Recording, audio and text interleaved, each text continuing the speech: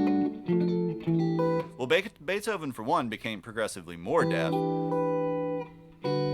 as time went along. So, I mean, it's not as though he was a completely had never heard music before in his life. But a great deal of Beethoven's music is based off of religious music and based off of concepts that he had heard and encountered previously. He just expanded on them, and in particular expanded the scale and intensity of them. So, you know, yeah, precisely. You can never sound exactly like somebody else. So you kind of have to learn to go with that, you know, to roll with that and be like, okay, you know, I hear this mashup of riffs for these songs that I like. Let me just smash them together and see what comes out. And over time, that turns into a bigger sort of system, you know, inside your own head. A big database of things you can put together to make your style of playing and to make your own things.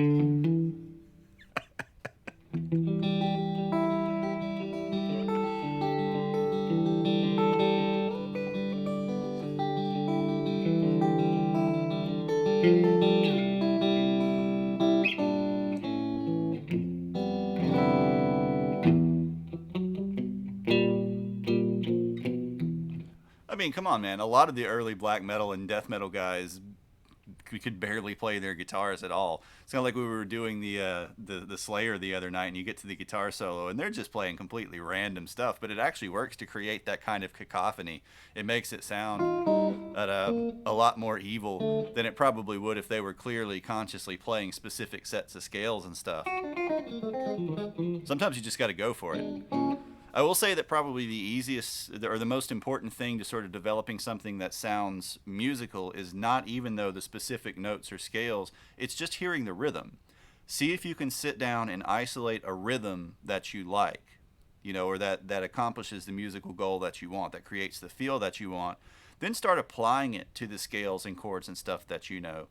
And you'll start to find kind of ideas come out of that. Generally, if you can't really hear like a rhythm at all, though, you're going to have trouble making it sound kind of coherent.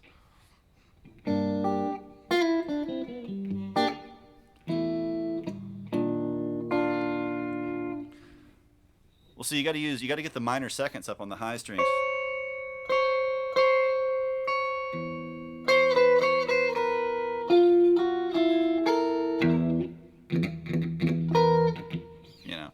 Work them into your power chord riffs.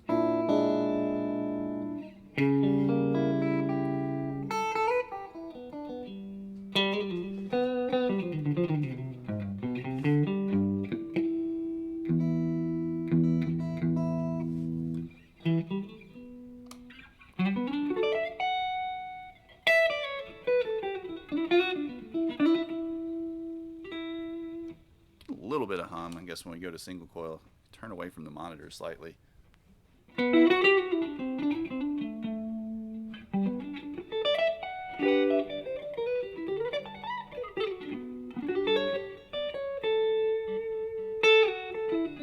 know, so right now I'm just noodling pretty much, and all I'm doing is kind of thinking of little phrases that connect to each other.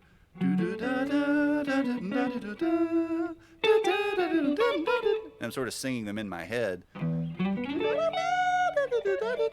because I can't sing them properly. But and just sort of streaming them together. And that'll eventually sort of, if you do that enough, you'll start to find little ideas. Oh, that really worked. That combination created this particular effect or this sound. And then you go like, okay, well, how can I develop that particular interaction? MuseScore? No, I've never tried it.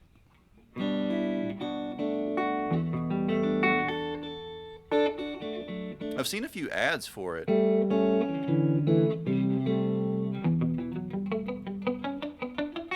I used to use Sibelius Scorch a lot, but that's on one of my old computers, and I haven't gotten a newer version of it. But all I've really been using lately is Guitar Pro, because I managed to get a free copy of it from a friend, and it's been pretty handy for making the charts for the stuff we've done on stream, like the music theory streams and things. I haven't really sat down and worked with it for writing properly yet, because I do feel like it's missing some useful stuff, especially on the notation side of things. So I don't know.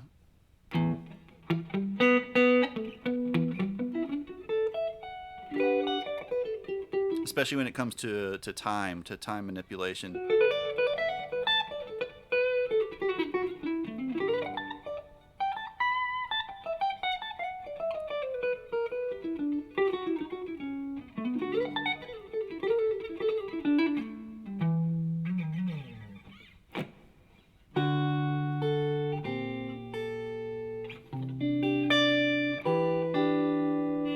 Maybe a little bit too much high end. Hey, Paul, what's going on? How are you?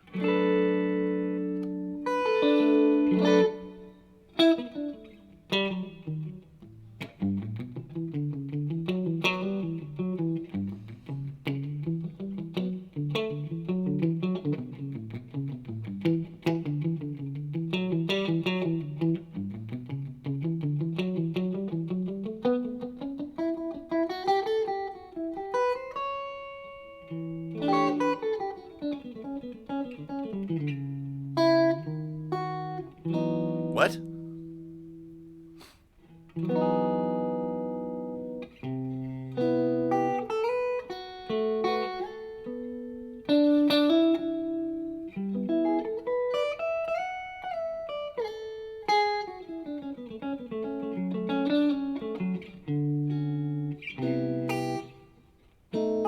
I mean, I think I get where you're going with the potential humor of it, but the combination of words do not necessarily make all that much sense by themselves.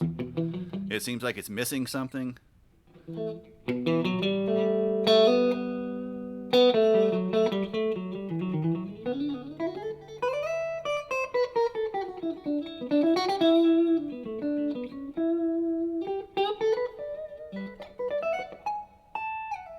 Well, I mean, just like anything else, putting the emotion into it is something that you have to practice. You have to kind of work on getting to a state where you sort of connect that part of your mind, to what your hands are doing.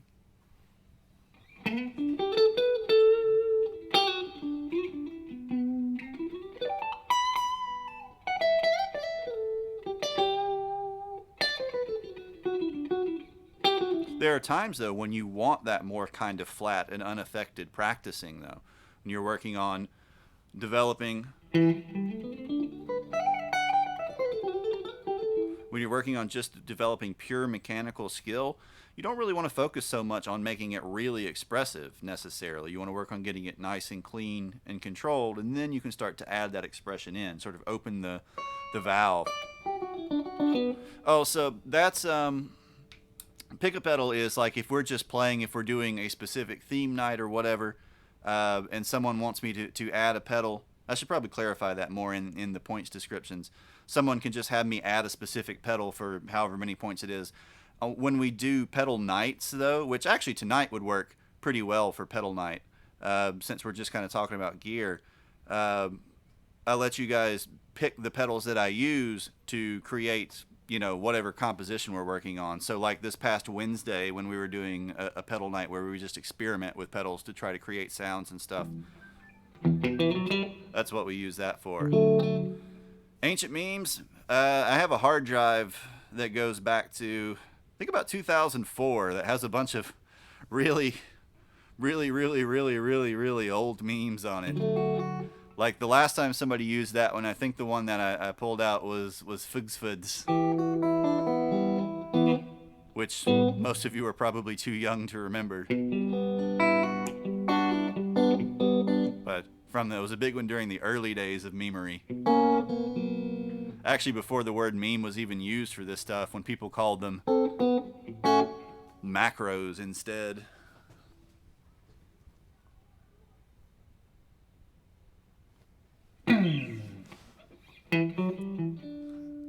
You're aware of all internet traditions. I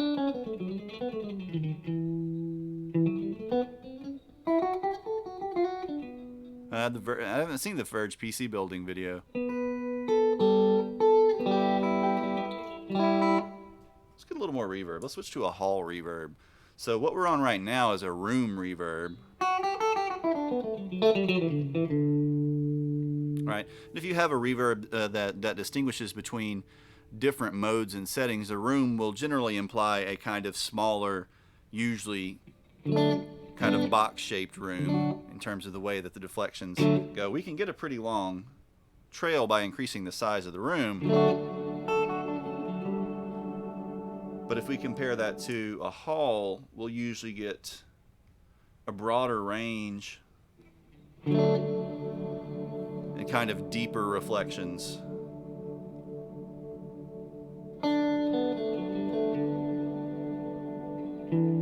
Tele Deluxes? They're actually pretty cool. I regret not getting one. There was one on the Atlanta Craigslist for like $250 about a year ago that I apparently just missed out on by an hour, but I would definitely like to have one. If you get the version with the wide range humbucker instead of just I think some of the more recent ones have used the what do they call it, the dragster. The wide ranges have a really distinct kind of sound that's very cool.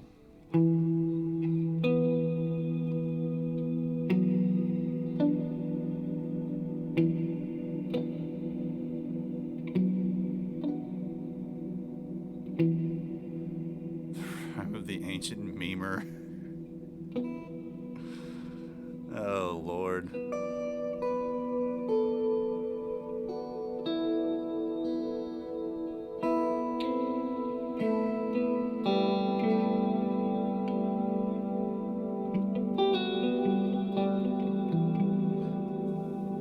Is it one of the neck through Showmasters? Like the carved top Showmaster? Those are pretty cool.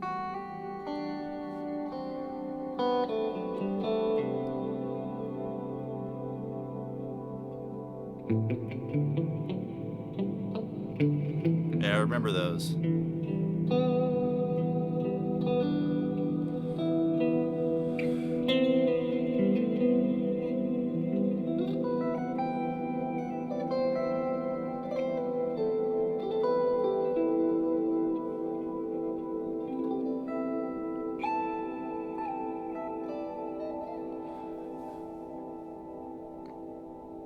I would imagine he's probably pretty capable on the keyboard and the synth anyways.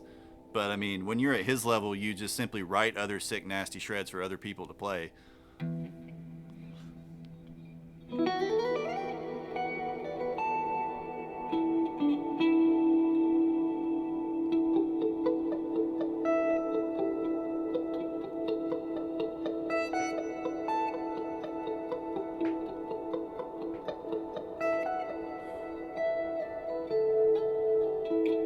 Yeah, I mean, they made the Korean-made Squires. Some of them were really nice. I used to have a Protone, what they called the Protone line, which was meant to be like the high-end Korean Squires, a thin line telly in like a transparent crimson, which was really, really nice. Wound up selling it though because somebody offered me like almost $500 for it, and I think I paid 120 for it at a pawn shop, so kind of couldn't turn it down. Hey, Jake had a cake. How are you doing? I'm doing pretty well. Just chilling.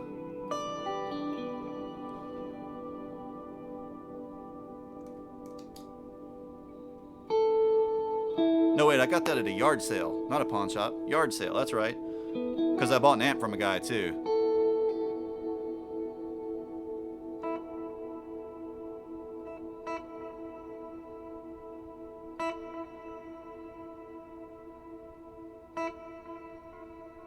Oh, dude, sweet. You got your guitar? What'd you wind up getting?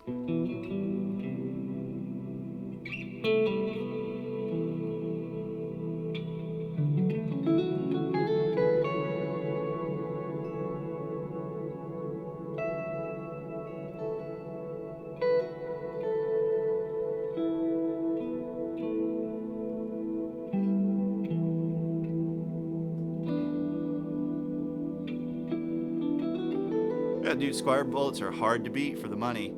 They're also really good platforms. Like later on, you can modify them really easily and upgrade them. You know, put nicer pickups in, all kinds of stuff.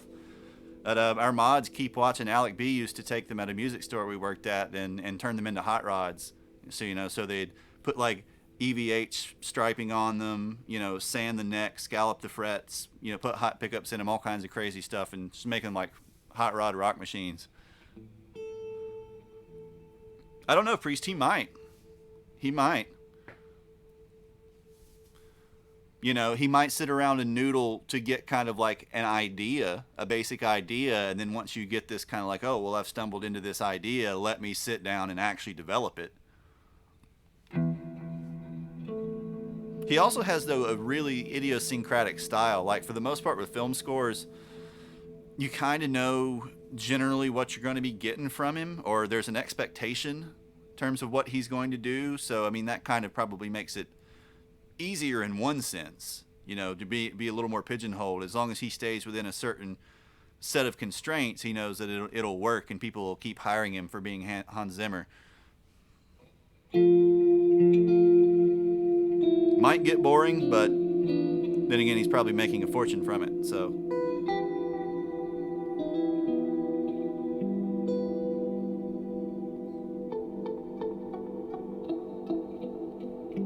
taught yourself to play the blues with just one string, just a single string? Are you brushy one string?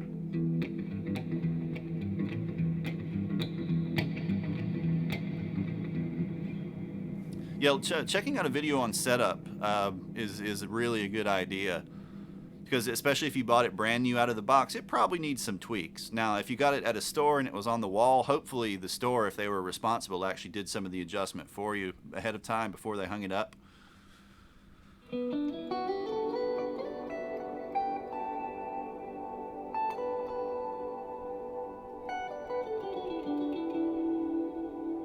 But a lot of times, straight out of the package, they need some tweaking to really play really nicely.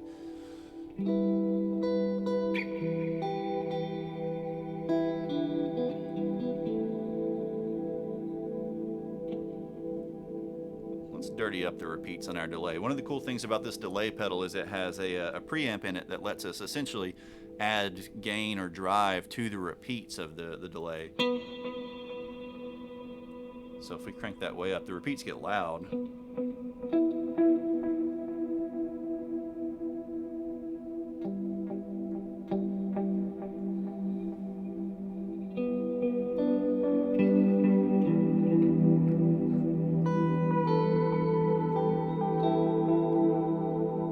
yeah, well, we can show you how to tune really quick. Where's my phone? I use a tuner on my phone, but if yours came with a tuner, like a clip-on tuner or a tuner you plug into, either one of those will work fine as well. I use a strobe tuner, which is a little more complex type of tuner, but it's a good bit more accurate.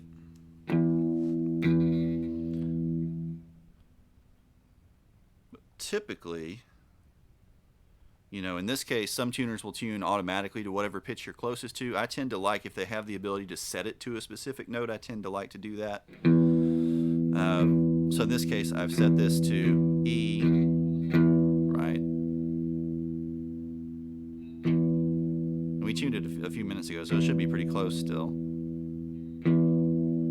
Right, and with a 6 on a side tuner, which is what this type of headstock is. We have all 6 tuners on the top side of the headstock, as opposed to a 3x3 like on a Les Paul or Gibson style, like that. To tighten, we're going to turn the tuner counterclockwise. So if we need to raise the pitch, imagine the sort of middle of the tuner. Usually there's a little screw in the middle of the tuner button up here.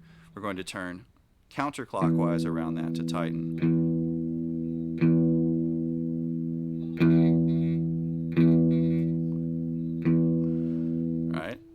So we have E, then we have A,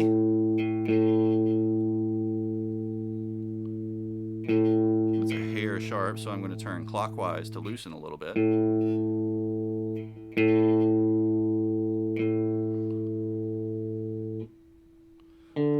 D, that one's pretty much dead on. G. That's pretty close. B, as in boy. That's a hair sharp.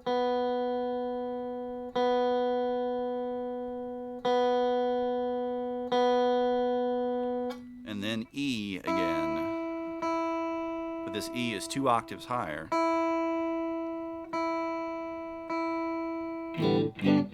There we go.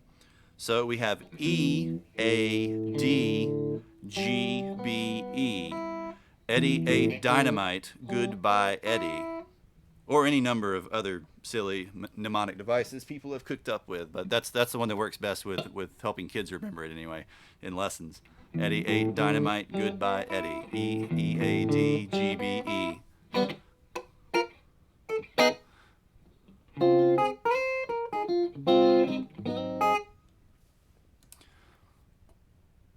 There's a ton of good tuner apps, really. The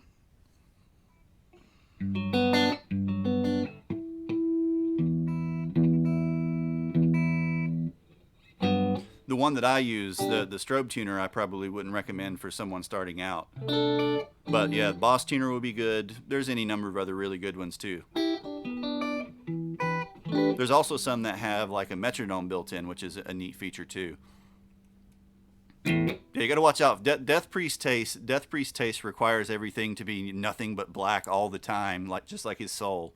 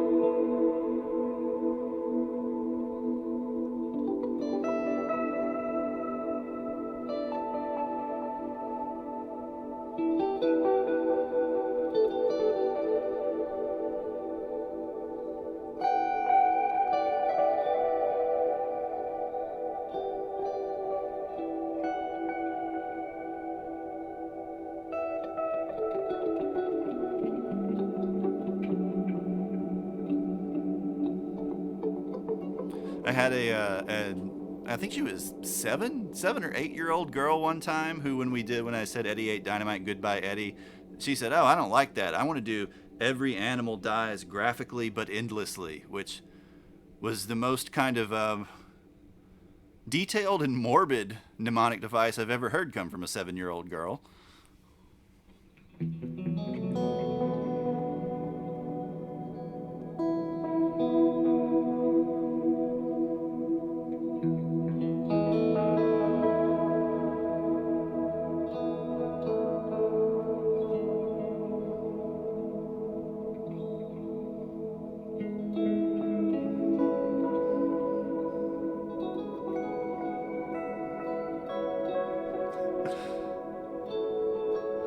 Yeah, the best thing about it was after that particular lesson, we came out and I was laughing about it with her mom, and then like she's sitting there tugging on her mom's arm, saying, "Are we done? Can we go to Minchie's? Can we get some yogurt?" Minchie's is a frozen yogurt store, So the kid has just come up with this device, this incredibly morbid device for remembering her string tuning, and all she wants is yogurt.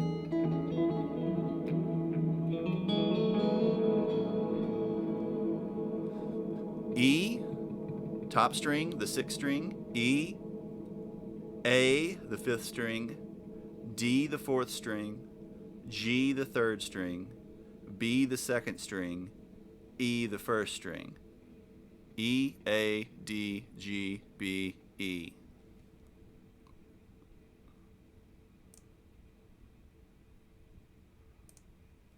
Yeah, both of these are E. They're 2 octaves apart though, so this is what people call the low E because it's low pitched, and then the high E. There's only one B. So this string, the 2nd string is the B. E, A, D, G, B, E.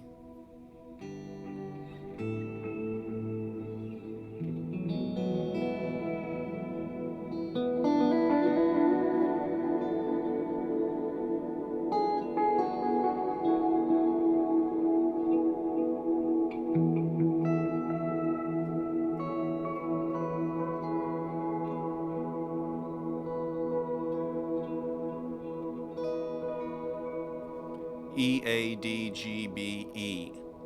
So the bottom string, the physical bottom string is the highest pitched string. So most of our tuning conventions tend to come more from the violin world, where it's held this way and you don't think so much in up and down in terms of physical range. You just think, left and right. But our first string is the highest pitched. Yep, there we go. Then second B, third G, fourth D, fifth A, sixth E again.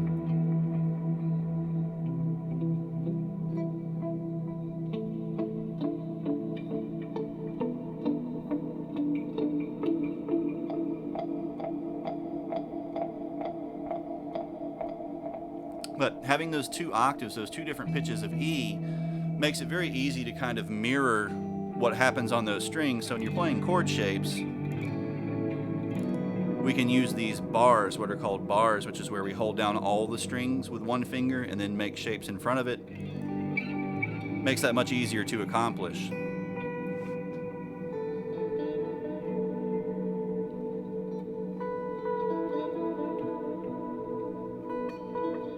So if we were tuned in straight fourths like a 6-string bass would be, then chord shapes would be really weird comparatively. A, B, C, D, E, F. You wouldn't get a whole lot of range out of your guitar in that case.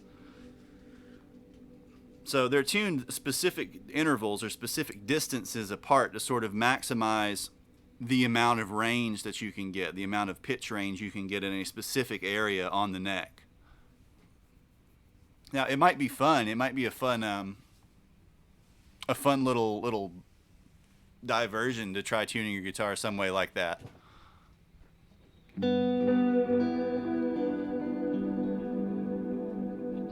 Yeah, definitely. It's made to sort of fit the hands. Bars usually take most people, anywhere between 2 to 6 months to get to where they can make it sound okay, to make it sound decent at all.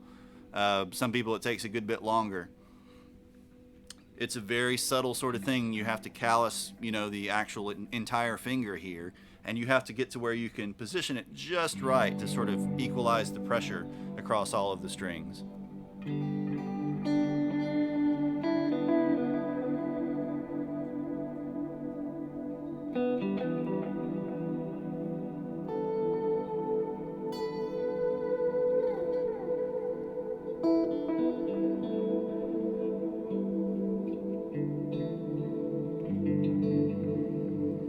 Yeah, people definitely try to press way too hard. If you get your finger positioned correctly so that it stays more or less straight, it's not super curved, it's not pressed way down into the string or the fret, and you're pressing kind of along the line of the bone here so that you're actually getting good contact without force and the strings aren't sort of sitting up in the creases of the knuckle or in the pads on the finger here. It doesn't really require much pressure at all.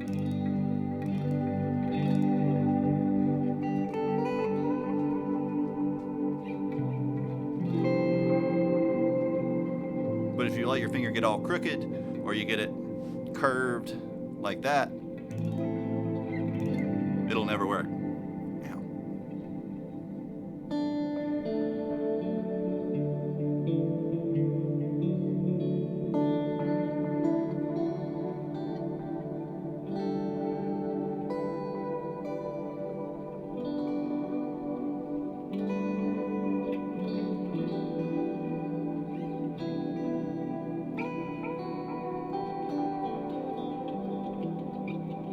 Yeah, if you want to play anything that's really technical, anything that's really fast or complex, you have to stay super, super, super loose.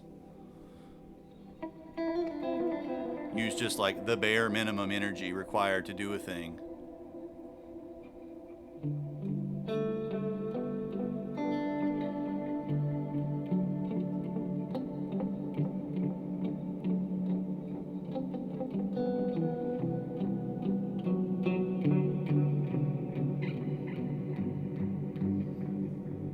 There's a whole lot you can do inside of a scale shape. A whole lot that can be done just inside of a single scale, a single octave of a scale.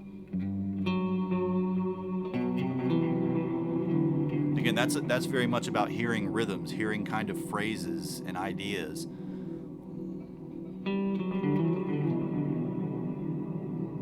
But if you're talking about trying to connect that particular scale shape to something outside of it, start to learn the sort of next position, or next fingering for the scale. So like if we just take the minor scale, right? Let's get a tone of reverb back a little bit. So let's say we're taking the natural minor scale, just the G minor scale.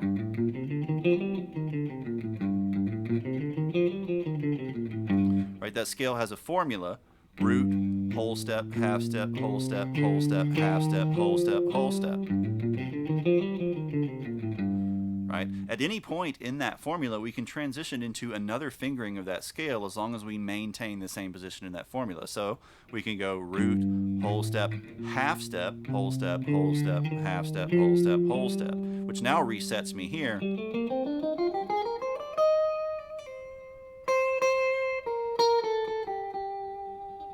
And lets me move up into a higher part of the neck.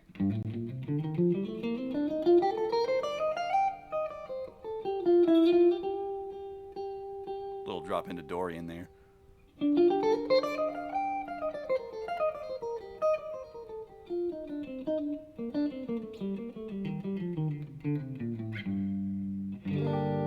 Right? I'm just playing the tones of the G minor scale. Right?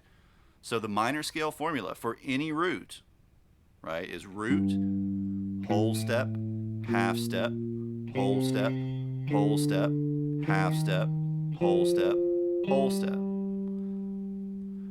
I can seg into any fingering of any note in that scale in any position as long as I'm following that formula and keeping track of where I'm at in that formula.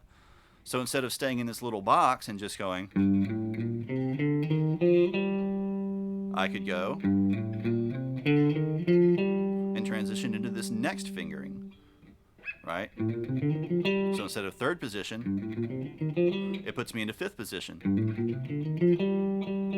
right? And from fifth position, I could transition into seventh position, then up into eighth position, on and on and on and on, and make all these shifts inside of that formula. I'm still just going root, whole, half, whole, half, whole, and that's my root again. Whole, half, whole, half, whole.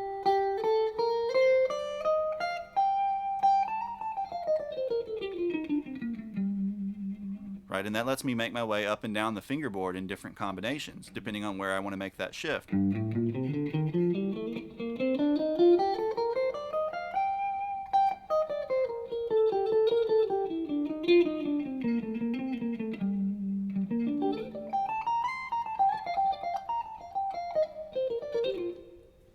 Yeah, it's better to learn what the formula sounds like, right? To sort of hear, okay, root, whole step, half step, right?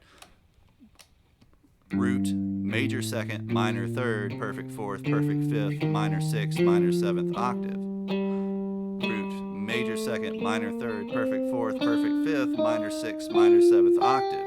Root, major second, minor third, perfect fourth, perfect fifth, minor sixth, minor seventh octave. Because the scale is sound, right? It's a sequence of intervals that we're simply translating to the fingerboard of the guitar versus the keyboard of a piano versus the fingerboard of a violin versus, the fingering on a saxophone, whatever it's going to be, right? So kind of learning the box shapes visually is okay on paper. Like if you want to write them down on paper and see like, okay, here's this little box and then here's this little box and here's this little box. But as we're trying to sort of use it to solo and create lines and stuff, we want to learn to sort of hear the sound of the scale and then our fingers to kind of learn the feel of those transitions, of those sequences of whole steps and half steps that make up the scale formula.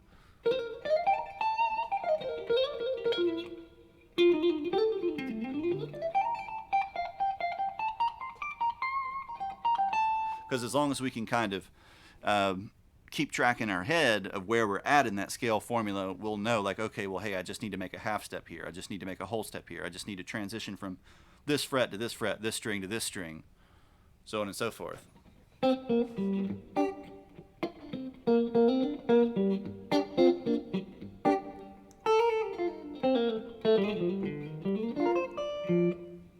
if you have to look at it, you get into trouble when it comes time to actually play something. You can't just be staring at the guitar going like, okay, well, I'm on the 5th fret. Let me go to the 6th. No, yeah, okay, 6th fret. Then let me go to the 8th fret. Right? That just takes too long. You'll never be able to actually sort of play a song in time just by staring at it that way. Plus, the guitar is not really an easily visualized instrument in the same way that something like piano is. On piano, we can just go, okay, we go left a key or we go right a key.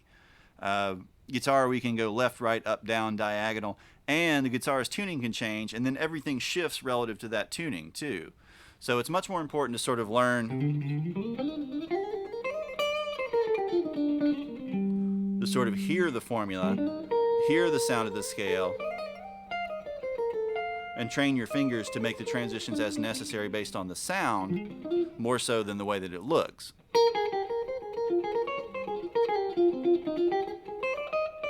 Yeah, exactly. That means Paul's typing it out. Basically the same thing. You don't want to be actively thinking and looking and going, okay, I got this pattern and then I got a shift here. You want to just be able to sort of know, like, okay, well, I'm following the minor scale formula.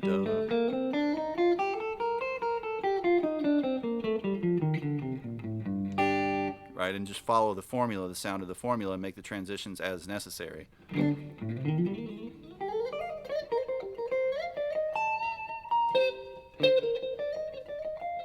Get a little choke here. Might need to take a touch off the truss rod.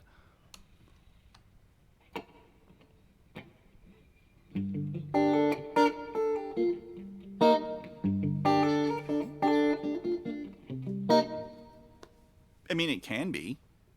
The thing is the way that it's taught and the way that it's learned is just wildly different from person to person. In the context of music schools, for the most part, from school to school, depending on who's overseeing the departments there and who's teaching the classes, you'll get in many cases wildly different ways of teaching things.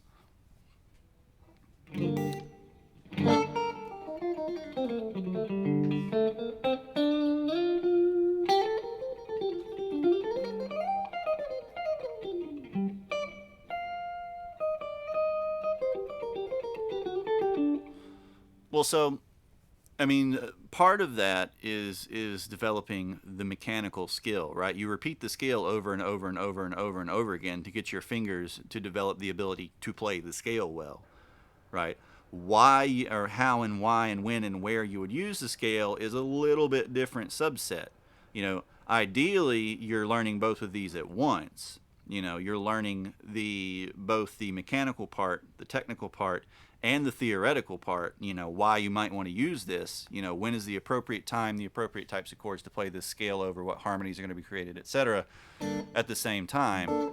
If you were in music school, you'd be doing some classes and things that are focused just on the technical side, and then you'd be doing theory classes, which are explaining to you why you might want to use them in a certain way. If you're taking private music lessons, usually the mechanical just play the scale over and over and over style of things tends to come from people from certain backgrounds, and especially like people who are used to teaching much younger kids, because for the most part it's more difficult to explain to a very young child why you want to use the natural minor scale in a place versus the harmonic minor in a place versus the melodic minor in a place. They tend to be focused more on just getting their hands to do the things. And then when they get a little bit older, they will at least be able to play the things, and we can explain to them, when and why you might want to be able to use them. Now, if it's someone who's a teenager or older, I tend to focus more on kind of a complete idea. Here's this scale, here's when we want to use this scale, or the situations where this scale can be implemented, or songs that use this scale so we can hear what it sounds like in a song, so on and so forth.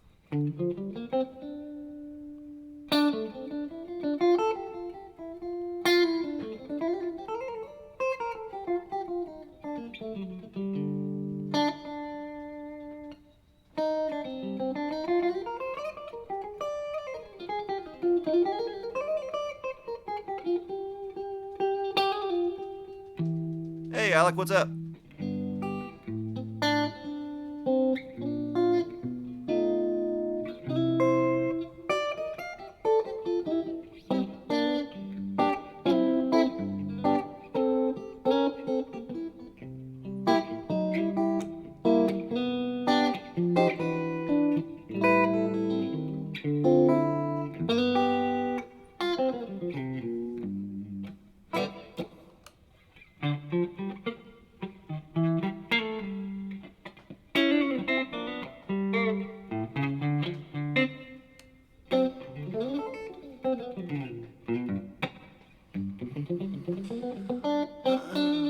there are the situations where people who come from classical performance backgrounds, they tend to emphasize learning the scales more mechanically and then being able to identify the scales in the context of a piece of music, so the scale becomes a tool for executing the piece of music more accurately.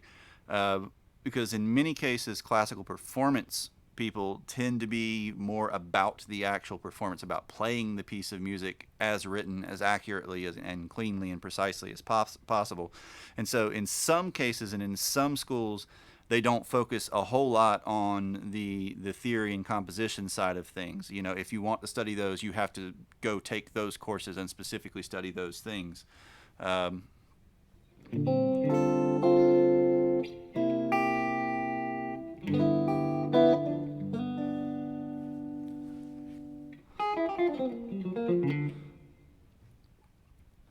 so when it came to the solos, what were we doing? You were doing Angel of Death, right?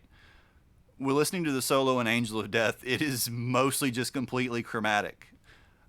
Like, there are little bursts and bits and pieces where they play fragments of actual scales, but I don't think they're actually conscious that they're doing that. They're mostly just playing chromaticism. They're playing just tons and tons and tons of notes, and that makes it sound, really discordant. But typically, what I'm doing, like when we're working out a song on stream, for instance, is I'm sitting there and I'm listening. I'm finding the root of the song, right? I'm hearing because the root is where it's going to sound like, okay, it's locked back into this. The tension is resolved. This is the focal point of the song that everything else is referring back to, right? And then I'm listening to the steps away from that. So that's where the interval, the ear training comes in, right? So I hear, like, if it goes dum bum, and then I hear boom boom, I go, oh, hey, that's clearly a minor second,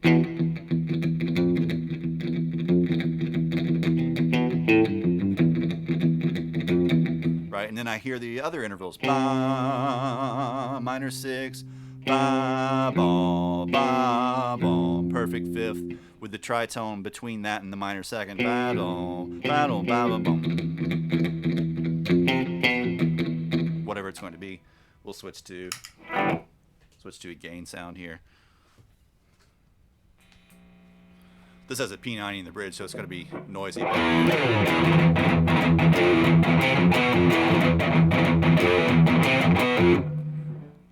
And I'm sort of just hearing, like, okay, well, if we've got a minor second, we've got a minor sixth, and we've got a perfect fifth, that's probably going to be the Phrygian mode or something related to the Phrygian mode.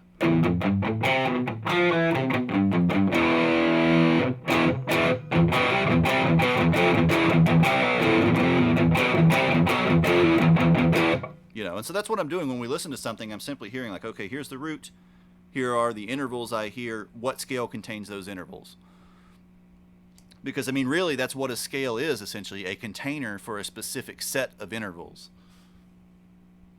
right, that then create a broader impression. Every one of those scales has kind of a unique vibe that gives it the sound that it has, that gives us, kind of cues as to when and where we might want to use it. Not to mention the corresponding intervals that occur in chords and things like that.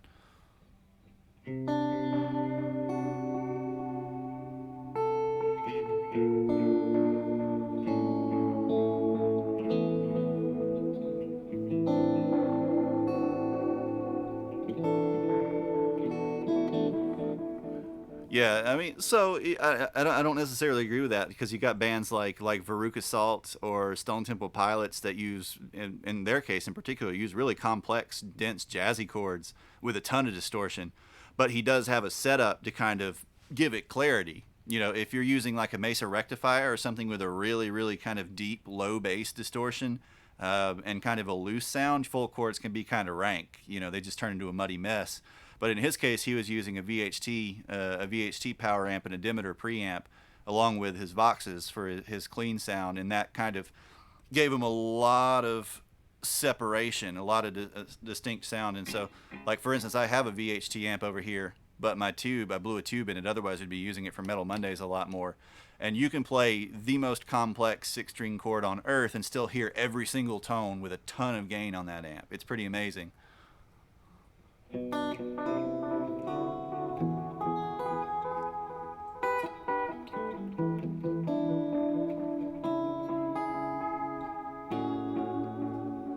PhD gang.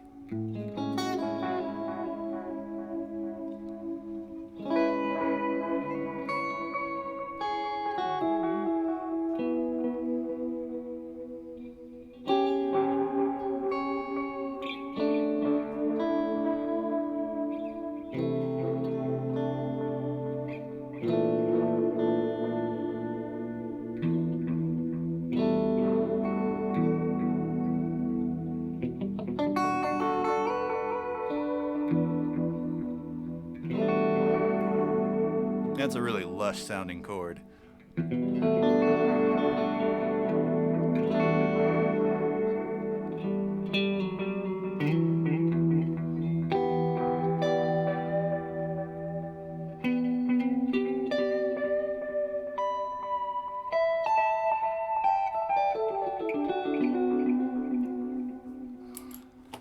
Alec, how's that Bogner Red? Have you tried your Bogner Red pedal through your Deliverance, or have you just been playing it through the Twin?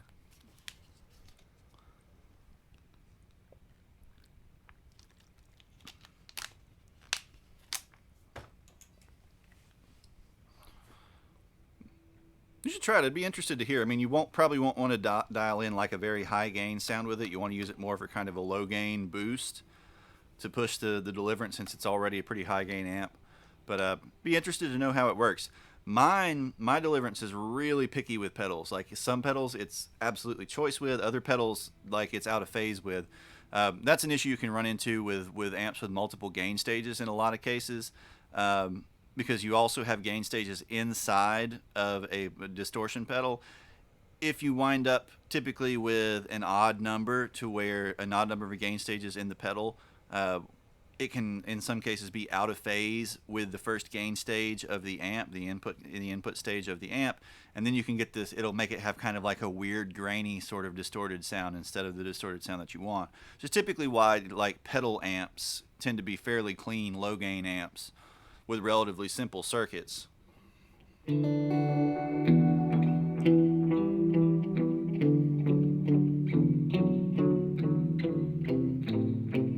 But so like if I run a boost pedal through it that's just essentially a single gain stage, it tends to work great. But if I run like an overdrive pedal or a distortion pedal with more gain stages into it, it'll tend to sound weird and out of phase.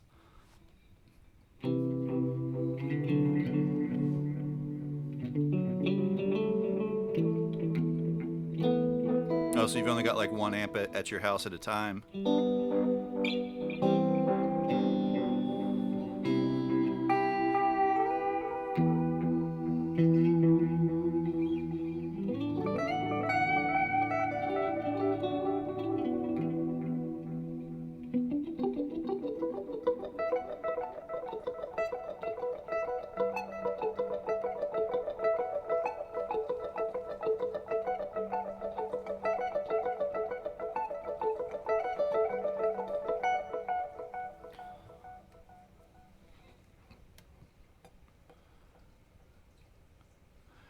As a rule, the amp will be okay. Your speakers, on the other hand, will have problems. If you're just playing through a guitar head, the amp itself usually won't care. There are, like, if you're using a bass with an active EQ and a fifth string, in some cases you could potentially overload some of the components depending on how they're spec'd in the guitar amp. But guitar speakers are not designed for the excursion of a bass string, essentially how far the speaker cone pushes out. Bass speakers tend to have much stiffer cones with heavier duty voice coils. So inside of the speaker, there's a little coil that takes the power coming in and then causes the magnet to repel on the back of the speaker. And bass speakers will have a much more robust voice coil because they're designed for higher wattages. Because bass itself draws more power from whatever it's being driven through in order to project those frequencies, right? And so you risk when you're running a bass through guitar speakers, you risk burning out the voice coil because you're pushing the amp harder and then causing the amp to push that voice coil harder, and you risk damaging the cones because they're going to push out much farther than they are. They're going to throw outwards and then yank back much harder than they would. Guitar into a bass amp, no problem at all. No problem at all. You know, depending on how the circuit and speakers are designed, it might sound too dark, but a lot of modern bass amps will sound just fine. It'll be a really, really clear kind of sound usually compared to a guitar amp. But you know, guitars, the signal from a guitar is just going to barely touch the speakers in a bass amp compared to bass signals. Some people use bass amps, including myself, occasionally if I'm going to use pedals that create a whole lot of extra low end, so pedals that create a big sub octave or a big bass fuzz that pushes the low frequency super hard. And a lot of times I'll run that through a bass cabinet, or in some cases actually through the bass amp and cabinet itself, depending on what I want to do with it. What's his name? Josh Homme from Queens of the Stone Age uses a bass amp and cab quite a bit when he plays his downtune, like fuzzy downtune guitars. Well, the VST's got a great master volume. Like I've had no problem playing at like sub bedroom volumes with that amp, and it's still sounding pretty good. Yeah, multi effects pedals are great if you pick a decent one. Like Grimsworth got a good one. When you're first starting out, it's a really good way to get access to a lot of sounds.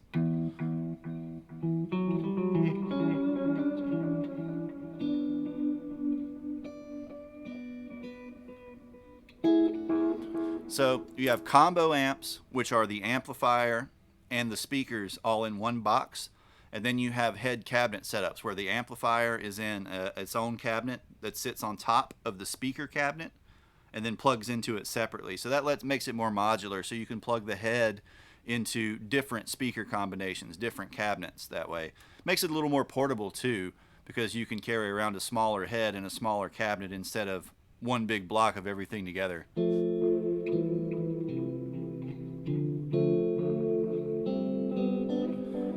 Yeah, the head won't make any sound by itself. It has to have speakers to run into. Some heads now have the ability to run into your computer or to run into IRs, something like that. But for the most part, you have to have a cabinet if you're going to get any sound out of it. And if it's a tube amp, you absolutely have to have a cabinet, because if you don't have it plugged into a speaker load, then you'll burn the transformers up.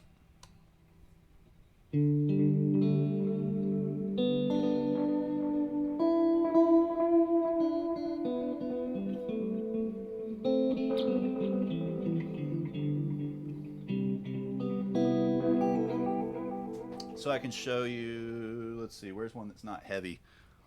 Or I can just roll it over here. Hold on a second.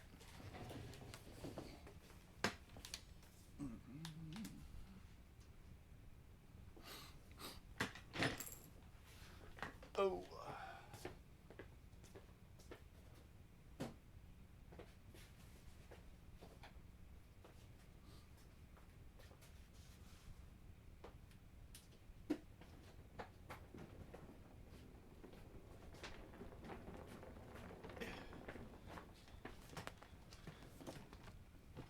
Move my chair out of the way. So here's a head. This is about a 100-watt tube head on top of a 412 cabinet. And so the speaker cable, it's not hooked up right now, but the speaker cable will run out from the output on the back of the head into an input on the cabinet down here. And so I could run it into different cabinets. I have a 212 cabinet, I have a 410 cabinet, so on and so forth. I have a 4x8 cabinet. So I could change the speakers up and the sound and volume up by running this same amp into different cabinets.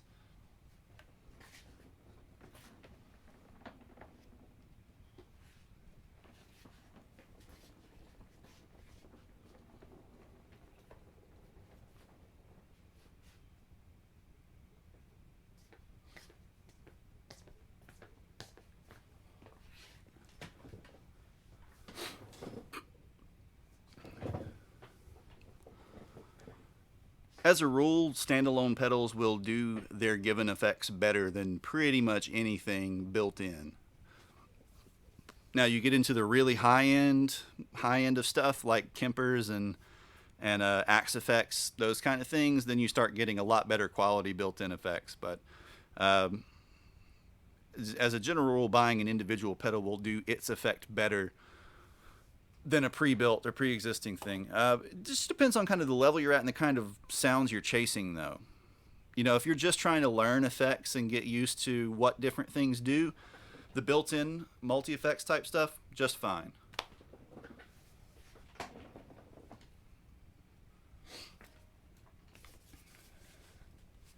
Some effects have really specific kind of characters and sounds too, though. You know, specific circuits and specific makes and manufacturers will have things that they do that nobody else really does, and so in that case you need their particular peddler effect.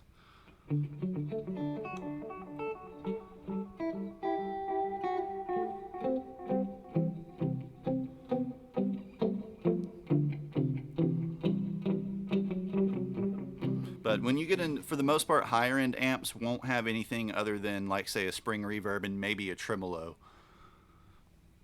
There are a few though that have good quality built-in multi-effects, but not many. Usually that's seen more as kind of like a beginner intermediate kind of thing.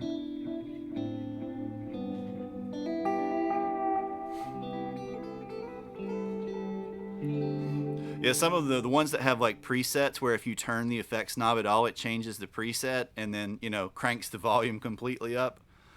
Oh my gosh, we had a was it the Line 6, the Bogner Line 6 collaboration? I can't remember what they called the model, but it was like that. If you turned any knob at all, like all the knobs were digital, and so they were all their settings were saved as presets. If you turned any knob, it would switch the amp to like a different preset, and then would just completely crank the volume up because apparently the presets had all of the volume stored at max. So anytime anybody tried to play that amp, they would wind up getting blasted, and we would all laugh at them. We probably should have, you know, changed the presets and saved them at lower volume. That was too much work.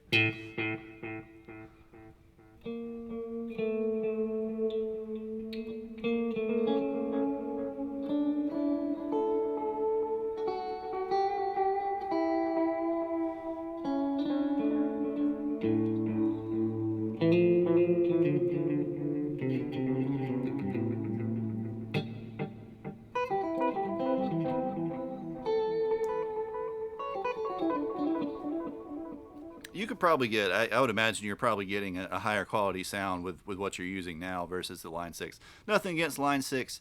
They make good stuff for beginners, and they actually have made some really nice stuff, some higher end stuff too, over the years. But you know, the spiders and things like that, in terms of overall sound quality, not so hot.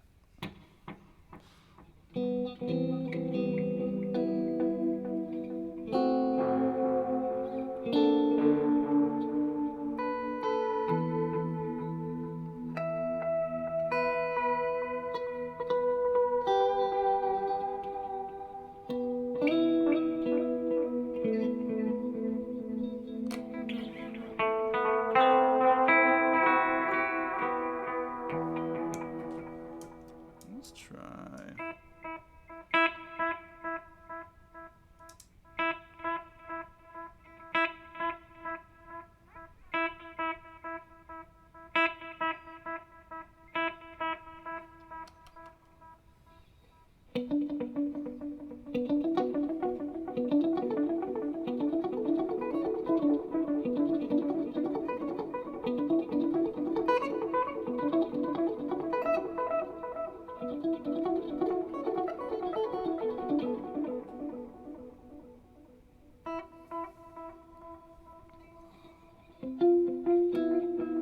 Yeah, if you're in an apartment or something, then almost any amp with a speaker is going to be too loud. You know, you need to be down into like sub 1 watt, you know, like half watt, eighth watt amps.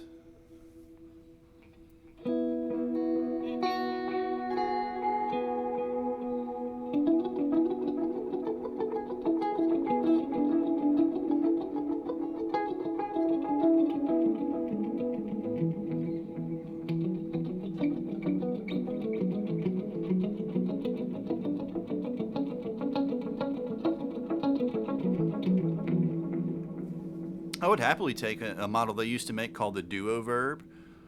They came out with it in I don't know, maybe early 2000s. But essentially, it was an amp where they cut the number of models and effects and stuff basically in half, and they used all of the processing power that was previously split up between a bunch of different sections just for the amp modeling. And honestly, the sound quality on the whole is really, really, really good. They marketed it as kind of a boutique version of a Line 6 at the time, and so nobody bought it because it was expensive, relatively speaking. But you can find them for like 150, $200 now. If I ever stumble across a head really cheap, I'll probably buy one. No, it wasn't. It wasn't a valve amp. It was just a solid state one, but it replaced their early higher end amp, which was called the AX2. Instead of having 16 amp models or whatever, it only had like 8.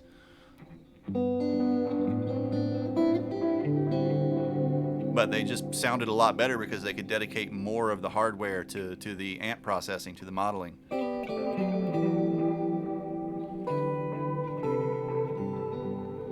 The Katanas are killer. Katanas are a absolutely killer amp. Depending on which one you get, you could probably get one that's pretty apartment friendly. I mean, they should have. Don't they have like a USB out and headphone out on them?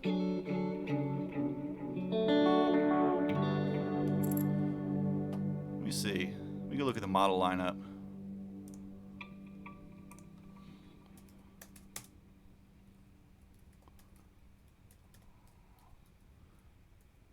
Let's see. Is it the Mini or the Air? Which one's the smallest one?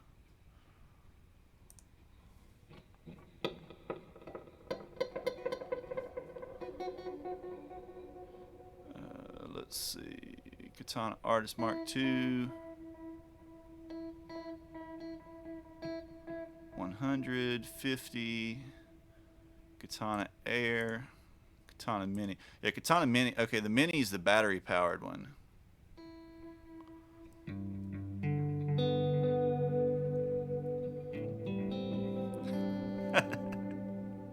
Once you go down the pedal rabbit hole, it's all over. Yeah, the Waza amp is like what, like $2,000 or something?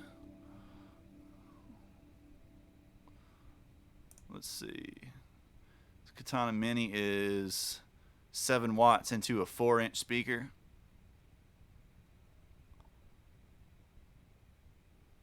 It has volume, EQ, and delay, so it doesn't have a lot of effects built in, relatively speaking. What's the Air have?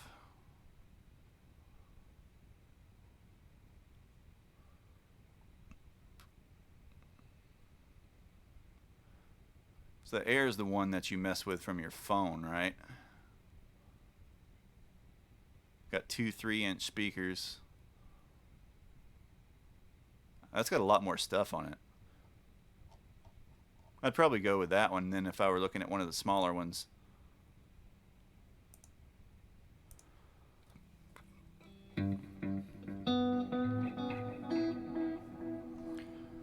I mean, every speaker size has its own kind of sound. I'm playing through 12s right now, but for the last month at least, we were playing through a 4x8 and a 1x15 cabinet, which have a very distinct characteristics. Before that, we were playing through a 410 cabinet. A couple times we've played through a 412, but that's definitely too loud for this. Depends on the attenuators. Some attenuators, and the amp too, really. Some amps and attenuators will work okay for it. Others still really are probably going to be too loud and or not going to sound that great at actual bedroom volumes. Right now, actually, what I'm using as a power amp is a Fryette Power Station 2, which is a reactive load and with a built-in 50-watt power amp. And I'm just using it as a power amp for a preamp at the moment. But we could actually take some of my bigger amps and run it through that. The reactive load tends to sound better at lower volumes than some other types of attenuation, than straight like power soaks and stuff like that. Because the reactive load is essentially behaving like a speaker load to the signal or to the amplifier itself, and then we're simply re-amplifying that through the clean power amp of the power station and then out through the speakers.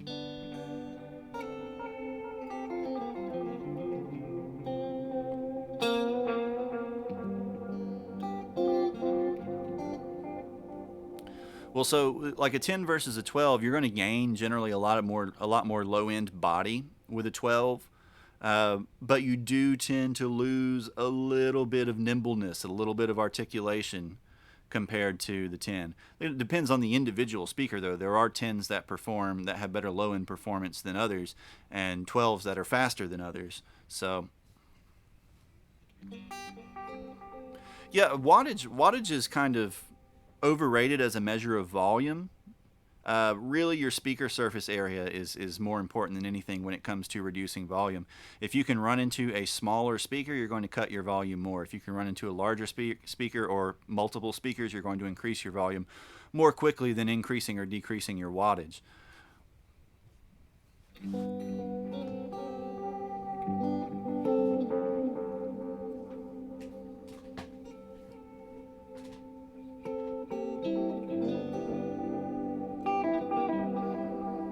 To cut your volume in half, let's say you need to essentially quarter whatever your wattage is, or if you're going to double your volume via pure power, you need to quadruple whatever your wattage is. Roughly. But, cutting your speaker size or reducing or doubling your speaker surface area by half will have a pretty much one-to-one effect on increasing or decreasing your volume by half. So if you're running through a single 12-inch speaker and you want to double your volume, add another 12. If you want to cut it in half, go down to a 6, so it'll be difficult to find a 6-inch speaker. Now, what power does give you, though, is a change in headroom and the way that the amp feels. So the difference between a 50-watt and a 100-watt amp in terms of overall volume is not that different. But in terms of how quickly that amp starts to saturate and then how that power section responds under your fingers, how fast or tight it feels under your fingers, that'll usually be pretty remarkably different between the 50 and 100-watt amp. And even more so as you go down to smaller or lower and lower wattages.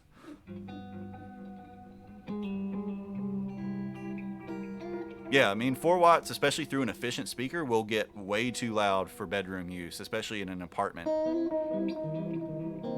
That's what I was saying earlier. For apartment use, you probably want like a half-watt amp.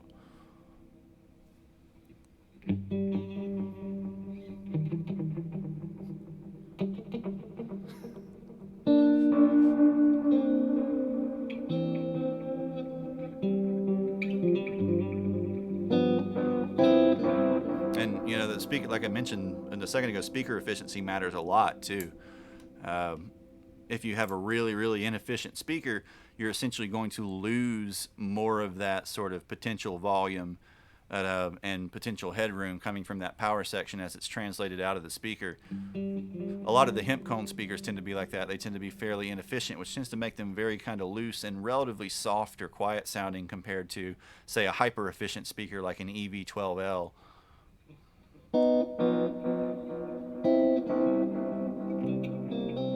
So that's always something you should look at when you're considering speakers. Go look up the efficiency rating. It'll be listed as a certain number, like 99 dB, 106 dB. That'd be super efficient for a guitar speaker, et cetera, et cetera.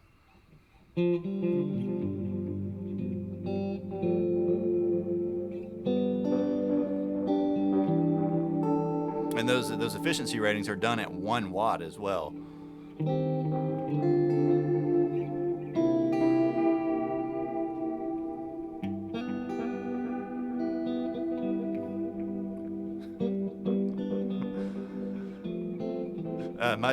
My dog sadly is terrified of the guitar, so it would probably just drive her farther away from home.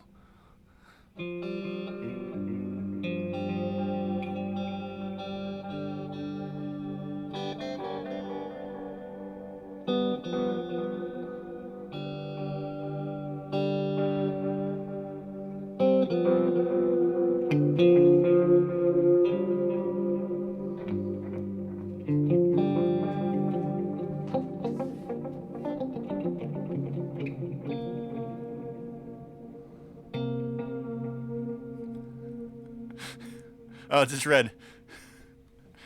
read your comment, Alec. Yeah, if you once you're into pedals, ADM takes on like a whole different angle or a whole different aspect.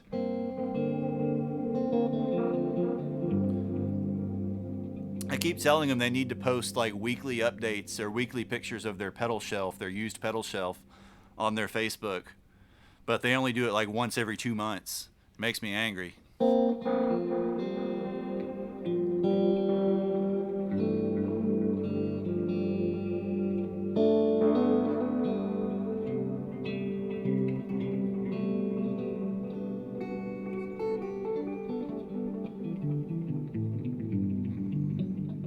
But they don't have to look weird. There are some that look pretty traditional, but um, it's kind of like the transition from an acoustic guitar to a solid body guitar. People thought that solid body electric guitars looked bizarre when they came out, comparatively, because they trimmed away all of the sort of fat of the acoustic guitar. And it's the same thing with an electric violin, the solid body electric violins. It's just kind of reducing them to the bare minimum required to be able to play them as a functional instrument.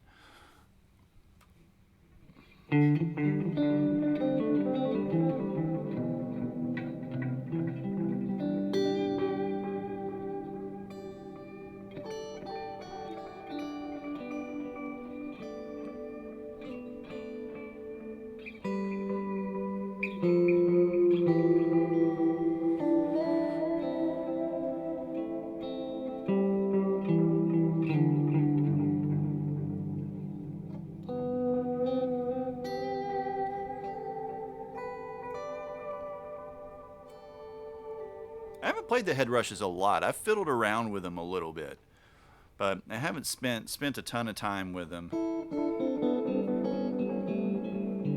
It seemed like they could do quite a bit though. And the PV Bravo. The PV Bravo is a classic, an absolute classic. You've mentioned your Black Star before.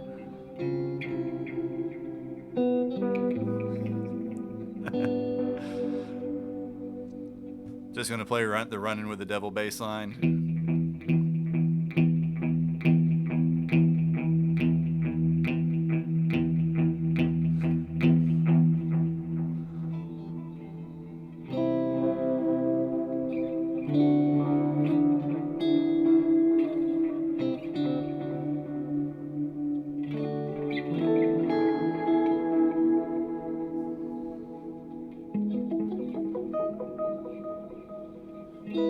Hey Jaden, how are you?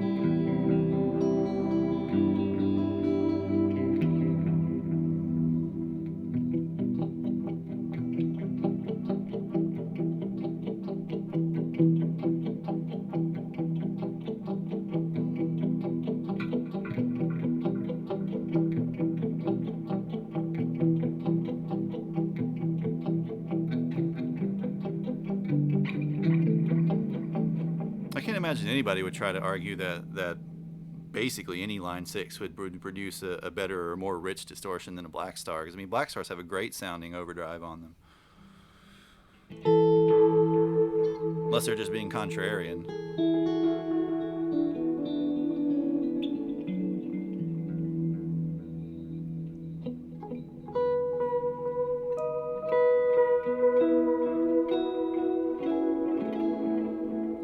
No, unfortunately, Sun was acquired by Fender many years ago.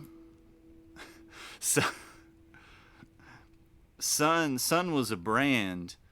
Sun O parentheses parentheses parentheses is a band that used the logo from the brand Sun from Sun amplifiers as the name of their band because a whole bunch of stoner and doom bands used Sun amplifiers. They were kind of the iconic amp for that particular genre of music. They were really, really extremely loud, extremely bold, and you could get them dirt cheap. So if you were in this kind of underground scene, you could get a hold of them, unlike some other amps that you might have wanted, Marshalls and Hiwatts and things like that. But Fender bought them, say in the 80s or early 90s, and made them for a few years, and then basically just completely stopped making them in the early 2000s.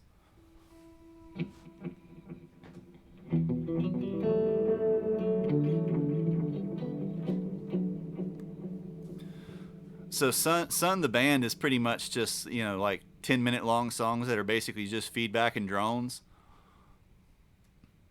No, Sun made big loud amps. MC5 was probably their most famous early user. Leslie West used them in Mountain as well. Probably most famous for one called the Model T or the Coliseums. These big high power, for the most part, pretty clean amps until you got them cranked, and then they get really grungy in a really cool way. You can find some of their models still pretty cheaply. The Model Ts have gotten pretty expensive, but some of their less well known tube amps you can find, 500-600 bucks.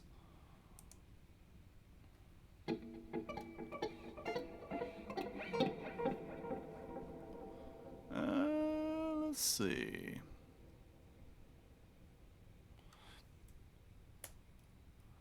Little smoky amps.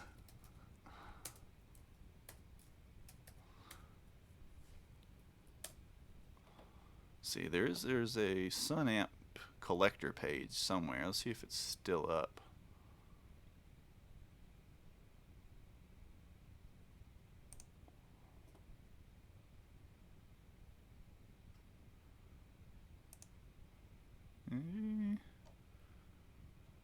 Looks like it's gone. There used to be a whole website dedicated to collecting Suns and finding like old parts and repairing them.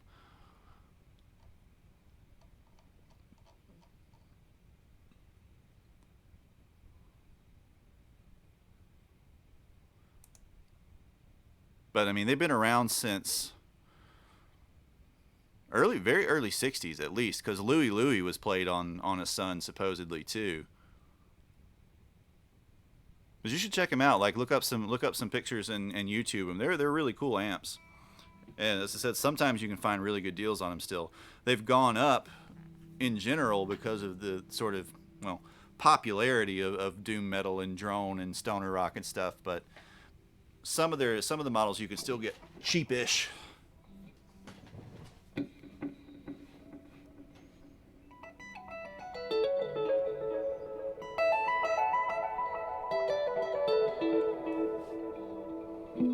I've had a couple actually. I had one of their bass amps, and then I had one of their solid state amps from the '70s, which was okay, but it needed work.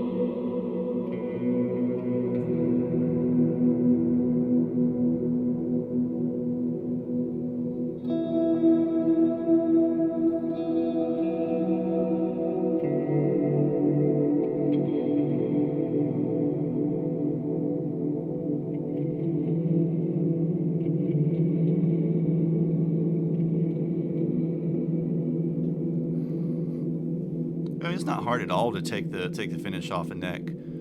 Um, what I would recommend, though, rather than just taking it completely off, is just satinizing it. Just take like a progressively fine sequence of sandpaper or steel wool and start taking the gloss down, and eventually that paint or that heavy gloss finish will become more of kind of a satin feeling finish, and it feels a lot better. But it's not difficult to take the finish completely off. You tape off at the heel and up at the headstock, and then you can completely strip the neck. You just need to make sure that you put some kind of finish to seal the wood back on it. Even if it's just a tung oil or something like that.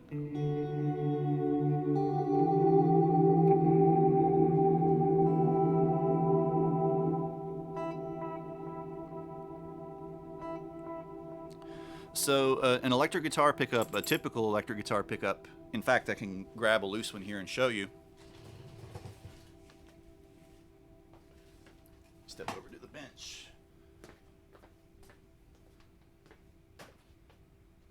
That one's got wires around it.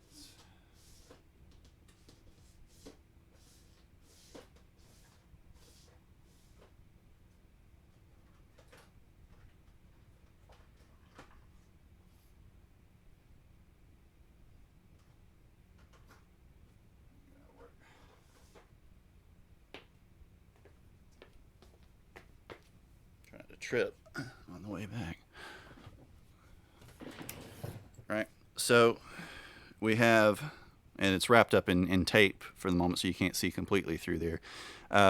But we have magnets, right, of various materials, usually either Alnico or ceramic, and different types of Alnico in particular, different compositions, which is an Alnico nickel cobalt Alnico combination,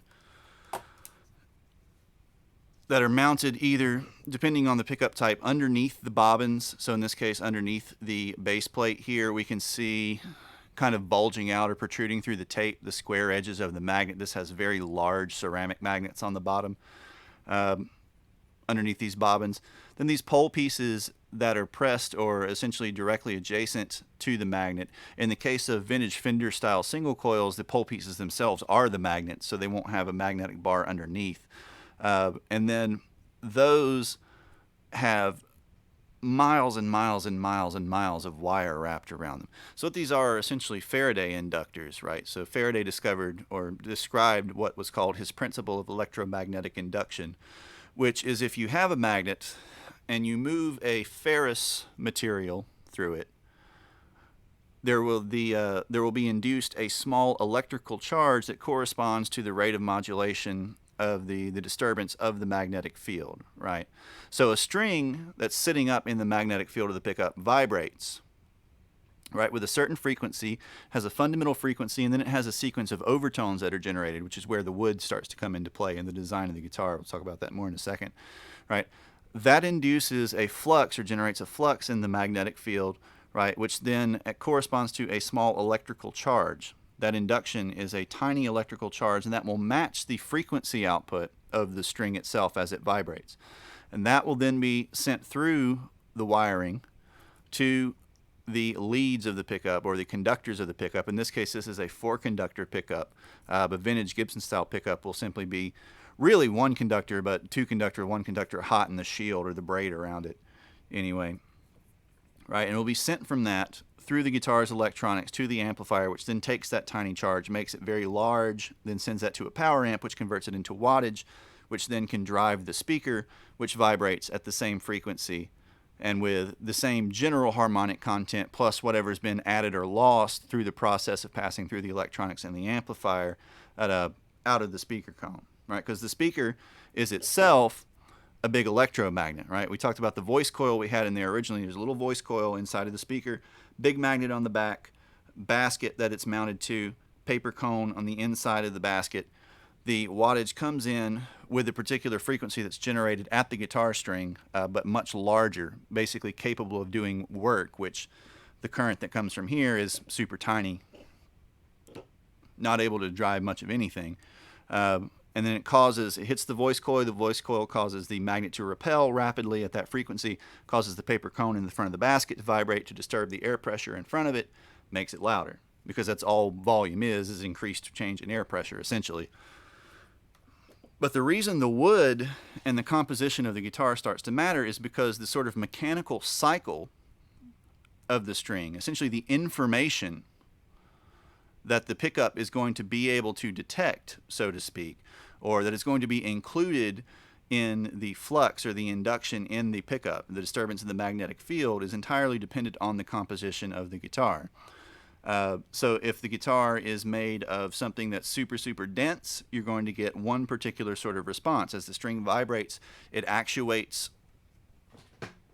the wood of the guitar and the instrument itself at its contact points at the nut up here, which transmits vibrations through the neck, and then at the saddles of the bridge down here. and it creates kind of a big loop, right? That then has sort of cancellation effects, right? The way that the instrument resonates will cancel out certain frequencies in the string's vibration, and what then is transmitted through the pickups. And specific woods tend to have kind of general characteristics. It's not an absolute science, though. But as a rule, you could say, Honduran mahogany tends to have this kind of broad character. Alder tends to have this broad character. Ash tends to have this broad character, etc. And that can be useful if you're going for a really specific thing. If you have a very certain kind of thing in mind, that can help give you a guideline. But you can also find examples of almost any piece of wood that sound like other pieces of wood. You can find pieces of mahogany that sound like ash and pieces of ash that sound like mahogany tends to. That's all going to depend on the sort of climate environment where the trees were grown, when they were cut, all that kind of stuff. So it's kind of like a useful guideline, but again, it's not an absolute thing. It's not something where like I have to have a mahogany guitar or else I won't be able to make good sounding music. I know that, okay, if I want a sound that's got kind of like a strong mid-range and kind of a firm or chunky lower end and a relatively attenuated high end, I probably want to go with mahogany. That's a safe bet. But it's not going to guarantee that you get what you want. And there's a lot of kind of voodoo talk around wood that's pretty much just all marketing.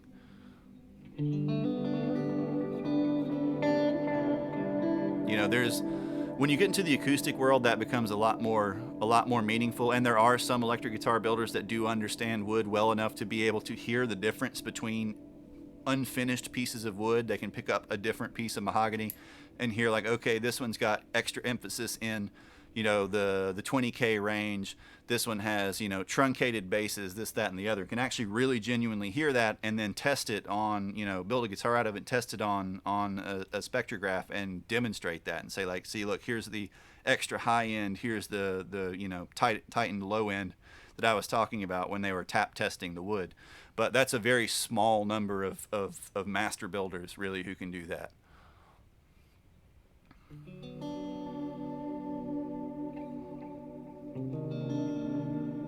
Yeah, semi-hollows, you can get in some really interesting conundrums with semi-hollows. They tend to, especially if they're built kind of arbitrarily, you tend to get a lot of problems with dead spots with them, because now you have these big resonant chambers inside of the body. And if you're not very careful in designing those chambers and picking your woods and composition just right, then you'll get extreme cancellations and you'll get completely dead notes on the guitar neck. Old ES335s are really bad about this. Like, you'll be playing along and then you get to the 12th fret on the G string and it's just like a banjo. It's just like the note is gone.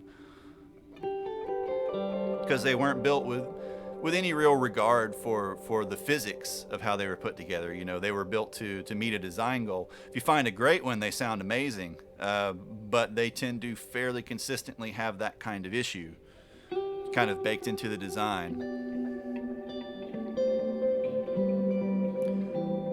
I'll also say that the more gain you tend to play with, the less the woods tend to matter, the more your pickups come into play.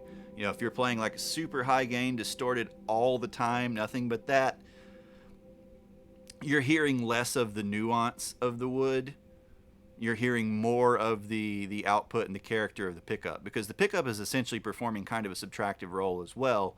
A pickup that's wound really, really, really hot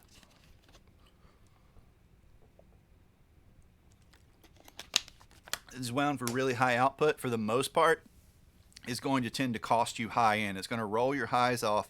It tends to make the mid-range sound like it's pushing forward a lot more and sticking out a lot more aggressively. And there are different shades of that depending on the materials and composition.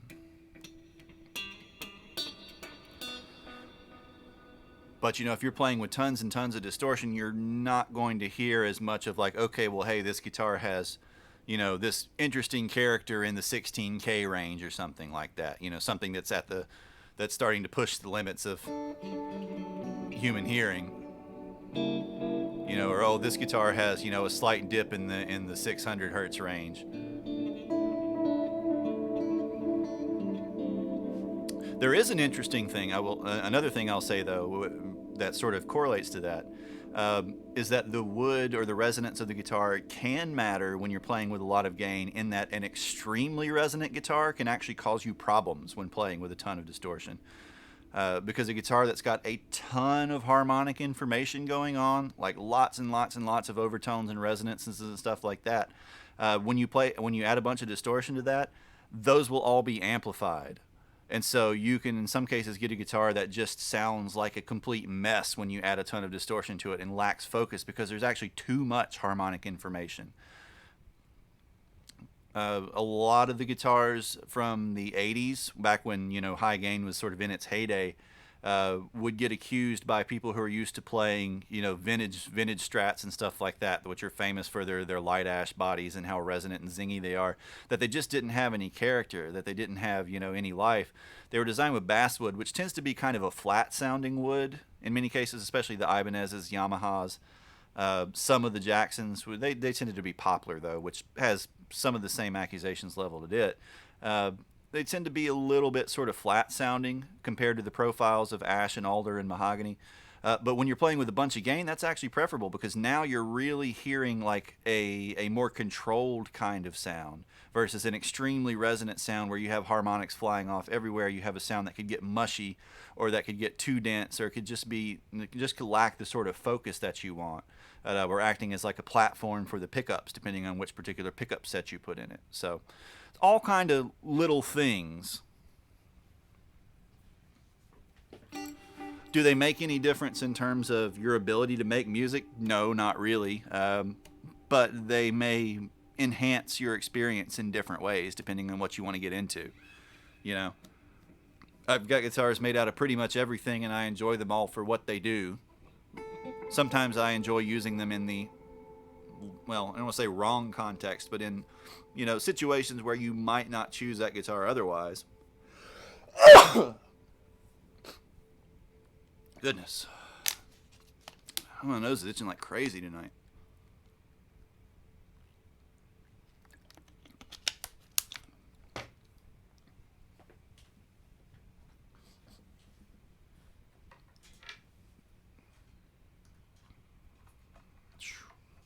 Man, I hope not. My sinuses have been going nuts for the last few days, but I think it's just because it's gotten cold and rainy.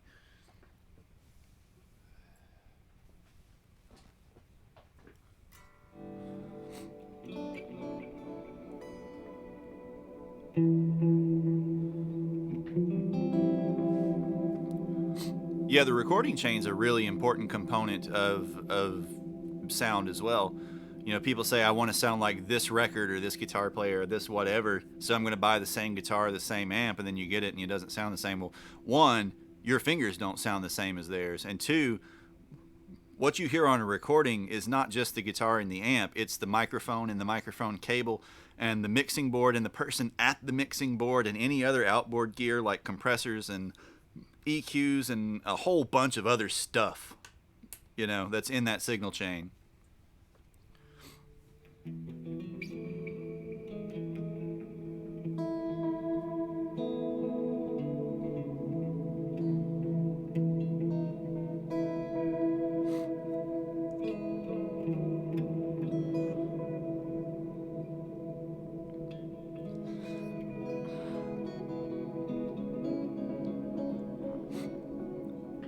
It depends. Like in the case of Brazilian rosewood, I absolutely agree that, you know, we're at the point where we really just need to stop using it, even if it's stuff that's already been you know already been cut down, uh, and even buying it on used guitars if you can avoid it, simply because increasing the demand for it is an incredible negative at the moment. Even though the majority of it is harvested, you know, and used in the furniture industry compared to the guitar industry.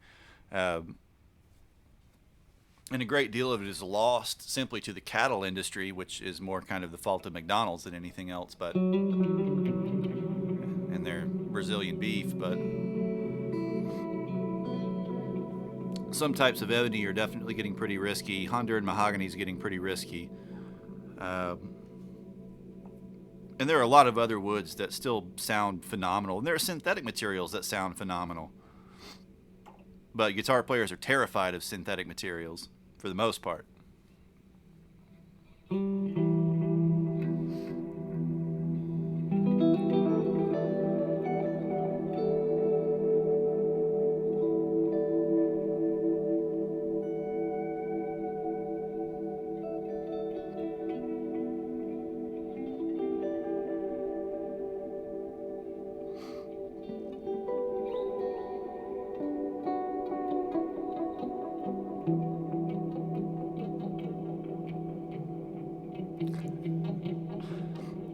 Yeah, there's a Dutch company, actually, Grim. I can't remember if I sent you the link to them. There's a Dutch guitar builder called Aristides, who has the University of Groningen, maybe somewhere like that. They came out of a university project, and they developed essentially a synthetic wood that's super lightweight that they use in the cores of their guitars instead of actual wood. And it has like amazing sustain, absolutely incredible sustain compared to almost any real or actual wood. They've gotten really popular kind of in the shredder and certain types of the metal crowd, but their guitars sound pretty phenomenal clean too. And there are companies exploring that kind of thing, but there's just always so much resistance to anything that's not a Strat or a Tele or a Les Paul.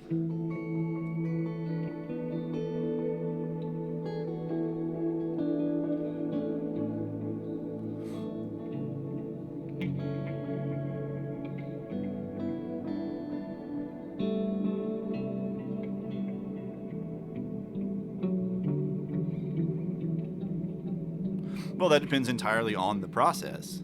You know, uh, there are some processes which are incredibly efficient and make use of reclaimed materials and things that would otherwise just be waste.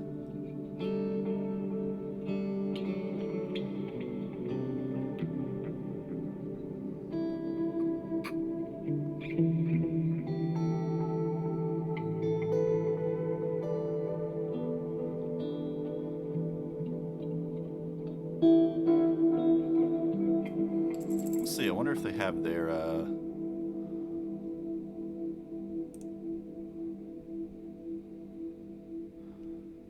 Dude, oil can guitars can sound pretty cool. I've yet to play one that had like a really good feeling neck on it though. We sold them for a while at one of the stores that I've taught at, and they all sounded neat. You know, they didn't sound, like a traditional guitar exactly, but they sounded cool. You could definitely play them. But the necks were all just kind of clumsy and attached to the body in very clumsy ways. It'd be sort of interesting to see if someone came up with a way to make like a properly good guitar out of one.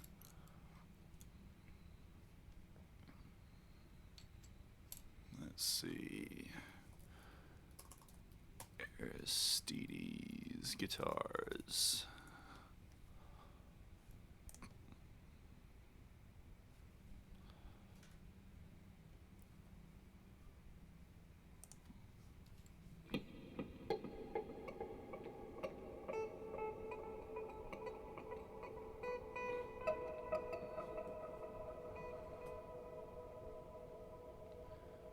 Oh, dude, they got headless ones now, too.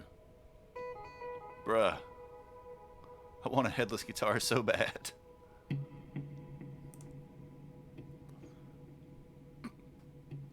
Oh, the university, at Delft Technical University.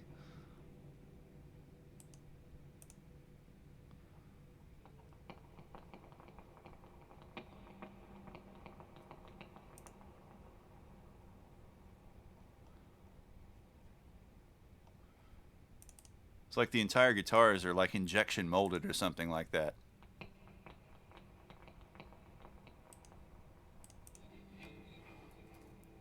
Here's the link to the thing talking about their process.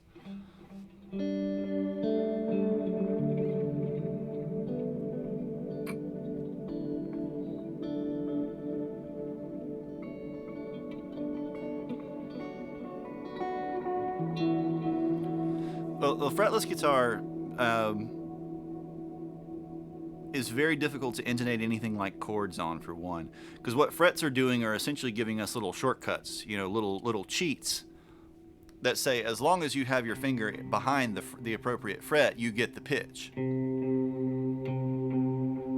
But on a fretless guitar, in fact, give me a second, I'll go get a fretless guitar and I'll show you what we're talking about. There's a couple used Aristides on the Guitar Center website. There's a blue one that is just gorgeous.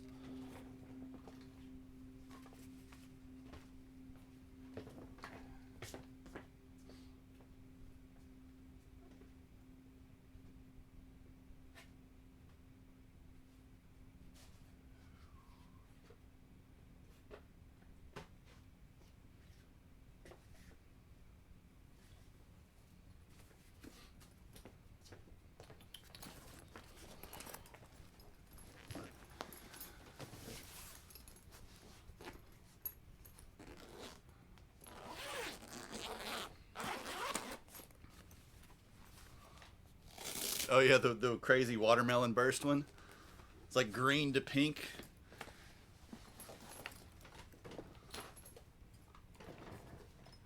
Where's the strap for this guitar?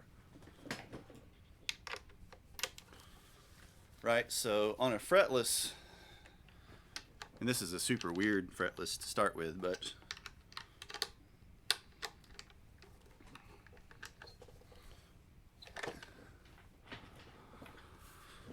on a fretless, the actual spot where you place your finger is going to dictate the pitch that comes out of it.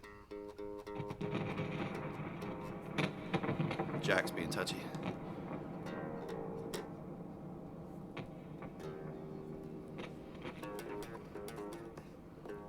Come on now. There we go. Right, so if I want to play the 5th fret, I have to be directly at the spot where the fret would be to get that pitch. If I even, hold on, turn the effects off for a second. Even if I just rotate my finger slightly one way or the other, I actually get a different pitch. So if I rotate it this way, it's slightly flat. If I rotate it this way, it's slightly sharp. It has side dots, but the important thing is that it has little, like, micro lines on the top.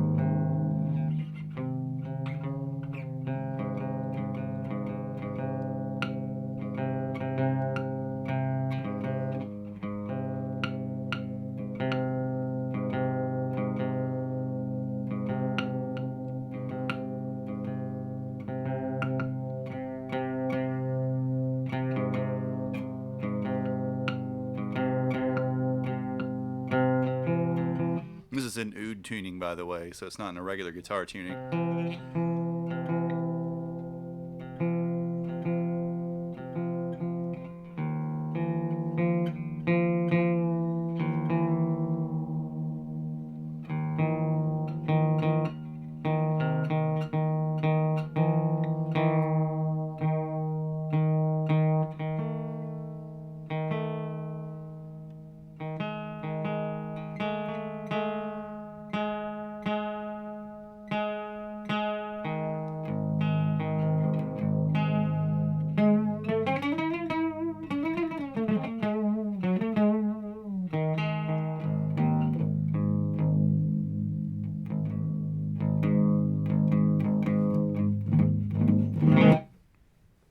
The pickups in this are actually in the bridge. This uses piezo transducers, basically little crystal transducers underneath the saddle that pick up the strings vibration underneath the saddle.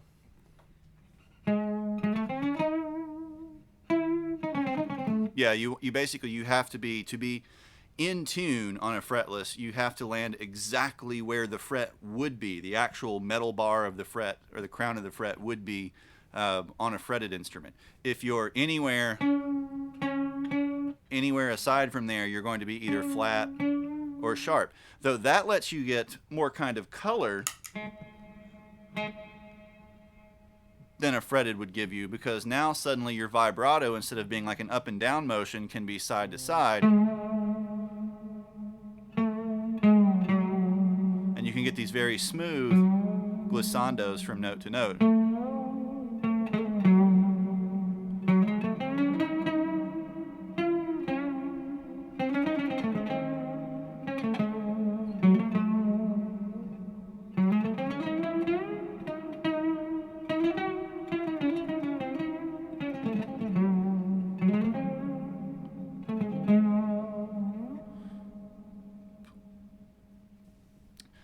Well, a lot of the music that's played traditionally on fretless instruments doesn't necessarily actually mandate perfect intonation or perfect sort of pitch, especially as you move into Middle Eastern and Asian instruments. But you can't bend on a fretless as a rule, because suddenly the string is directly up against the fingerboard and will just roll out from underneath your finger. The fret gives you the ability to have the string slide up against the fret and bend up and down, which you can't really do on a fretless very well, if at all. You can do it a little bit better on steel string ones. This is a nylon string one. You also can't really intonate chords on here. It's incredibly difficult to play a chord in tune on a fretless instrument, because now suddenly all of your fingers have to be exactly where that fret would be. So when you start getting chord shapes that stack fingers on top of each other, it's basically just impossible to intonate them properly. You know, you can get little dyads, little two-note chord fragments and things.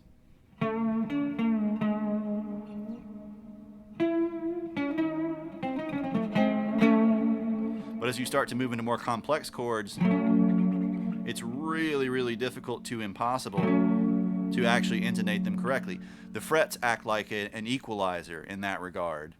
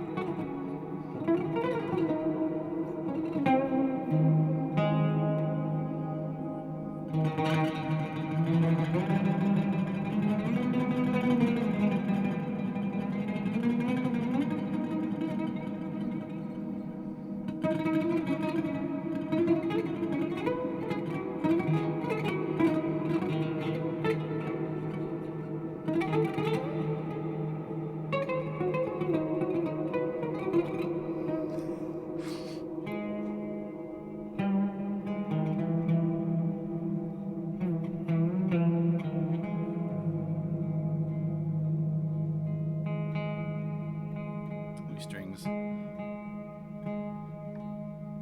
these nylon strings are like, bruh.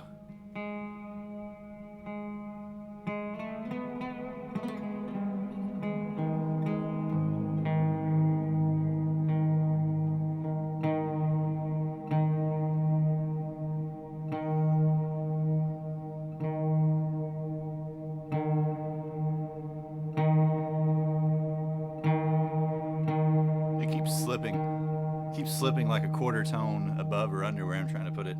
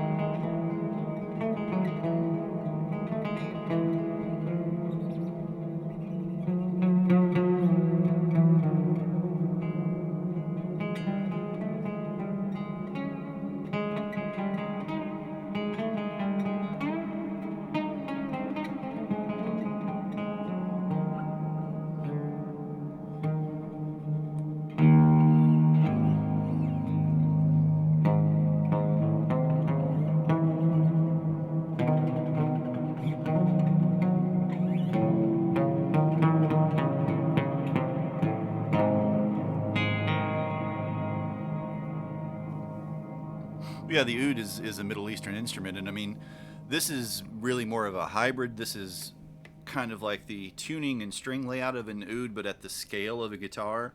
An actual oud would have a much shorter neck and a large, kind of lute-shaped, big pear-shaped body. That this is meant to be, more an instrument for transitioning back and forth from guitar to oud kind of sounds. But it's the kind of forebear of both the guitar and the lute. It's sort of the instrument, one of the main instruments that they come from, and very common throughout. There is an Egyptian oud and there's a Turkish oud as well, and then a couple other varieties that sometimes just get called the Arabic oud, but that's usually equivalent to the Egyptian oud, and it kind of lends itself to these sorts of sounds.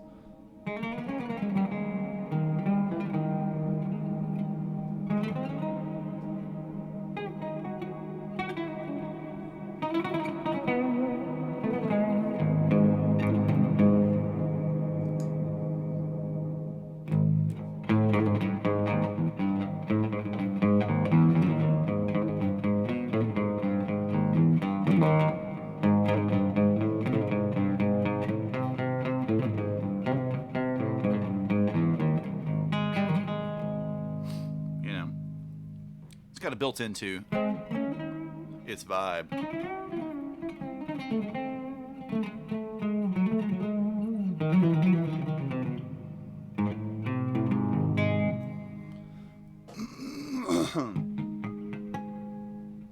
But if we put this in like an analog of standard tuning,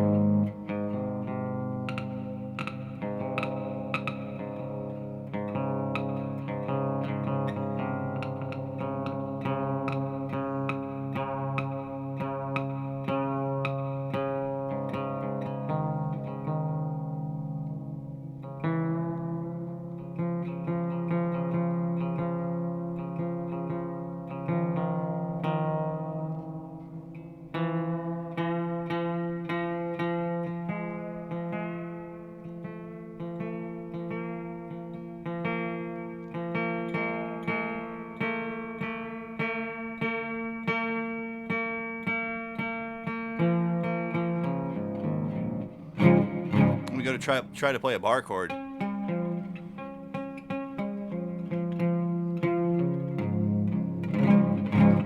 It's just practically impossible to play one in tune, or even just a regular, like an open G.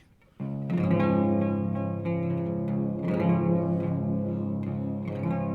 have to make a great many fine adjustments to the fingers to get that remotely close to being in tune.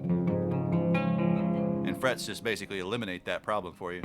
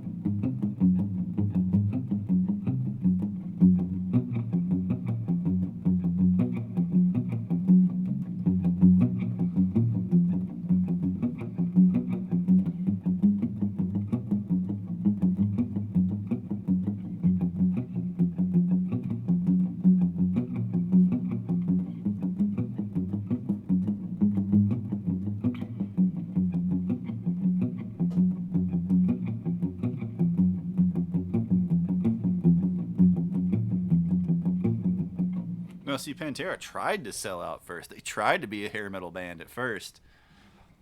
But then they realized that that was dying.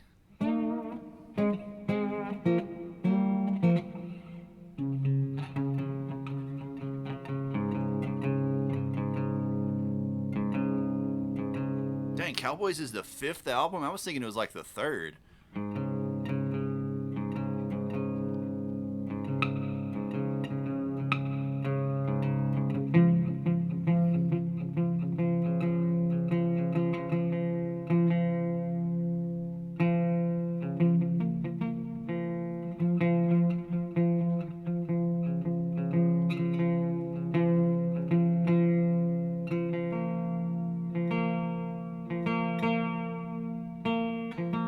I think Phil wanted everybody dead at all times, including probably himself.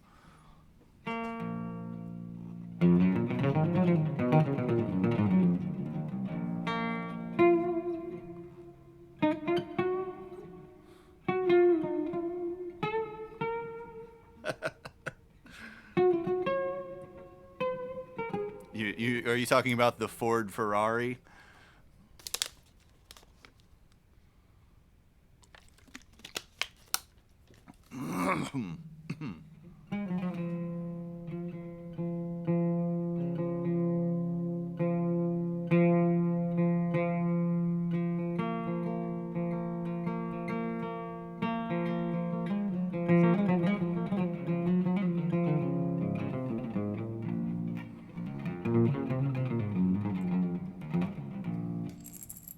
See if that's the same car. Because Ford sold one under that name here that was supposed to be like, you know, their attempt at making something that looked like a Ferrari at least. I wonder if it's just a rebranded car, though.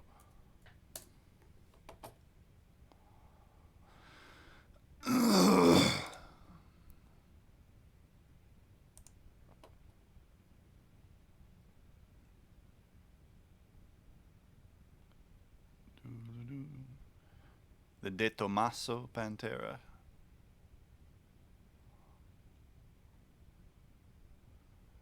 Yeah, late in 1971, Ford began importing the Pantera for the American market to be sold through Lincoln Mercury dealers.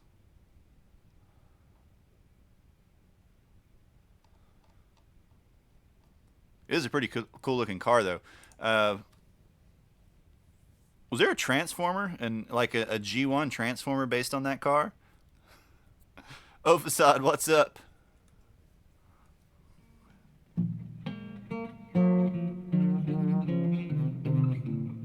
Where's the beer? I mean, I can go look. You know, I don't think I have any left, but I can go look and dig through the cabinet and see if there's one buried in there or something. I have to stick it in the freezer.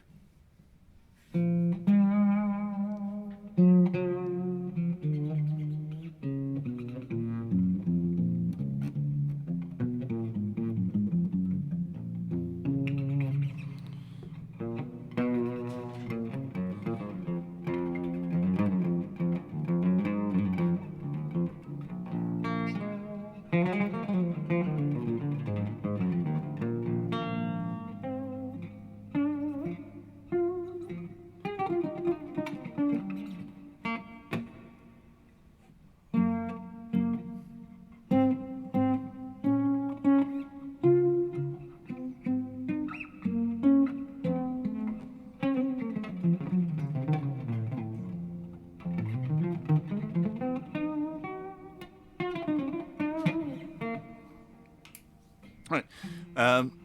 So, what guitar should I play next? The 1260 was what we were playing just before the Death Priest asked about fretless guitar, so I went and grabbed this. But we've only been playing this for, I don't know, maybe 10 or 15 minutes. But the 1260 is what we'd been using. The Telly? Which Telly? The Melanson Telly or the Fender Thinline Telly? Sorry, Priest, you got beat.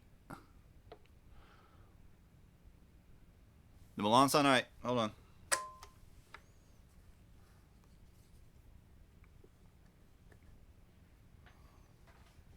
Ride was asking about the other Telly, I think. Or no, not Ride. No, it was Ophicide that was asking about the Thinline Telly, wasn't it? The other night.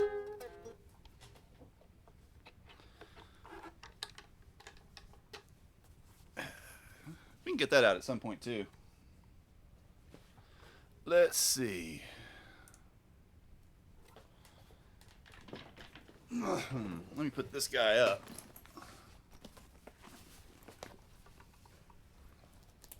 Yeah, the one in the offline / BRB pick is a Fender Japan thin line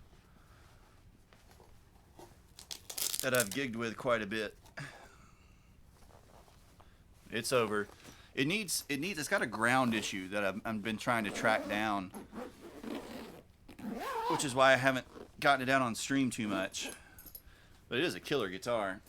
All right, I'm gonna go put this guy back. Then, just to make Ophicide happy, I'm gonna look in the liquor cabinet real quick and see if there's a beer in there behind something, and I'll go stick that in the freezer if there is, just to make him happy.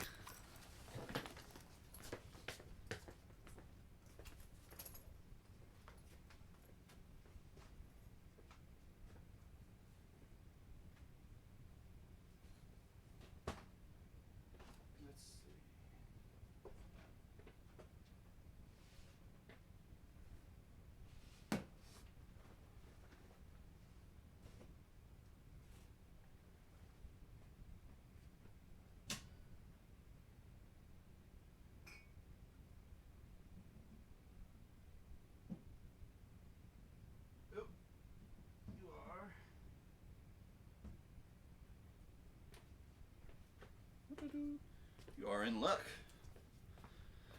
There actually was a felt like there were 2 left of this Sam Smith 4-pack, which I had forgot I'd bought. So I'm gonna go stick this in the freezer back here. Hold on.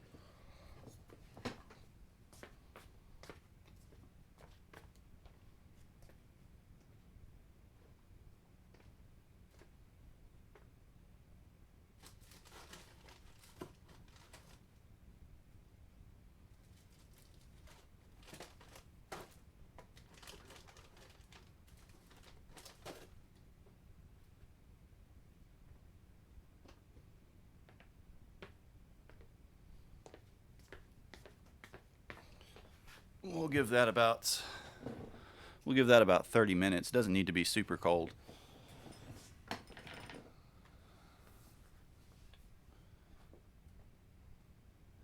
The oatmeal stout is I mean, it's a great one. I mean, it's a classic, but it's a little too like the mouth feel is a little too smooth for me. I tend to go either for the Sam Smith Imperial Stout or the Nut Brown Ale if I'm buying Sam Smith.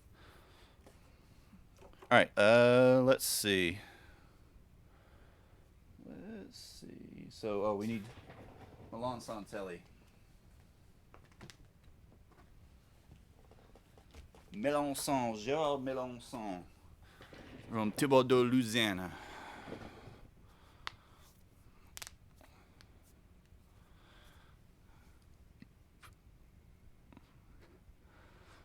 Yeah, upstairs is where the bedroom and kitchen and stuff is. All the gear is down here in the dungeon, down here in the basement. All right, Melanson is over here.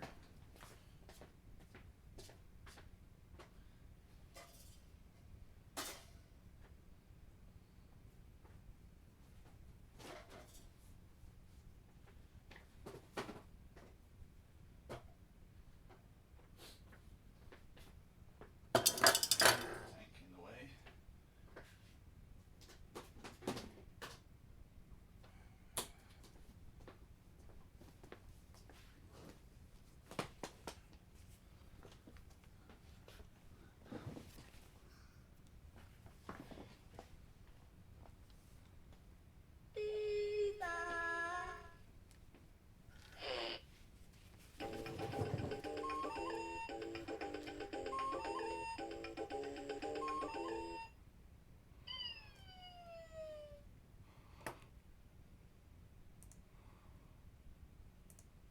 We get booze in the chat for Death Priest.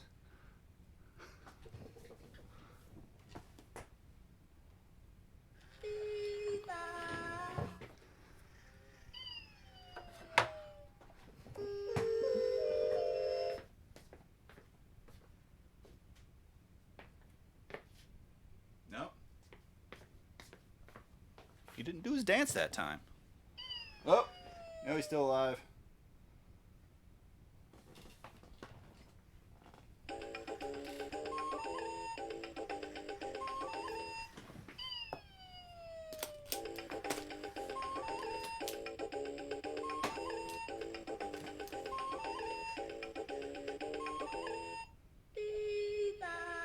That was a long one.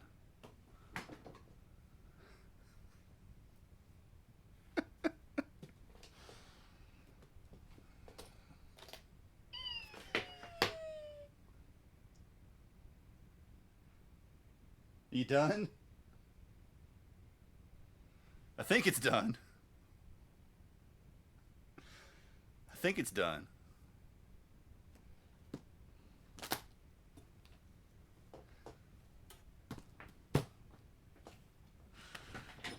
Oh, Lord. That's been the Gear Dungeon mascot for like, I don't know, 15 years at least. It's something found at a yard sale and bought it because it was incredibly weird. And so it's been in various places around the basement down here.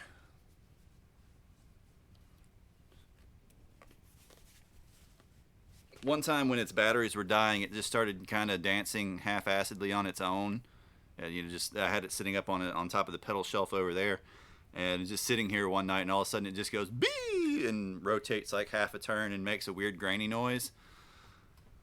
Like it was a little unnerving.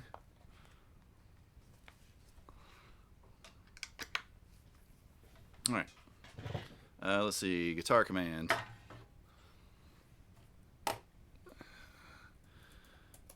Edit command.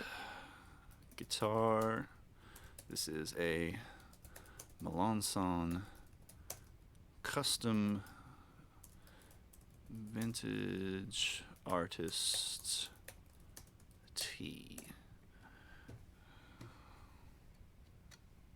Come on, Guitar Command. You know, update, please. Please. There we go. Man, being slow.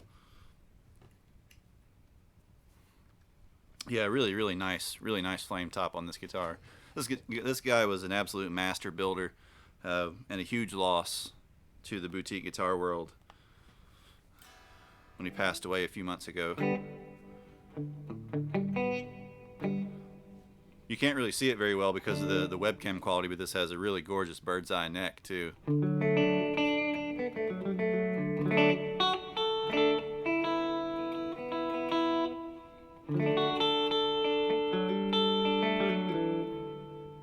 An incredibly complex sound. Just so sparkly.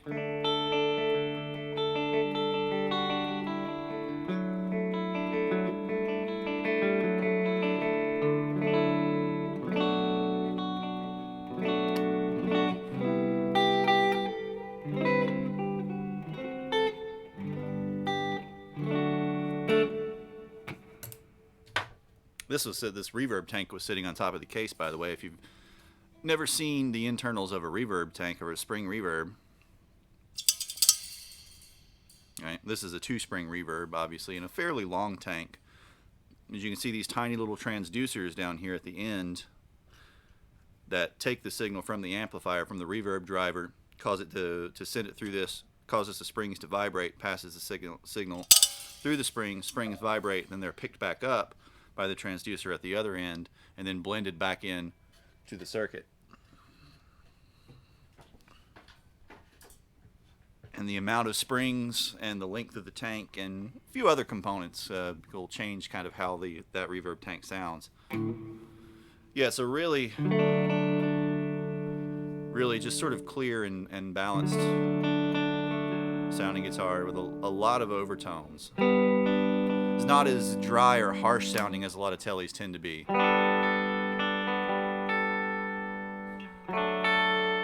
So here's our neck pickup.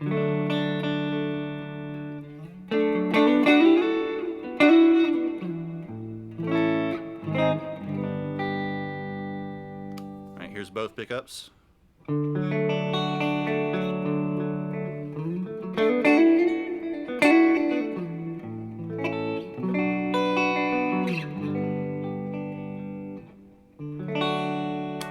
Then here's our bridge pickup.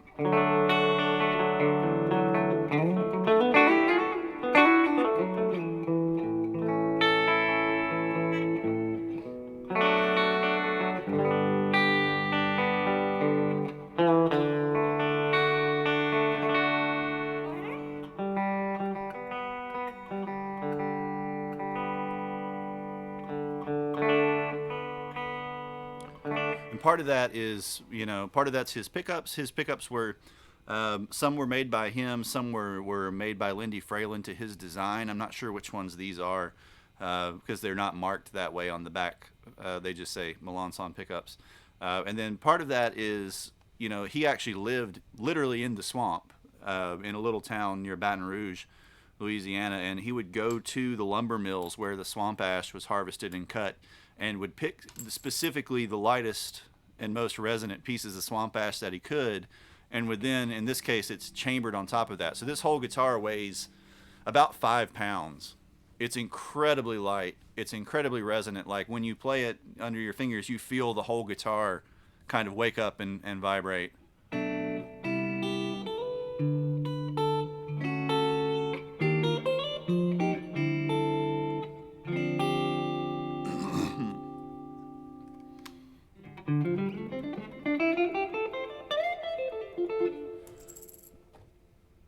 Is it something, Khaki King? Is it like a dampener or something, or a scrunchie?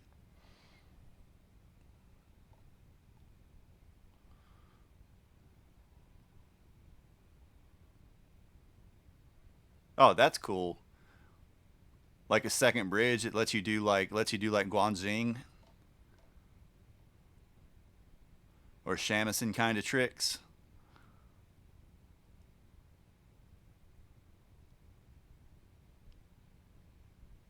Yeah, that's super cool, actually. I don't know if I'd pay $80 for it. I'd probably just make one. But you could totally do some cool stuff with that.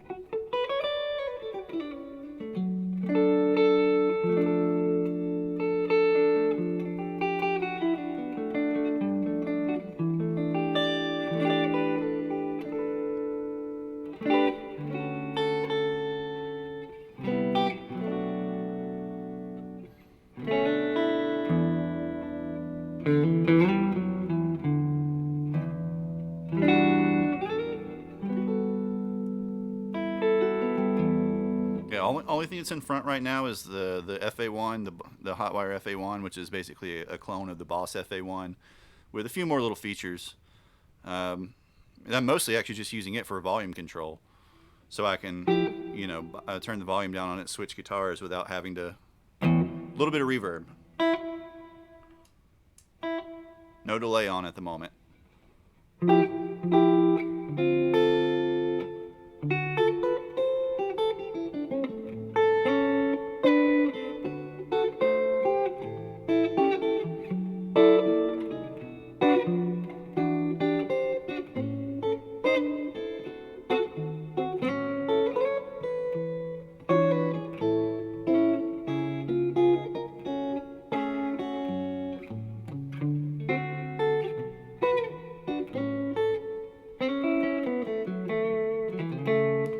I mean, there's a lot of guitar albums that are pretty much just that. A guy sitting around noodling little arrangements of songs or whatever.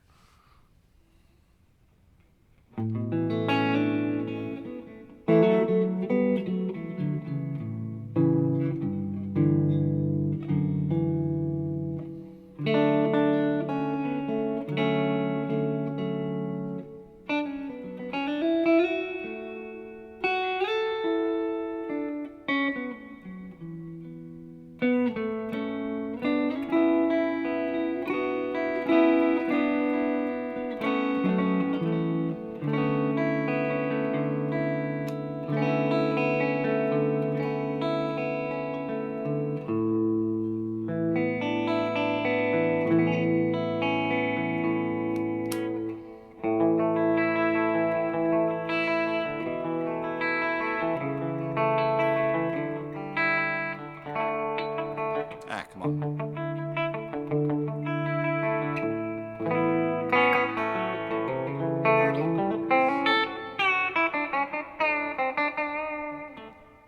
Let's turn the reverb down just a hair, make it slightly darker.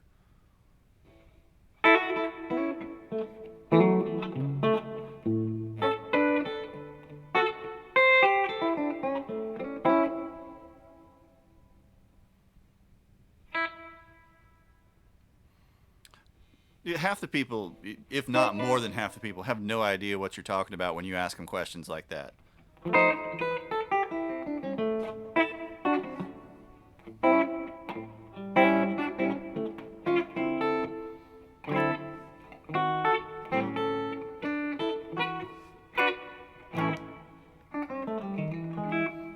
I've asked people who've had ads on Craigslist before, hey, does this have any dings on the back of the neck? And they're like, what's the neck? I don't know. This was my son's. He just left it here.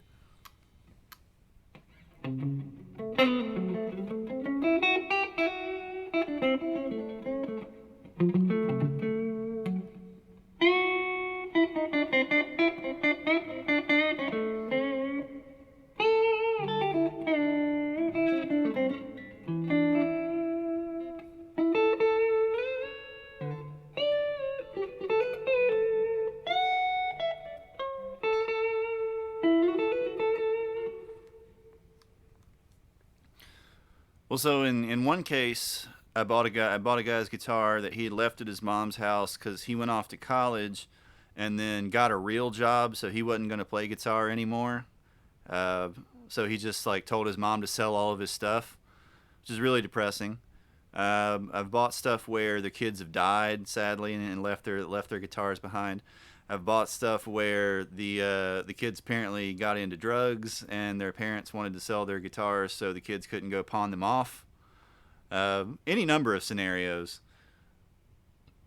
I don't think I've run into one though where the parents are just like, "I hate my child playing guitar. I'm going to sell their guitar to spite them." I mean, I'd still buy it if it was a good deal, but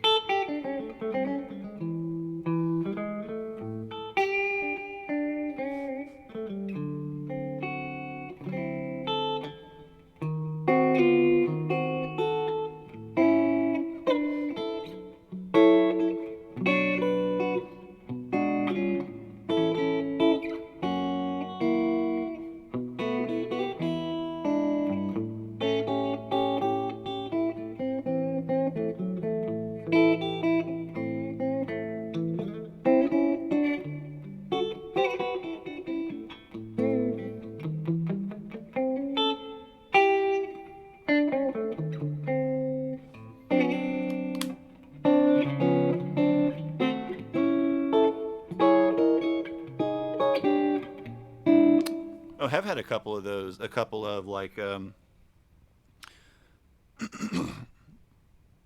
people like students and stuff that have come in to that wanted to take lessons and to buy guitars that have said that like they used to play guitar as a teenager and a person in their 20s, then they got married and had kids, and so they just their wives made them quit, or they otherwise had to quit because you can't play guitar and have kids. And I'm like, dang, I can't really imagine just completely giving up something like that for 20 or 30 years in some cases just because you had kids or you had a family.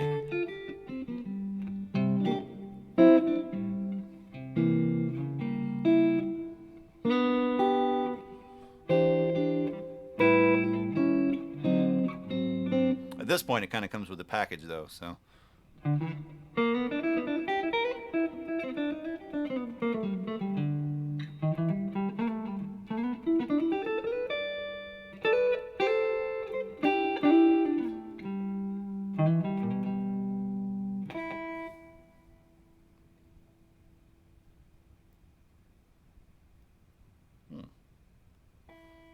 got a little nick in my fingernail.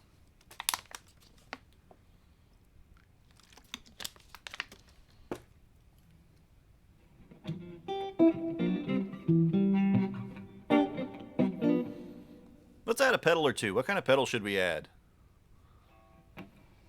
Hey, Rod, what's up? An excuse for not wanting to practice.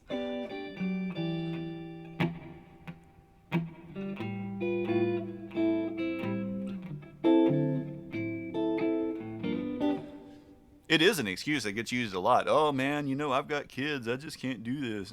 Well, you got time to sit on your butt and watch TV.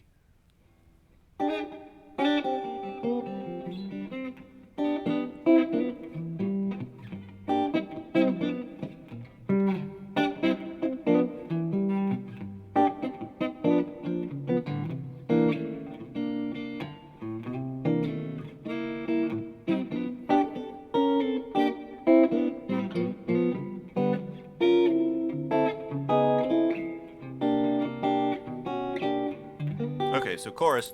Uh, I made a Google Doc with all of the pedals on it. All I've got to do is dry run it with Alec or somebody that I know to make sure that like you guys can't see my full name and phone number and all the other crap that Google puts on there that's hard to hide. I think I've hidden all of it as best that I can. Because, I mean, I trust most of you, but not all of you.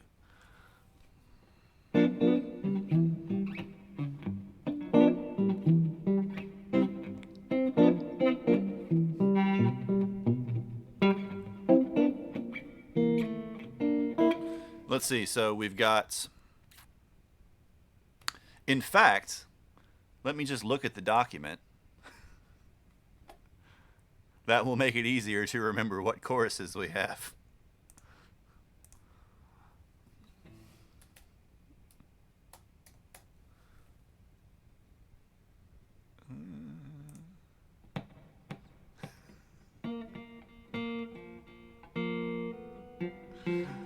Oh dear. All right, let's see.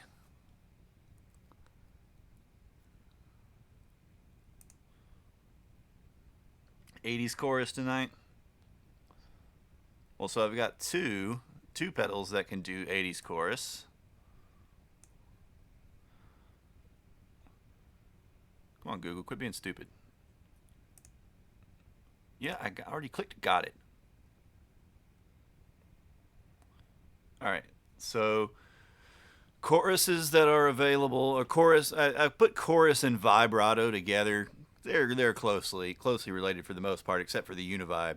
Um, so like straight choruses, we have the Ibanez Session Man, which the chorus in that is based on the was it the CS10, I believe, the 10 series analog chorus. Then we have the Boss CE3, the MIJ Boss CE3, which is also from the 80s. We have the Moog Cluster Flux, which is the big boy chorus that does chorus and flanging and does a bunch of crazy stuff. Let's see, that would be vibrato. vibrato. Had the mid-fi pitch pirate, which will do chorus all the way up to really extreme bendy vibrato bleep bloop sounds.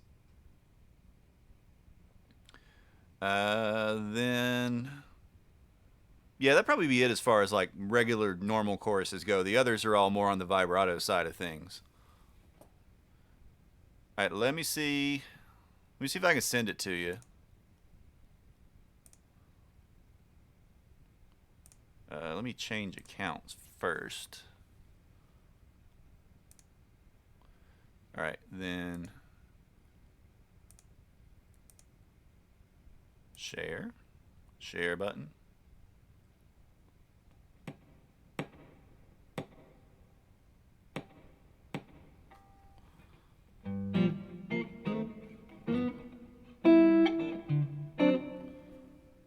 Sharing restrictions. Okay, get link.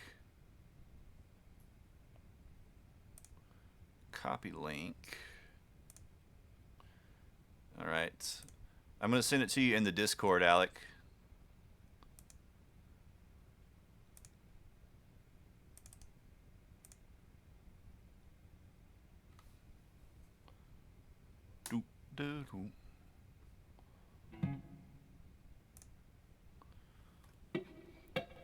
What would Nietzsche think of black metal? I think pretty much anything. Anything in a contemporary electric music genre would probably be relatively disturbing to someone from his time period. I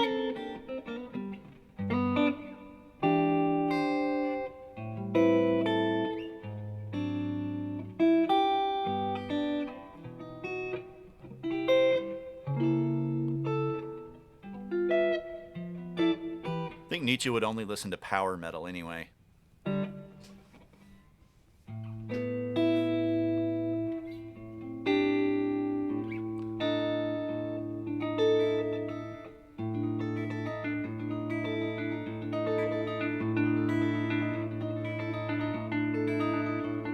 Alright, so Grimsworth, Grim wants the Moog. I mean, the Moog can do basically everything. Or we could just hook up, 2 or 3 choruses. Who cares? It's gear night.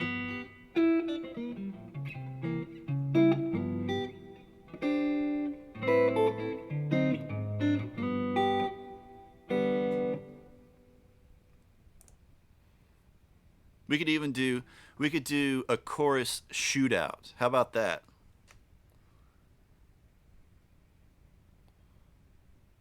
All right, let's see. Let's turn that volume down.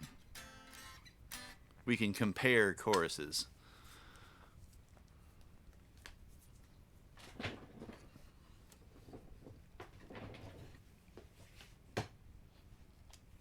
This will be funny because they're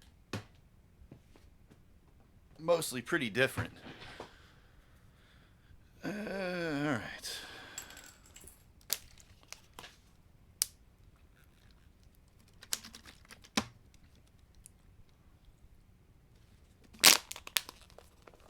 Go get some more water. I have to go get a glass anyway because we got beer that should be cool pretty soon.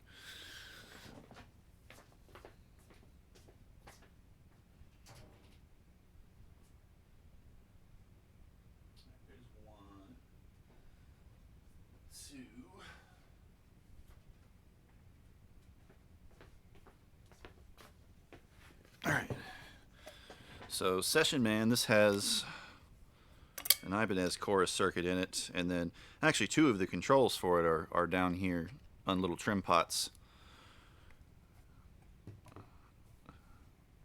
underneath the foot switch. Then we have good old Boss CE3.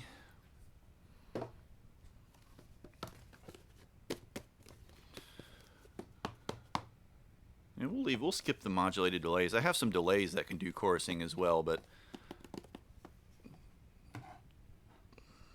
we'll leave it to dedicated pedals that can cover chorus rather than things that do chorus as a side effect.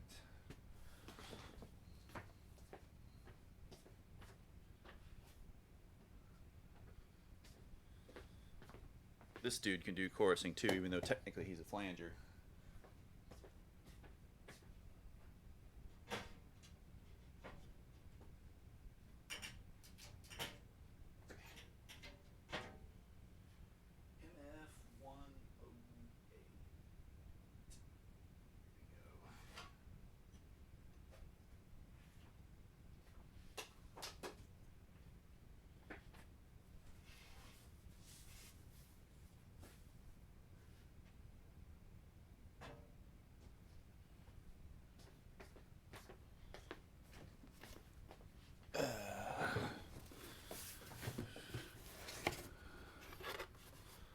Yeah, I think the Session Man 20 is the same drive circuit, but it's just delay instead of chorus.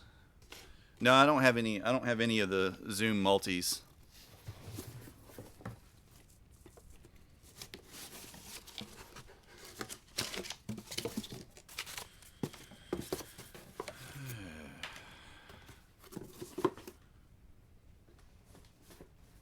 And here's the Big Daddy, the Moog Cluster Flux chorus flanger. Ooh. In fact, there is another one we can get out that's technically a flanger that can also do chorusing. And it is an incredibly weird pedal, so that should be fun.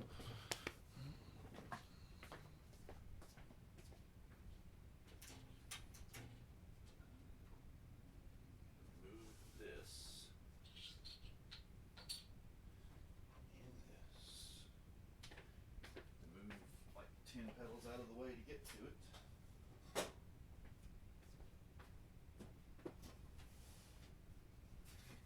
Ow.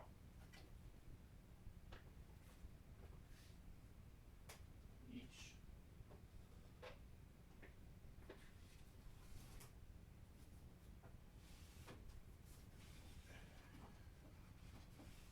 Move more than 10 pedals out of the way to get to it.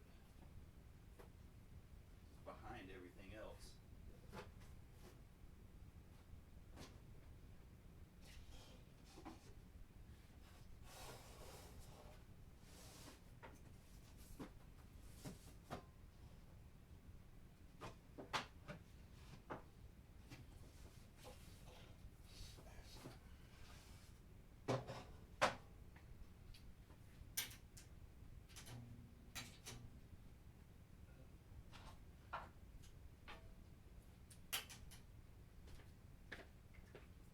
Stabbed myself on a jagged piece of metal in the process. Alright, there's the Pitch Pirate. And then, this is the boy I had to dig out.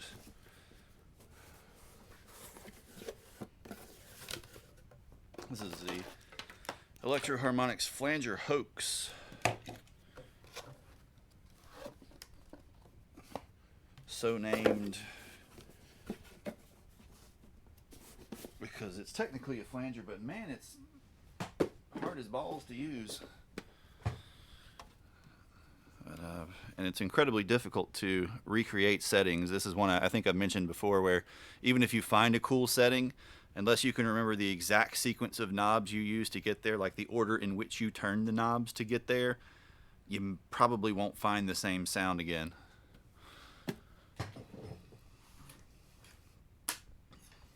This was designed by a crazy Frenchman who designed quite a few pedals for Electro Harmonix in the early 2000s, especially the tube pedals. All right. Let's see.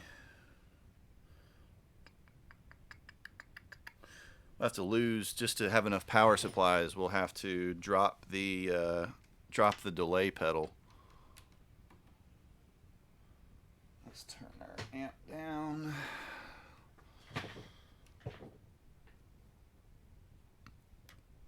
How many do we need? These two have their own. Should I drop the boost pedal? If I just drop the boost pedal entirely, I think we can do all these without losing the delay. No, we can't. We got one too many. One too many.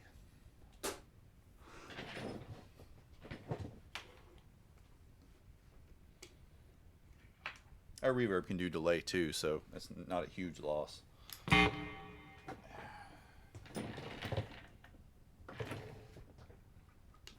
get this patch cable undone.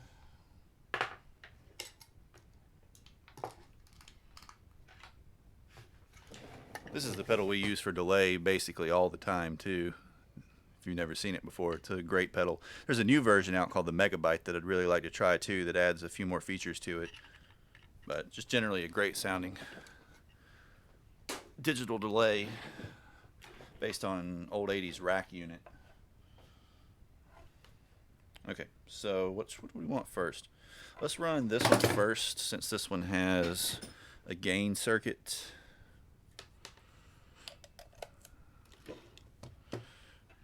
And we'll just put the others pretty much in order. Alright, so there's one. Where's our power input? 2, 3, 4. Yeah, I'll go grab a glass once I finish hooking this up, and we should be good to go with the beer too. All right, which one are you? You're the Moog power supply. You're the EHX power supply. Let's start patching.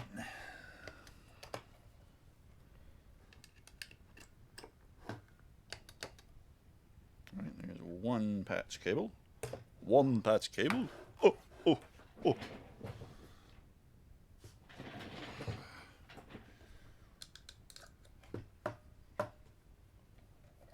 2.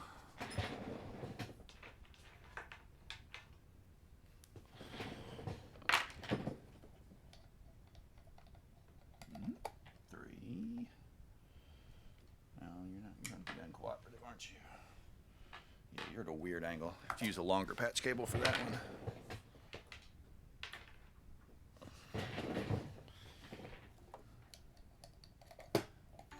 3. Dude, Casey Jolly, thank you.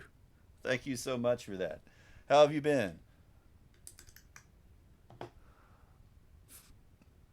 2-month streak. That's crazy. Absolutely crazy. All right, let's see. So that's 4 of them hooked up. Now we got to get the big boys hooked up.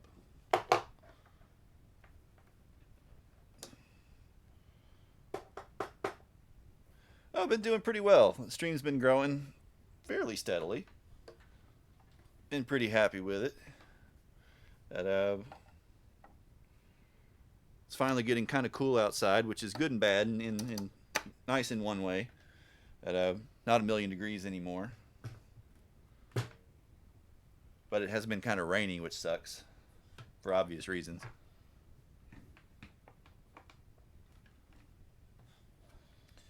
All right, we need long patch cables now. So we're going to run from you to you. This is a lot of chorus, guys. This is a whole lot of chorus. There's a whole lot of knobs just in general. I'm just north of Atlanta, about 45 minutes north of Atlanta.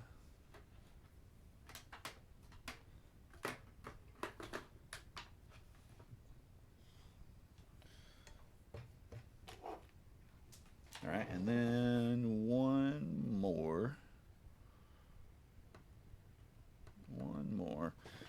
So let's run from this one to this one. That'll be better. You have fun hooking Moog pedals up. This is the patch bay, which is pretty typical of the patch bays on the large Moog pedals. You have CV in and out for just about everything, on top of your effect in and out, your audio in and out. In this case, we have stereo as well, MIDI in and out. We can send the LFO to other devices and/or send control voltages in from other devices to almost any parameter of this and control it externally. Gets pretty crazy. Mono out.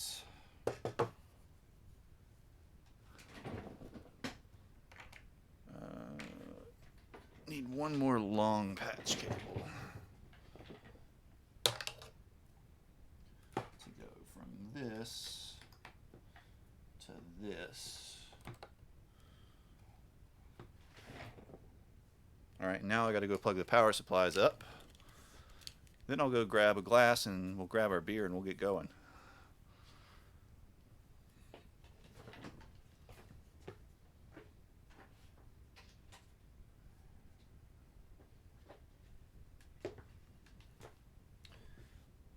There's power for the Moog. And now power for EHX, which I think is going to have to be plugged in somewhere else.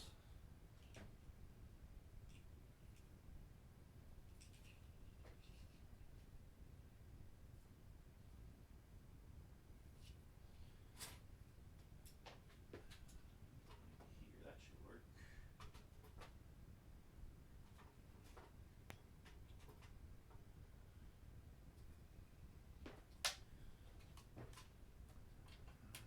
It's alive. Make sure our lights work on everything.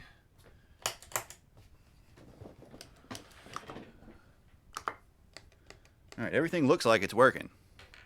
Everything looks like it's working. So, fingers crossed. I'm gonna run up to the kitchen and grab a glass and we'll grab the beer and maybe take a quick little bathroom break too. So I'll be back in a couple minutes, okay?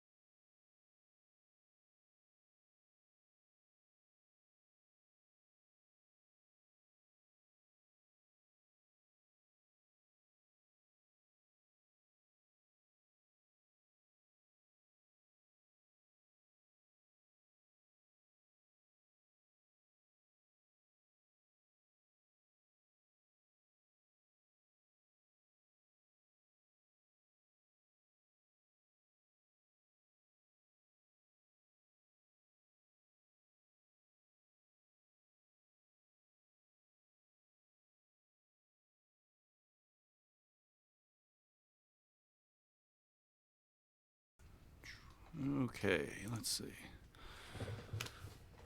All right, I'm back.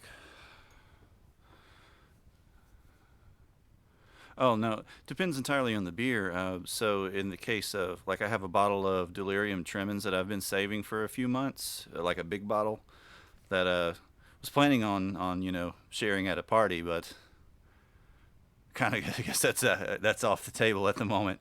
But I've basically cellared it. I have it like tucked away in a dark corner at to mature some for a while. But when time comes to break that out, that will be in a tulip or a chalice of some type. I have a pretty good collection of them.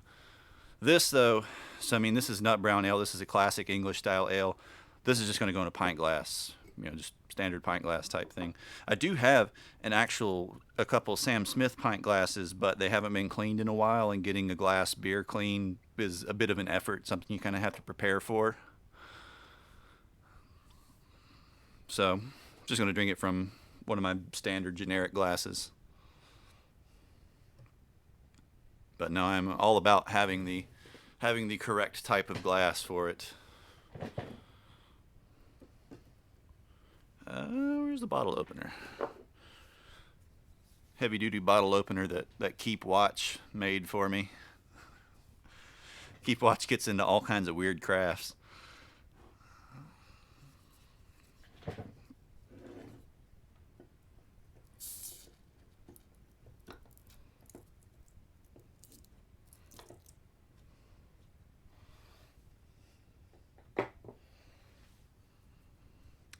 This glass was rinsed earlier in the evening and has now air dried.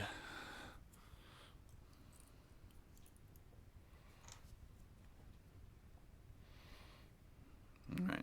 And this beer usually isn't a huge, like, doesn't have an enormous head. So you can pour it fairly vigorously most of the time.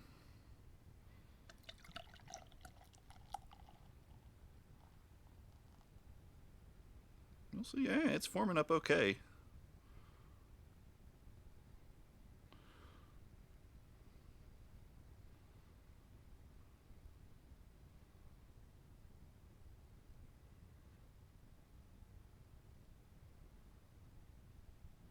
Just about perfect. Just about perfect.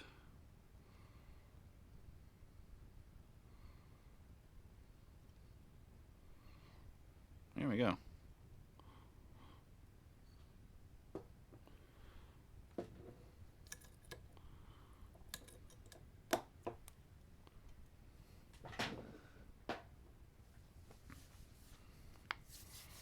Yeah, this one, as I said, this one you can pour pretty hard and you'll usually be okay.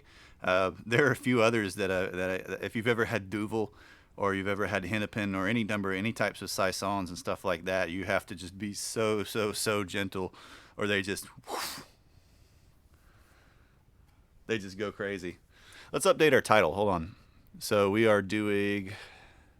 We'll use Ofasad's suggestion. Friday night gear and beer. Let's do chorus shootouts. How many pedals do we have here? 1, 2, 3, 4, 5, 6 pedals. 6 chorus pedal shootouts. And I have these in front of the amp. We might, if we decide we want to test them with gain, since I'm out of power supply connections and we can't hook up a gain pedal in front, we might have to move them to the loop of the amplifier so we can just run gain from the preamp. But we'll go with them in front first.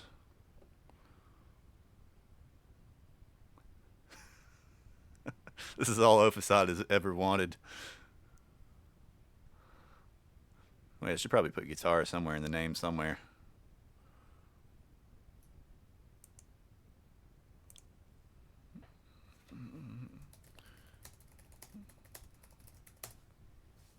There we go. All right. Now our title's up to date.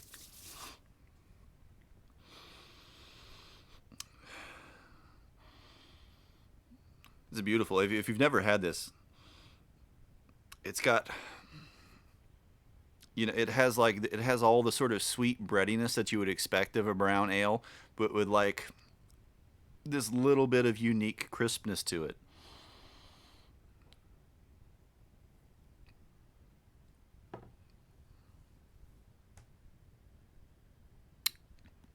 Like it's almost like if a good Doppelbock were more carbonated. Yeah, cheers, guys. That's a good call. Cheers, guys.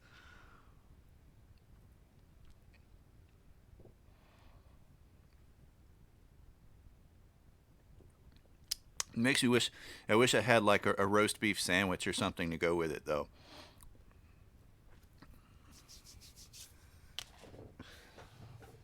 But yeah, it's got that big sweet bready note kind of up front, but then the carbonation and the bite kind of on the back, and that English hop. Like if you've had a lot of English beers, English hops have sort of a distinctive kind of bitterness. You know, if you've had bitters, you've had pale ales like London pale ales, like Fuller's or something. You know that sort of probably Fuggle hop is what they're called. That distinctive kind of bitterness that they have on the back end, which cuts through the sweetness of the breadiness on the front of the tongue.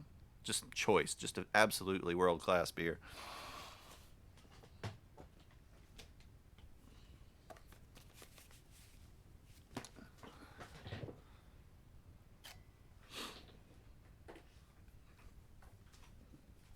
All right, let's get plugged in here. I've never had Mecklenburger before. Let's see. Front end of the amp is turned down. Let's turn that back up. Then turn the power section up.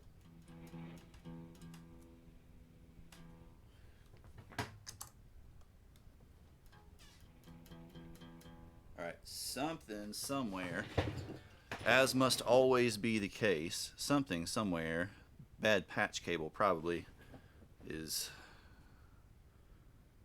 causing us not to get out. That's mono out, so that's okay. This is the only problem when you start hooking up tons and tons and tons of pedals. You have to track down the crappy patch cable.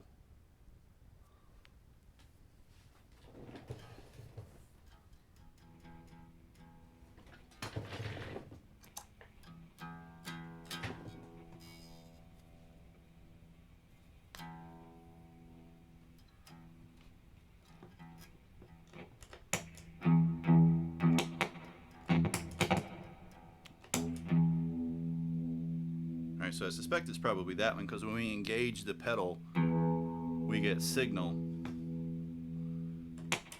But when we turn the pedal off, we just get like a faintly distorted sound.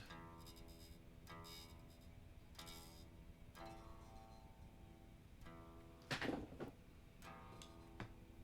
right, let's see.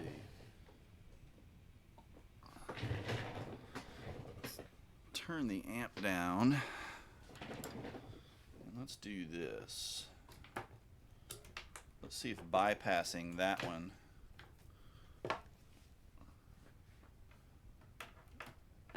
fixes our problem.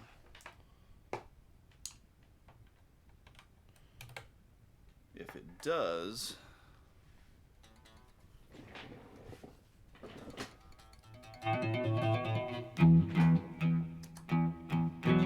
yep, okay. So it's the bypass switch on this guy. It's been touchy the last few times I've used it, like not engaging the first time I've clicked, so I'm going to have to spray it out with some contact cleaner, see if that helps. Get something to set this on too. Should probably set this on the other side, like far away from the musical gear.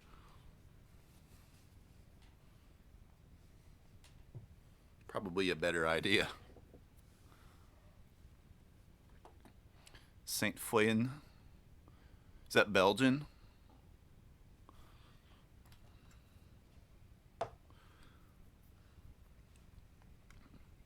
I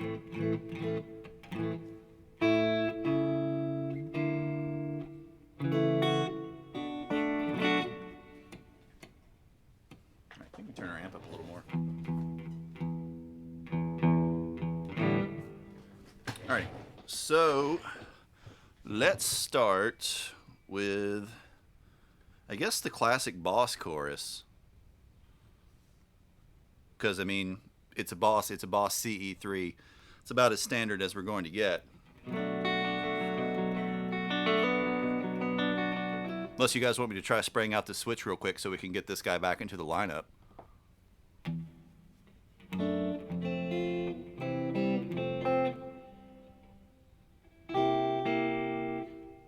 In Low, Belgium?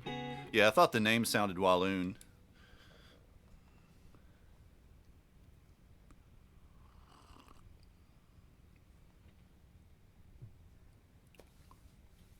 Walloon.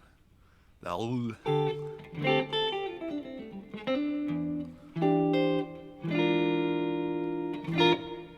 Alright, so let's see.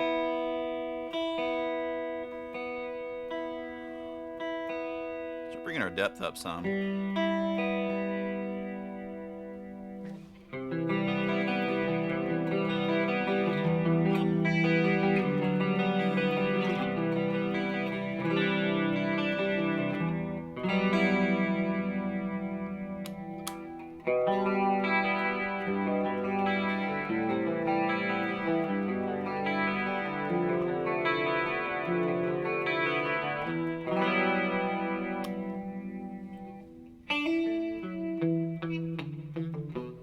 Dude, I live in America, so I mean, that's pretty much every beer I ever had until I discovered, imported and craft beers. The most of your American macro lagers are pretty bland, too. In some cases, just outright bad tasting.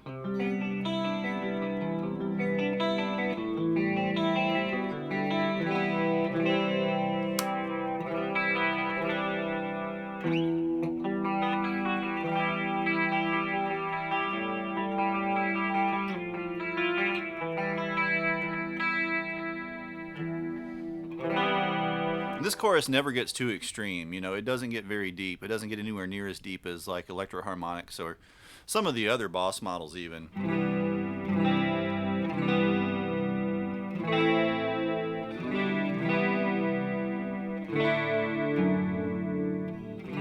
This is the depth all the way up.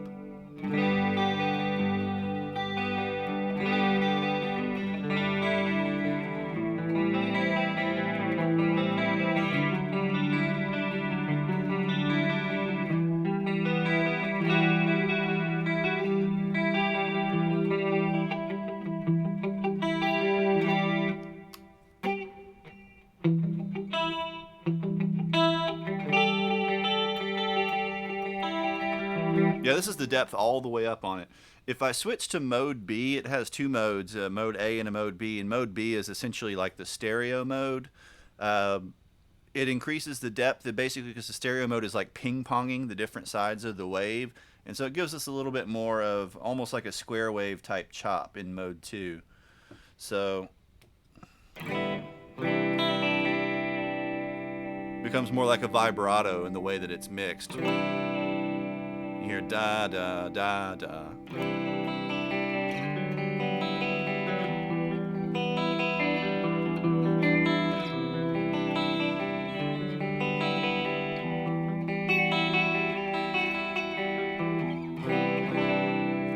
Compared to mode 1.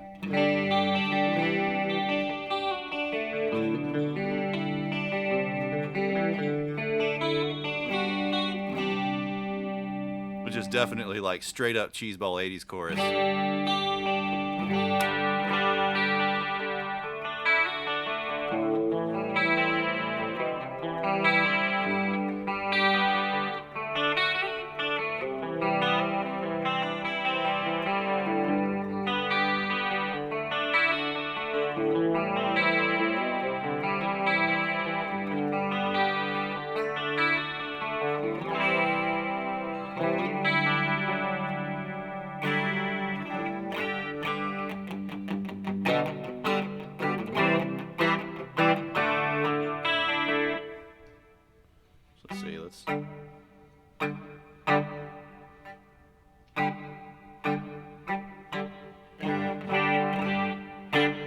Let's make our reverb a little brighter here. Let's see. Put B in mode 2. So dry minus effect.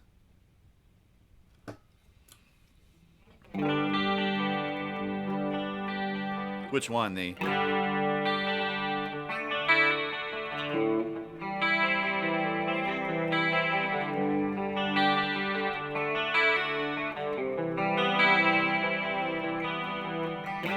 That's the GNR version of the Bob Dylan song, Knocking on Heaven's Door.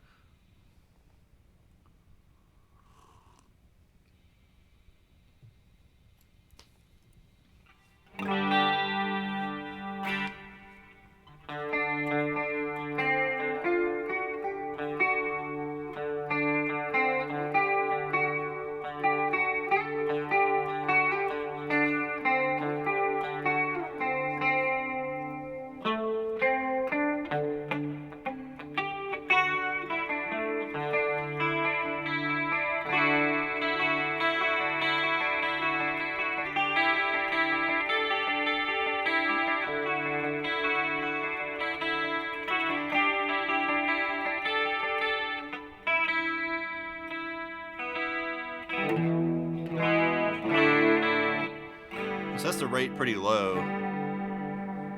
The rate doesn't get too fast either. Like this is the rate all the way up. Starts getting us a little bit more into kind of new wave territory.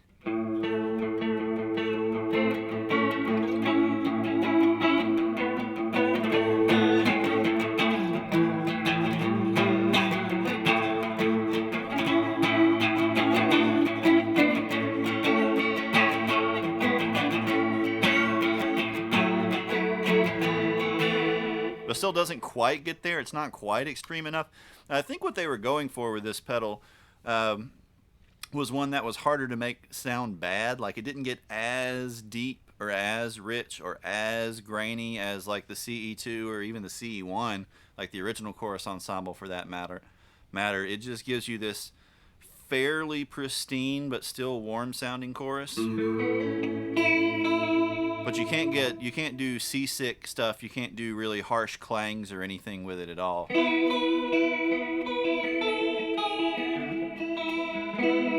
It's not as subtle as the Dimensions tend to be, which came afterwards, but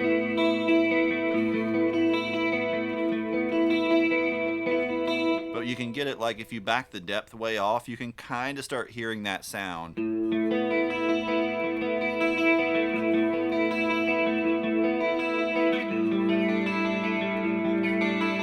Yep, Dimension C.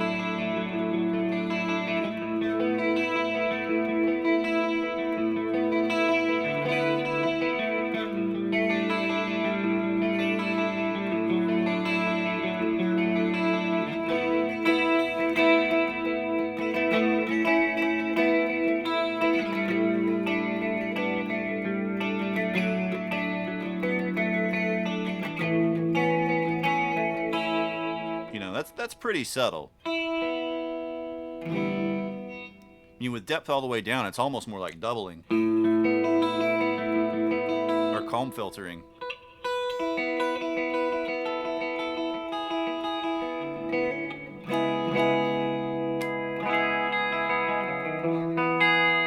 So like bypassed, chorus on.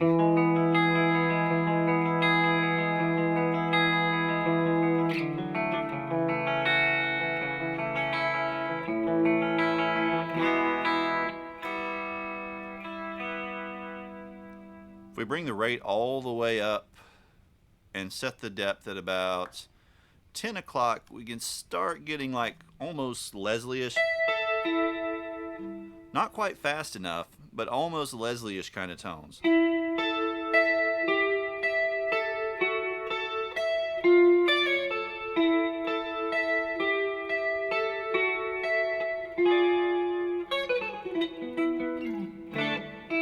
Don't want to play too much of that. Get the copyright bots on me.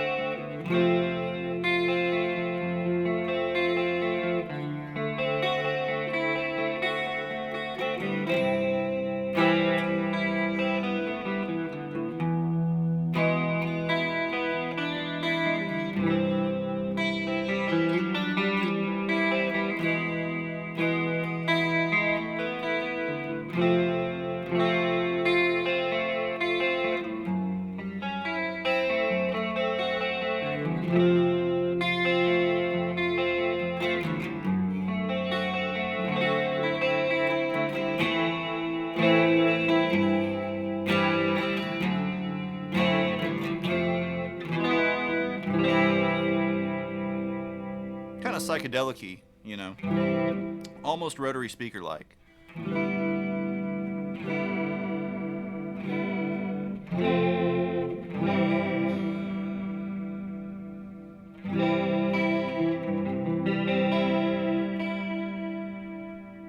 But for kind of straight 80s, you probably want both of the knobs at about noon.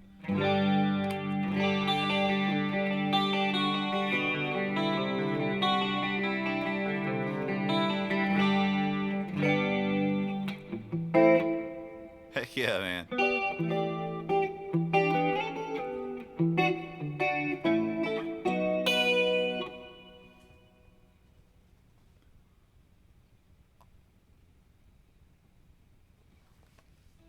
All right. So let's see. Let's go to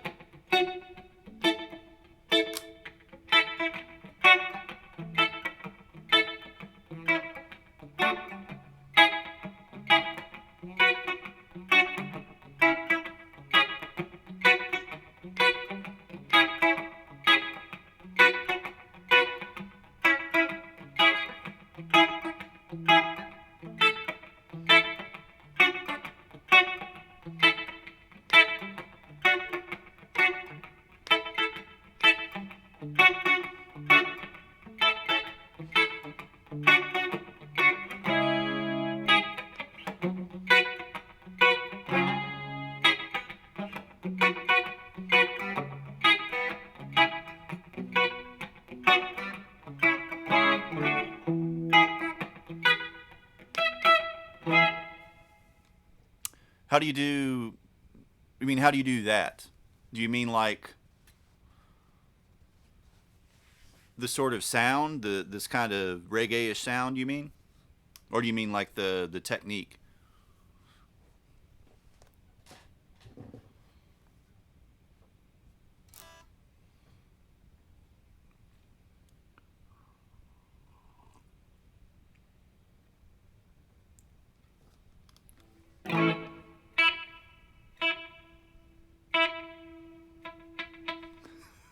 Why do moms love UB40? My mom doesn't, but my mom doesn't like, you know, anything after 1960.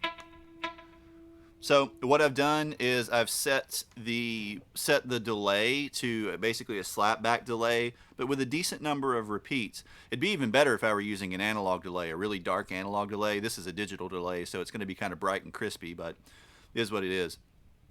But, so like if I bypass the chorus, and I'll turn the reverb down, the delay is just da da da da da da da da da da da da da da. And I'm dialing in a little bit of reverb underneath that. Right, then I'm turning the chorus on. Right, so this is going to give us a pretty 80s sounding, and appropriate for like the Police, UB40, bands like that.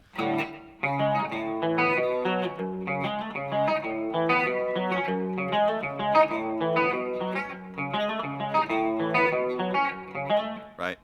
But as far as the technique goes to get that kind of reggae sound, like Ride says, it's playing on the upbeats, right? So instead of playing 1, 2, 3, 4, I'm playing 1 and 2 and 3 and 4 and using an upstroke with the pick. And I'm really just hitting the bottom strings here, like the bottom 2 or 3 strings. 1, so imagine like a downstroke on the 1, 1 and 2 and 3 and 4 and 1 and 2 and 3 and 4 and I'm cutting it short. I'm using my left hand fingers to dampen that so it becomes very narrow. If you get into ska, then you have to make it super short. You know, tiny, so there's just a tiny bit of note ringing out. Right. And then, so what I'm doing with the downstrokes is I'm adding in more of the lower notes of the chord with like these muted tones.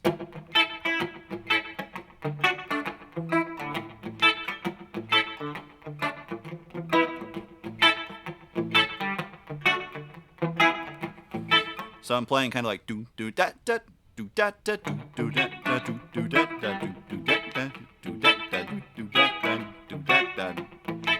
But start off just kind of going like 1 and 2 and 3 and 4 and, you know, or 1 1 E and a 2 E and a 3 E and a 4 E and a. So that's just like a pair of upstrokes. Da da da da da da.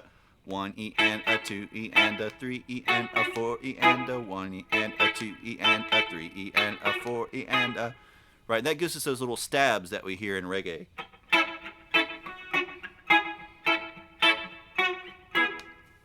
And it's pretty much always either bar chords or little partial chords.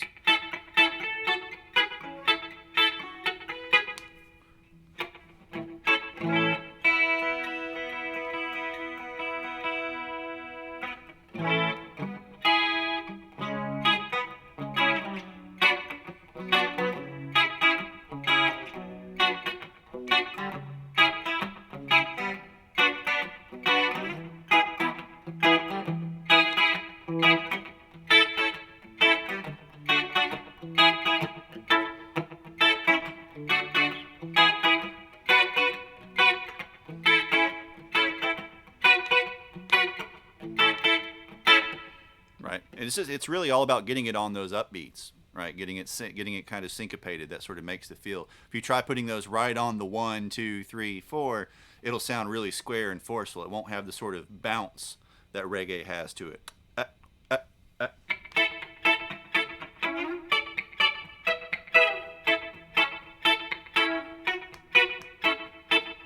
Right.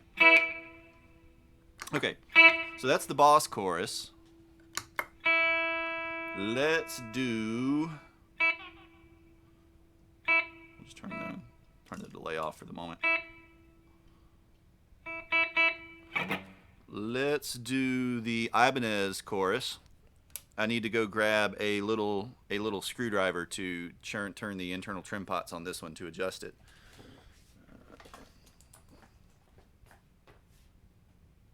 This should work. Should work.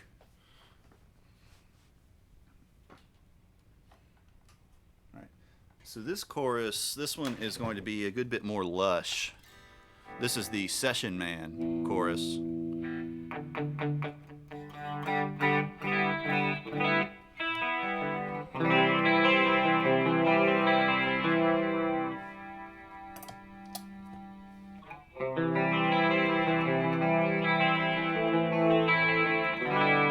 So you can hear more kind of depth and swirl to this one right off the bat.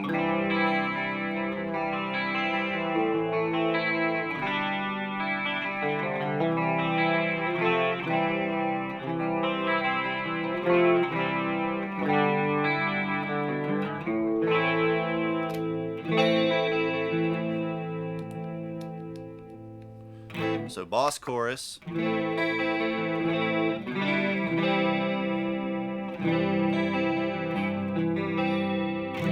So even with, let's turn depth all the way up on the boss chorus. The boss chorus is a little murkier.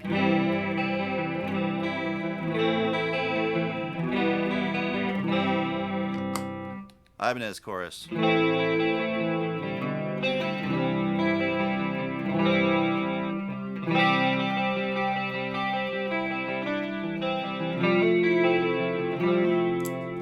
and then if I can get in here with my trim pots.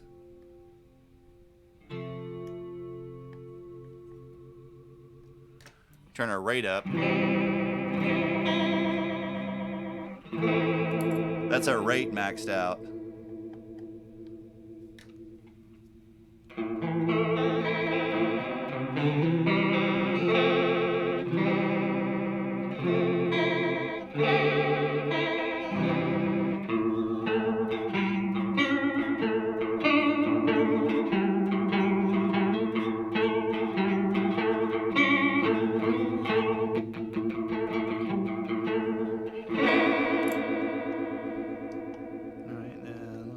Depth is at.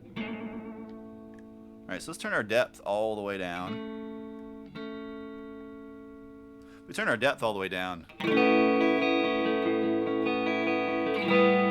We're back into like comb filter territory.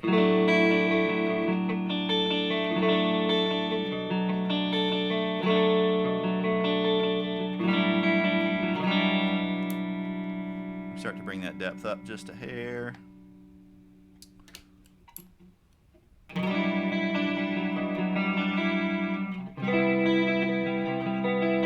So in this case, it sounds like the depth is essentially the delay time, because down at this very, very low depth setting, we're hearing almost flanger-like effects, and that's essentially what a flanger is. Like flanger and chorus circuits work fundamentally the same way. It tends to just be the amount of delay time and sometimes the resonance and a couple other things that differentiate them. So let's slow our rate down.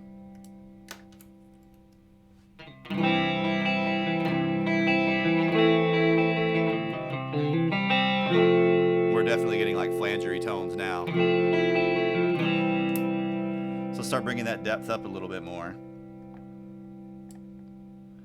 I know this was a compromise to get both of these circuits into the pedal, and I'm glad there are trim pots rather than no adjustment at all, but man, trim pots are annoying.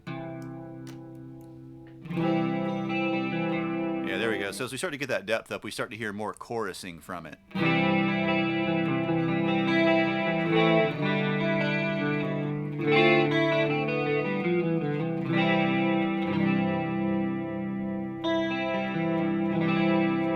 So compare that again. We'll set our depth probably right about there. This is the Boss circuit.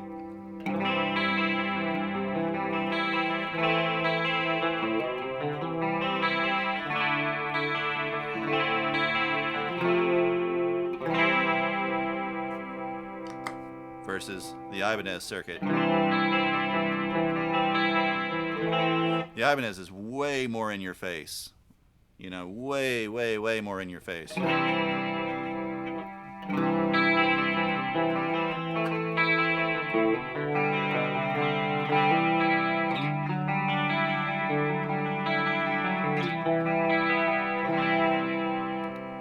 Boss.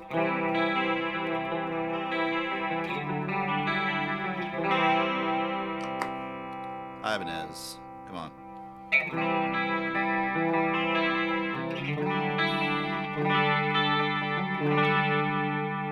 It seems to have a lot more high-end extension, too.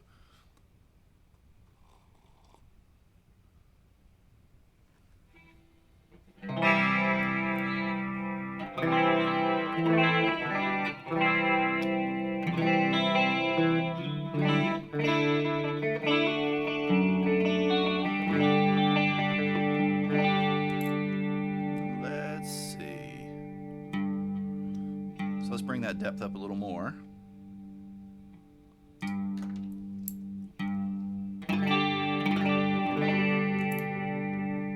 We start to hear, starting to get a little bit of kink in the waveform.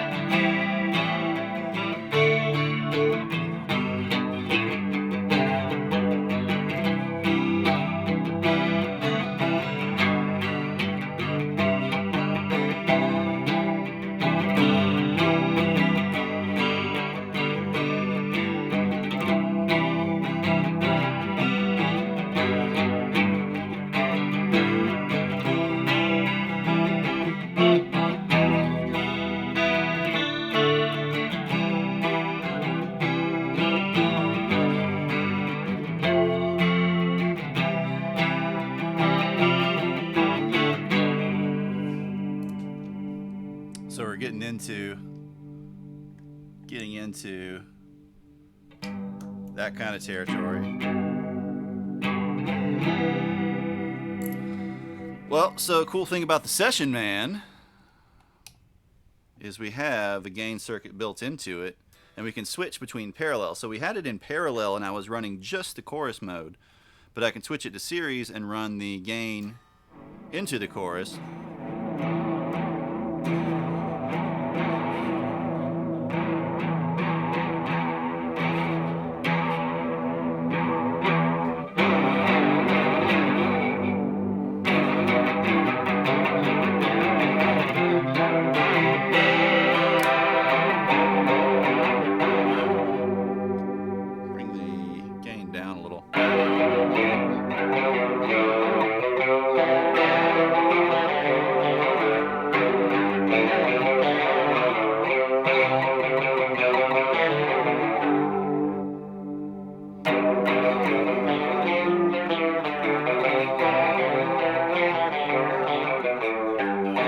Bend chorus is probably chorus with like really deep either positive feedback or resonance that causes the pitch to bend really dramatically, like the modulation to go much further than most chorus pedals will.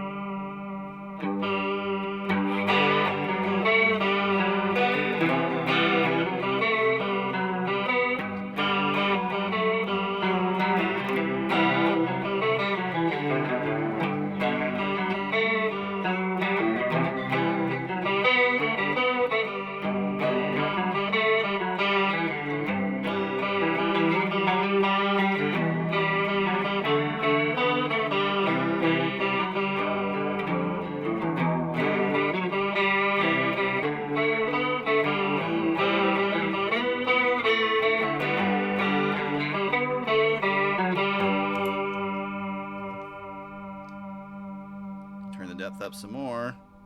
This is the depth all the way up.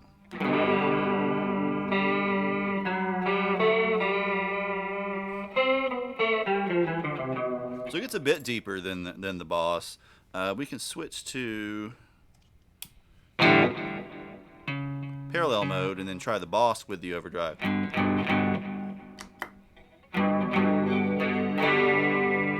But we can hear right off the bat, the Boss sits in a slightly different place. Like the Ibanez kind of gets up on top of the sound.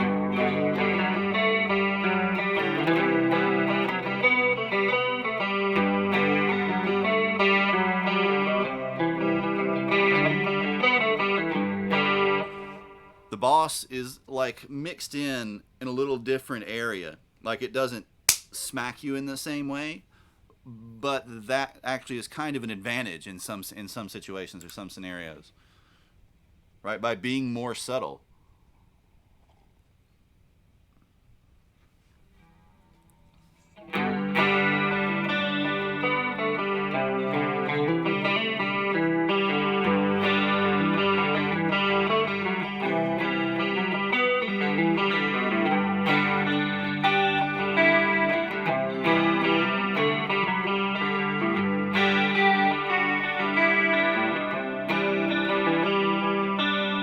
Compared to, we'll go back to the Ibanez. We'll switch into parallel.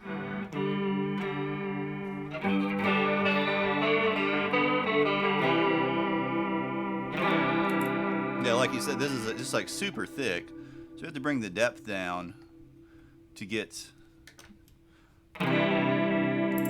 to a similar place to the Boss, and even then it's just a more extended and more aggressive sound.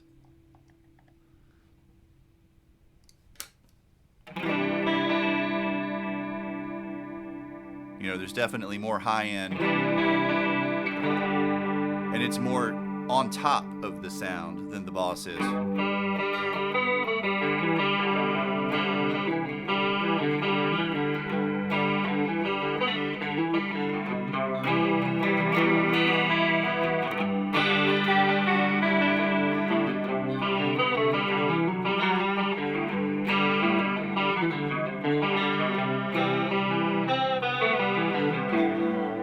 Versus back to Boss. Bring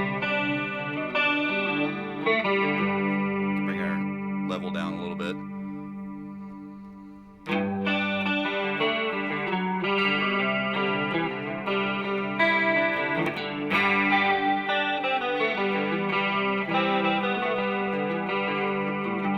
So you're kind of trading like sort of shimmeriness for thickness, you know.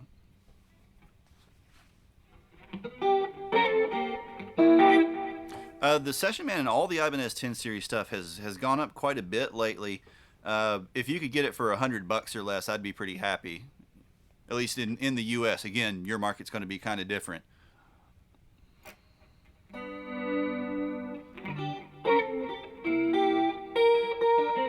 But I mean, for years, like I bought mine for $10, I think, or no, $20 with the broken metal screamer,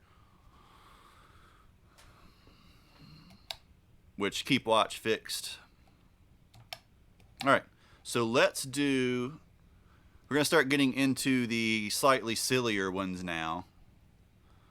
So let's go to the Ibanez SF10, which is also from the 10 series and is technically a flanger circuit, but it has very extended controls and can get into chorus range pretty comfortably. So let's give it a try.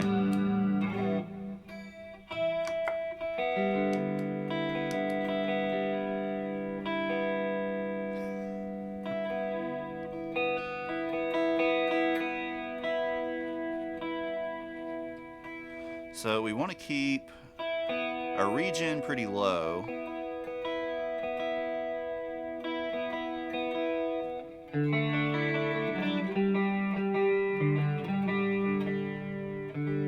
Geez, a little sharp.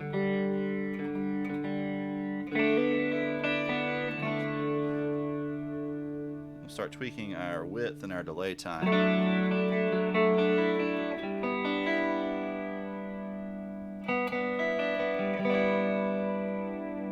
Get our delay time pretty high to get up into chorus territory. If our delay time again is too low, if it's in, you know, like the 4 to 10ish millisecond range, it's going to sound more like a flanger than a chorus.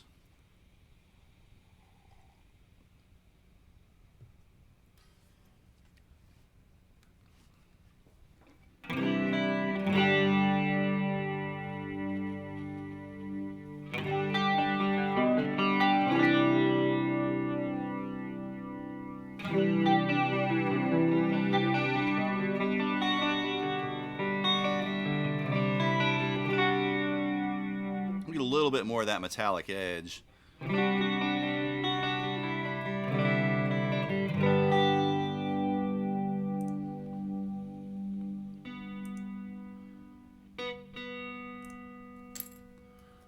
Hold on a second.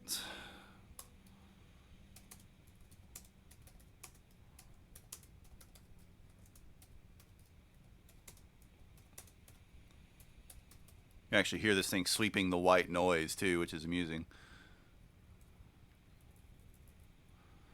This pedal will oscillate too, so you can use it just kind of as like a full-on noise generator.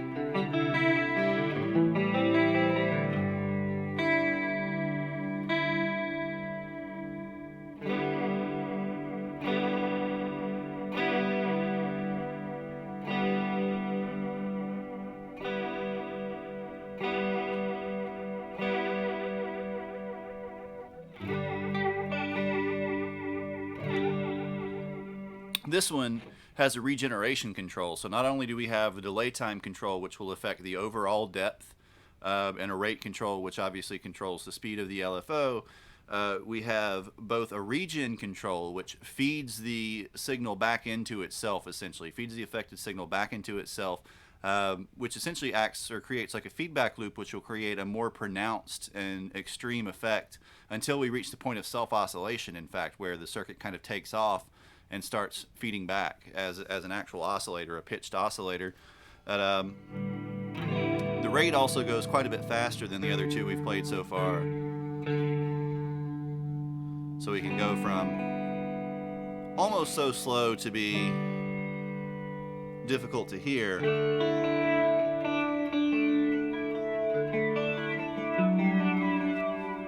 to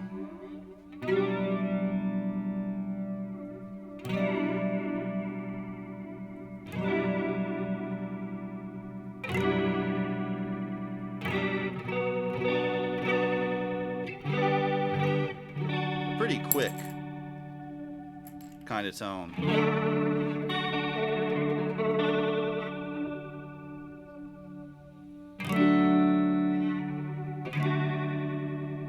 One of the neat things about this one is we can get these kind of ghostly,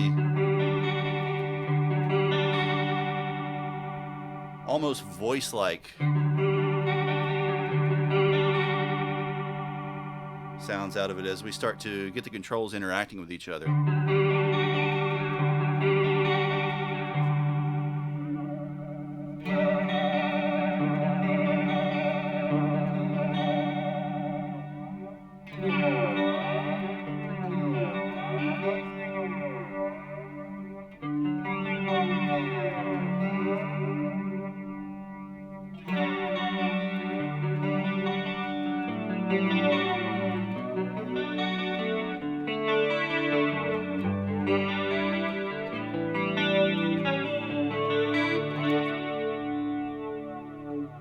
As the resonance starts to get up there,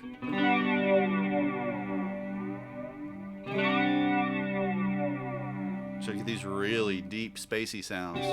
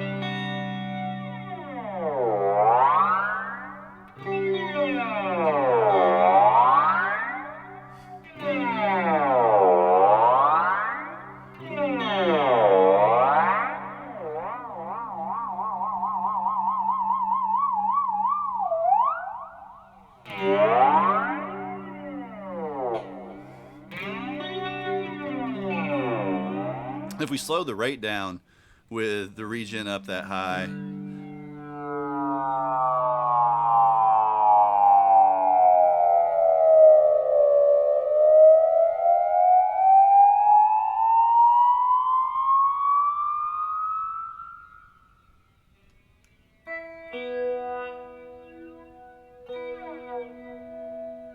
we can mess with the pitch of that with the width control.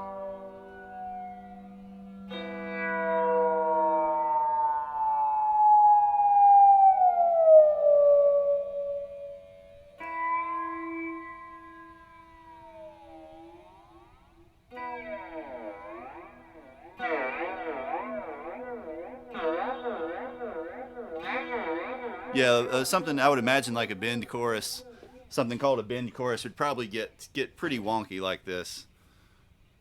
Let's see.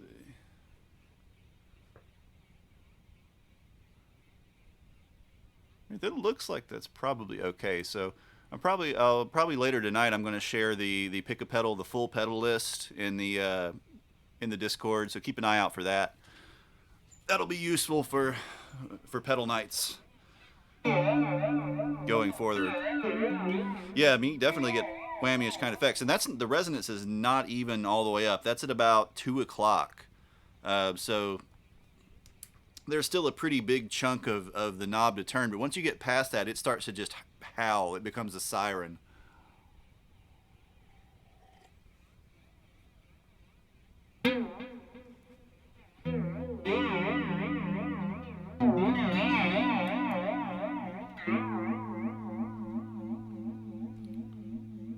Let's hit that with some drive.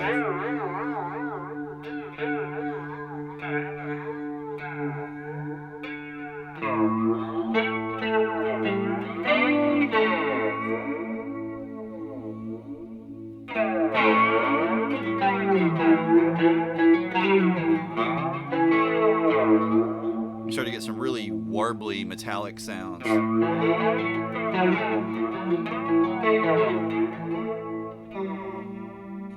If we turn our region all the way down, though, we're pretty much just in straight chorus sounds. If we start turning our delay time down, we start getting into flange territory. We start getting more metallic.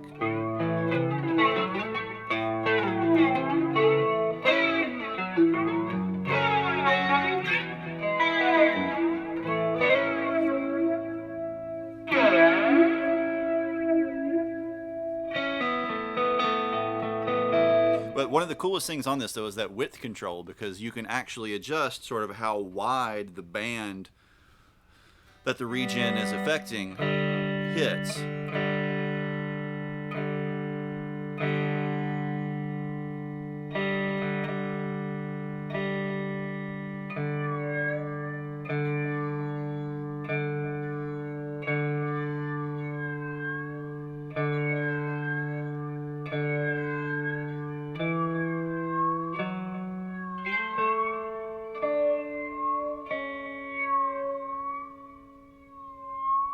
This is like some kind of alien cat noise.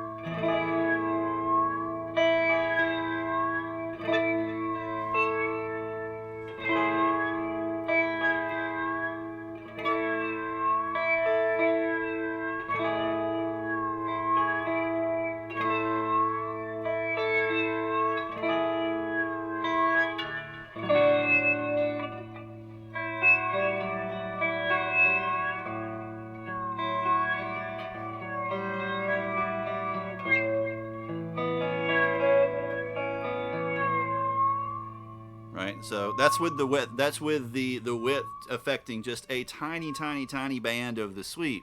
So we're getting. I have the region way up, but it's only peeking through in this very, very narrow peak of the waveform. Like if I start to increase the width, it gets deeper.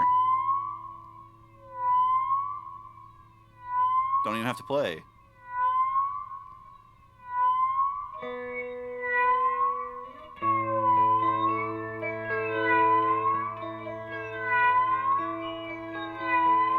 So now we got some kind of like space dolphins. First it was a space cat, now it's space dolphins.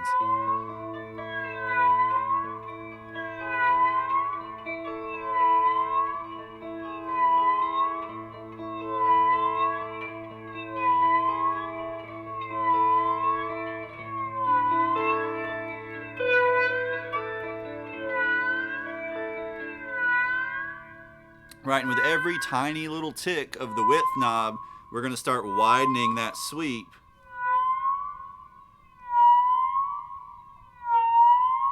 It's going to get deeper. Yeah, I have to turn the regen down because the regen and the width affect each other. I have the regen really high because I'm only letting a little bit through. As I start to widen that up, we're going to get more and more through. The regen's going to push through and become more extreme, and then we'll just get full-blown oscillation.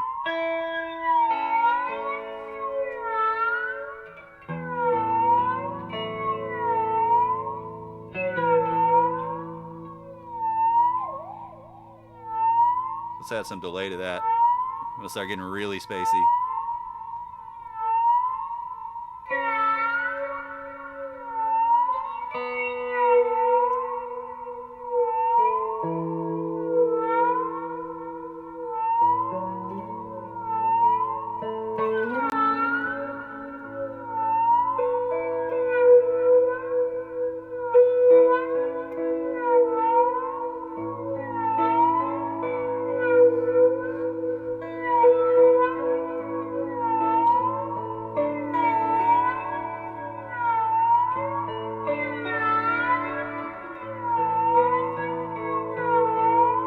I mean, that's actually really pretty.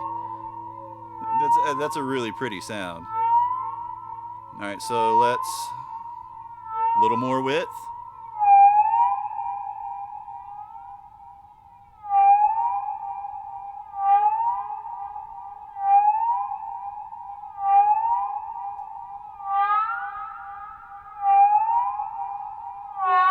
A little more.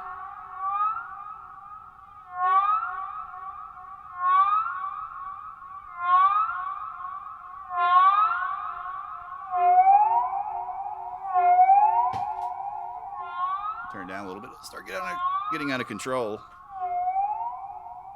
I mean, I don't have to play anything.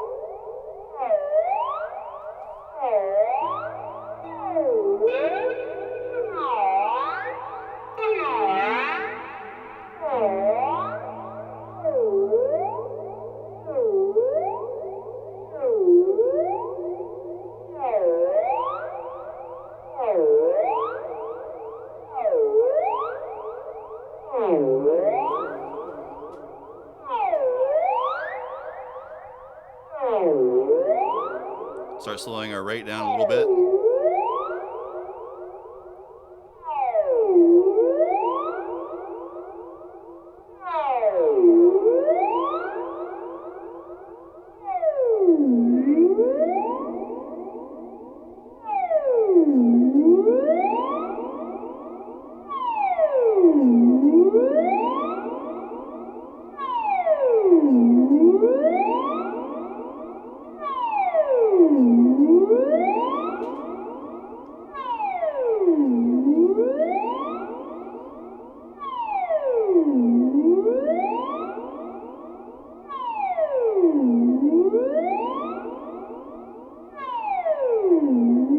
See if we can get as extreme as we can.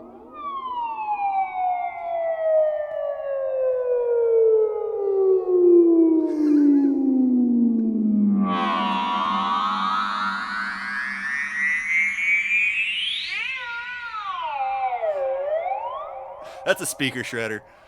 Oh, Lord.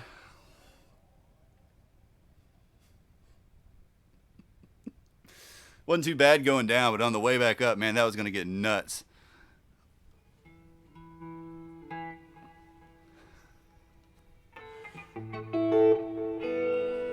So, yeah.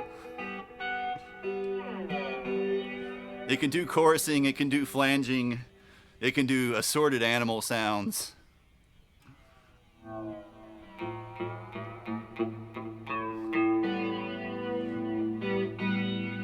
That's the Ibanez SF10 swell flanger.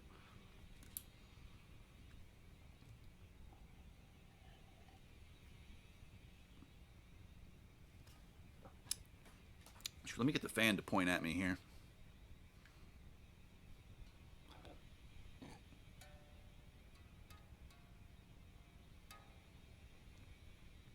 Oh, dang. Alright, so switch that guy off.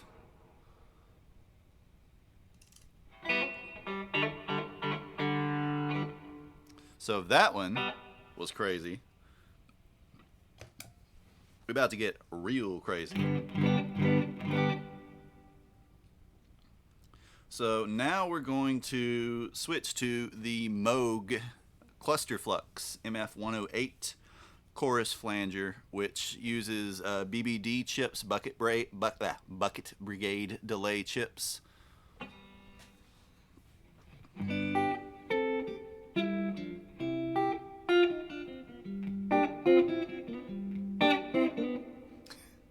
It's pronounced Moog.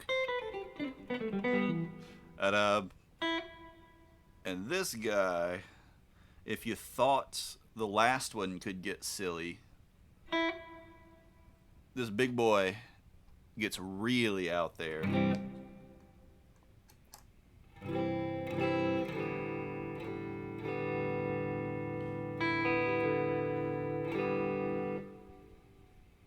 Yeah, it's back. All right. So in this case, our rate control can go from 0.05 seconds to 50 cycles per second. So it can actually get into the audio range. Right? So right now it's set to, let's bring our delay time up. Set to 0.05 seconds. Or cycles per second, that is.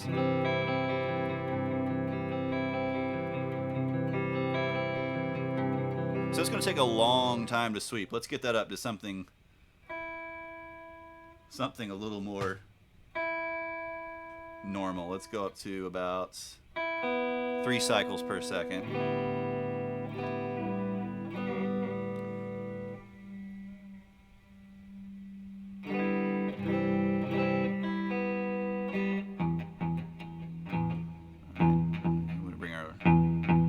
Up, we want to start hitting that front end harder. So the thing with Moog pedals is they're designed for a pretty aggressive signal, and they have an LED on the front that will show you essentially how hard you're driving the front end of the circuit. So in this case, we're going to bring the drive circuit. It has its own little preamp built in. Start bringing that drive circuit up to push the front end of the circuit harder, so it'll give us a better signal to noise ratio. This is an important thing with a lot of high-end audio gear, a lot of rack gear, is that it's designed to output a certain signal to noise ratio at a specific input level. So if you've ever seen something talk about like input or instrument level versus line level, those are different, essentially different dBs or different signal strengths that the input circuits on the particular devices will be designed for, and some things can switch between them. Other things, like a lot of rack gear, are designed specifically for line level, while most pedals tend to be designed for instrument level. The Moog pedals, because of their complexity, are looking for a hotter signal than a standard instrument level, so they usually include a preamp in the pedal to drive it harder to get you a better signal to noise ratio. Something that's expecting line level, if you hit it with instrument level, you'll get a lot more noise than you will signal. You'll have a lot of hum and hiss than you would have if you were running it at the intended input level.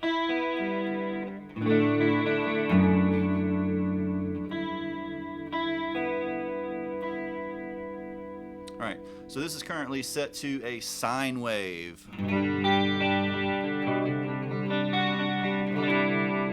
And the big thing about the Bucket Brigade, the analog Bucket Brigade chips that are used for these, is they are super rich and lush sounding. So just setting this for a standard chorus sound. Bring the mix down a hair.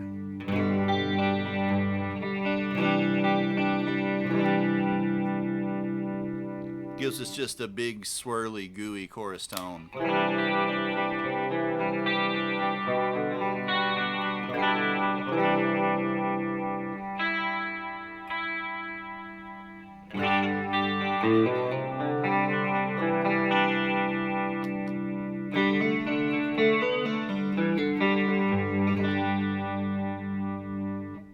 Compare that back to the Boss.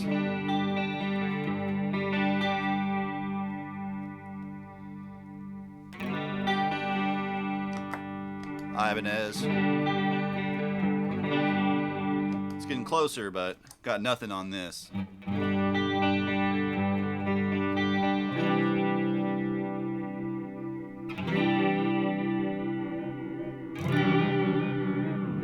And we can go totally ham with this too.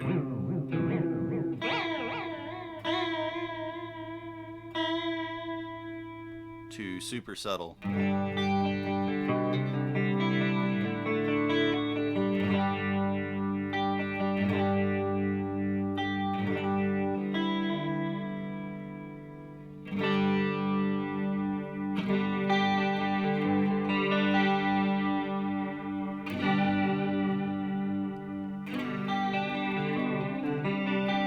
And because we have so much control over this, we can control the delay time, we can control the delay amount, essentially the depth, we can control the rate, we can control the wave shape of the modulation, and we can control positive and negative feedback on top of things like the mix and the level.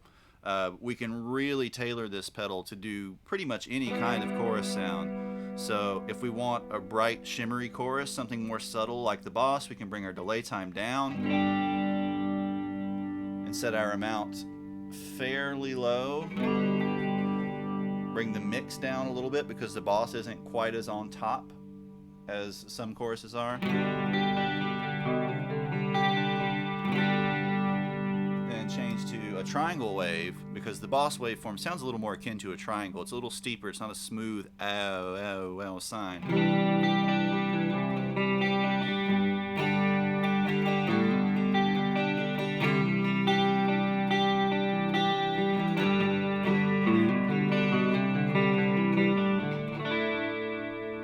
If we want to get more aggressive in the Ibanez vein, we start bringing the delay time up some, bringing the amount up some, bringing the mix up some. Now here's our more aggressive, thicker, chewier chorus tone. This pedal has a lot more headroom. The circuit distorts much less easily than either of the small pedals will. Has its own power supply and just has a lot more design around it. So it's difficult to get, if you like the kind of grainy, grungy quality of the 9-volt pedals, you can't quite get that from this. You can use the drive circuit to get close though.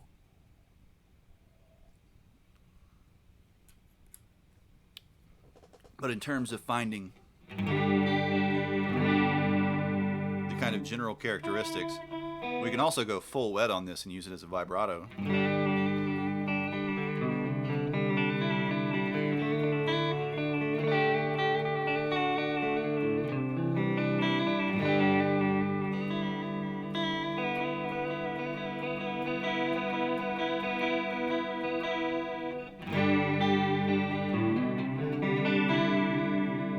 But I mean, it's just enormous sounding, and we can really exaggerate that. You know, we can just bury ourselves in chorus.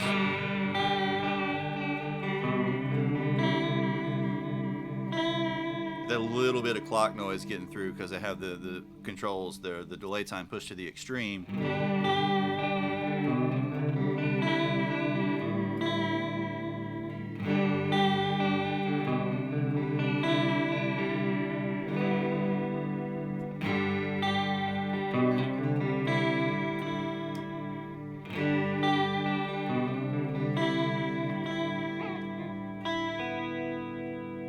So let's dial in just a more standard chorus sound And then we'll look at the different waveforms that this one can do, which is one of the coolest things about it.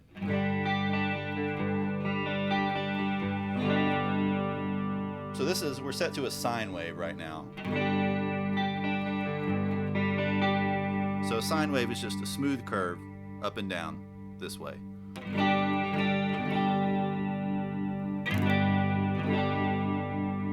Right?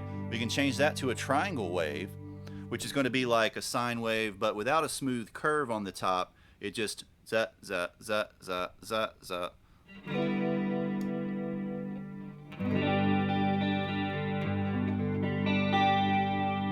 That's going to give us a little more pulse, a little more throb.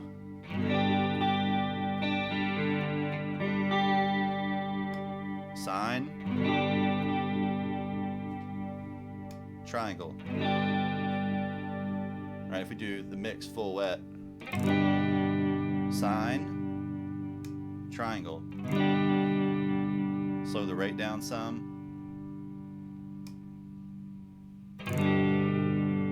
Sine. Whoa, whoa, triangle. Wee-you, wee-you, wee-you versus whoa, whoa, whoa.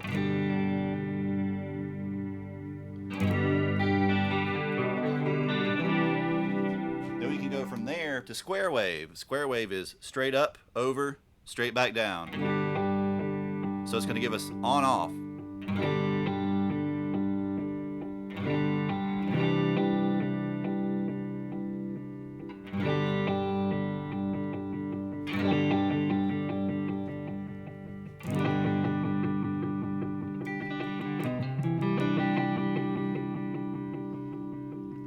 Chorus is much maligned. A lot of people hear chorus and just instantly think 80s, but there's so much you can do with it.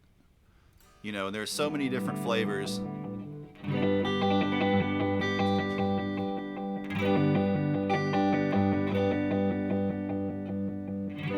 right, so then we can go from square wave to a reverse sawtooth wave where we go up, straight up, slant down. So that tends to give us bump, bump, bump, bump, bump, bump, bump, bump.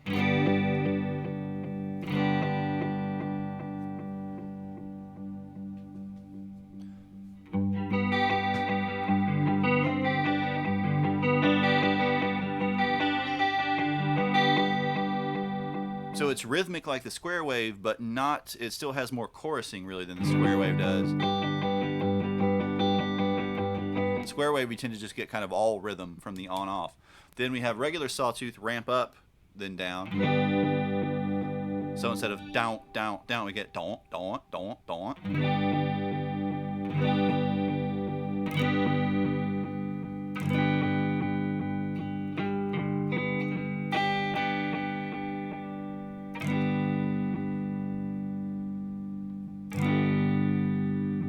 All right.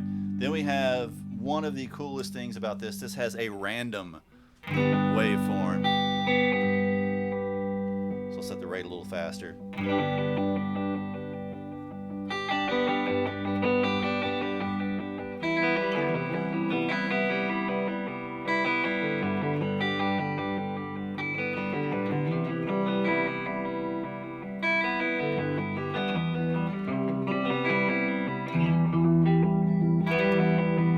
Gives us this really synthy character.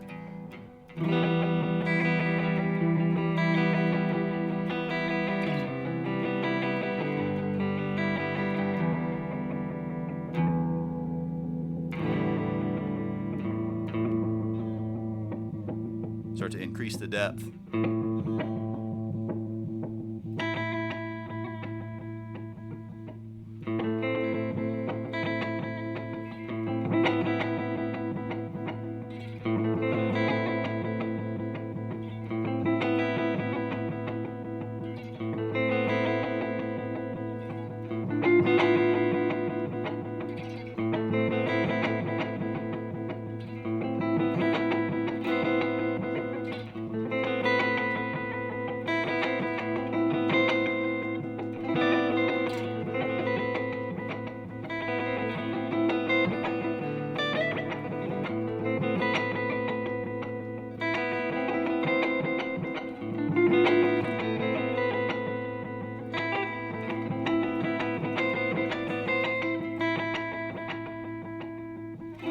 Yeah, pretty much. I mean, it's essentially playing its own rhythm.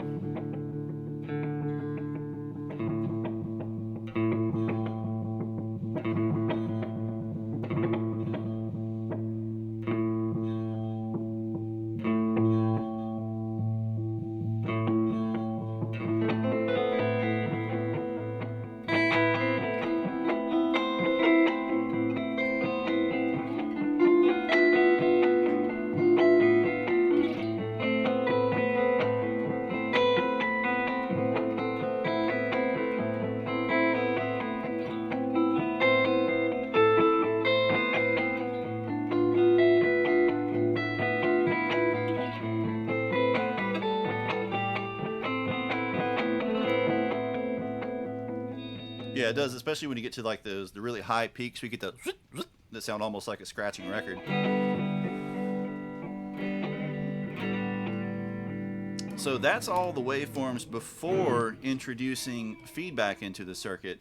You can also program your own patterns and waveforms with a MIDI. It has a MIDI in it, so you can use a MIDI sequencer to time the pulses however you want with MIDI, and or synchronize it with other MIDI devices, and send signals out via MIDI as well to other things to synchronize with it.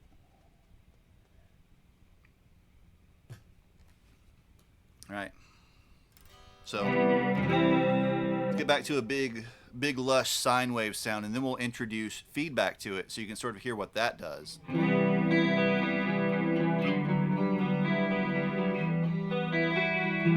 So the regen knob on the previous pedal we were playing introduced feedback into the circuit, and you heard it go off into oscillation and start making crazy siren noises. This one, we can do that in two different directions. We can introduce positive feedback,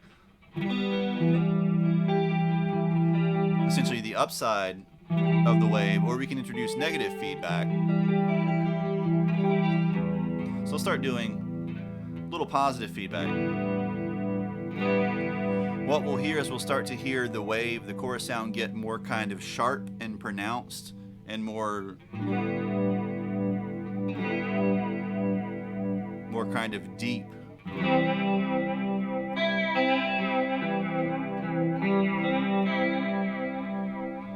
So this is no feedback. This is a little bit of positive feedback. So to compensate for that, I'm going to turn the depth down a little. So we'll still hear the character of the positive feedback, but our depth won't get so extreme that it becomes crazy.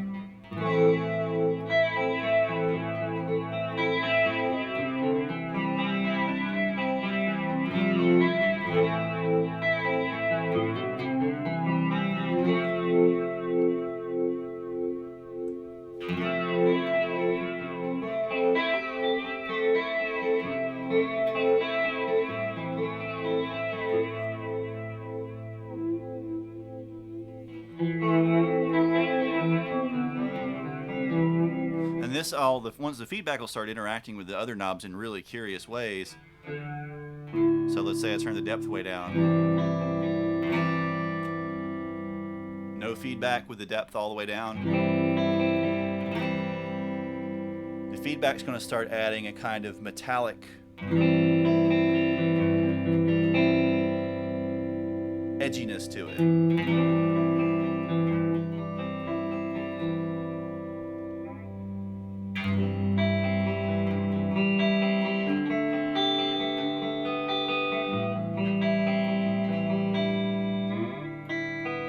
Depending on where I set the delay time, I can almost tune that.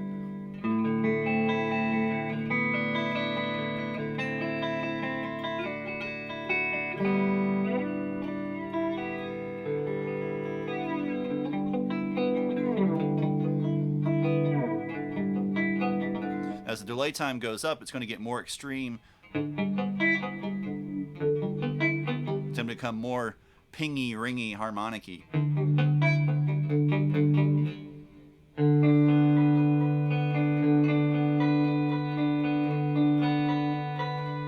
So let's add some delay to that. That's a cool sound.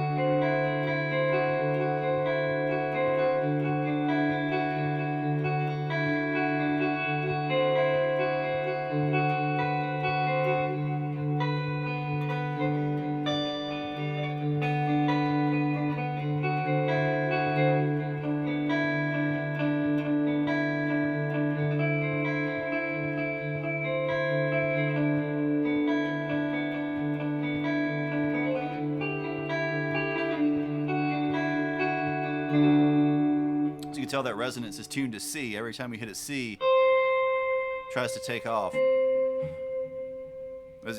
Electronic dance music, pretty much it's a term now that encompasses a really, really broad range of stuff. People will use it to talk about house music and techno and jungle and drum and bass and everything.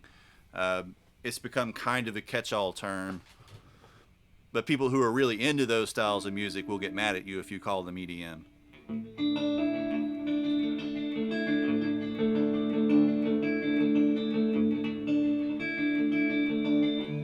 All right, so let's start increasing our amounts.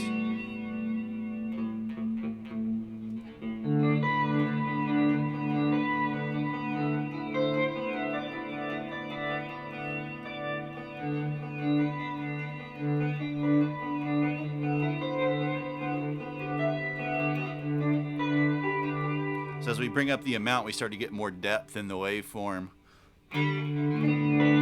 So we actually start to hear some undulation in the waveform.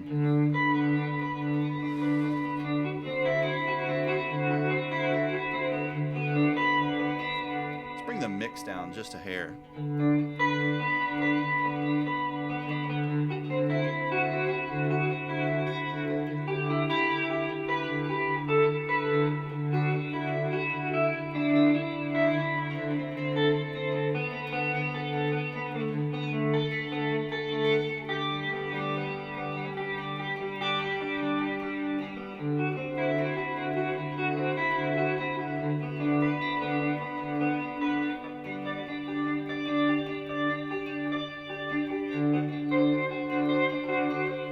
We start to get really trippy.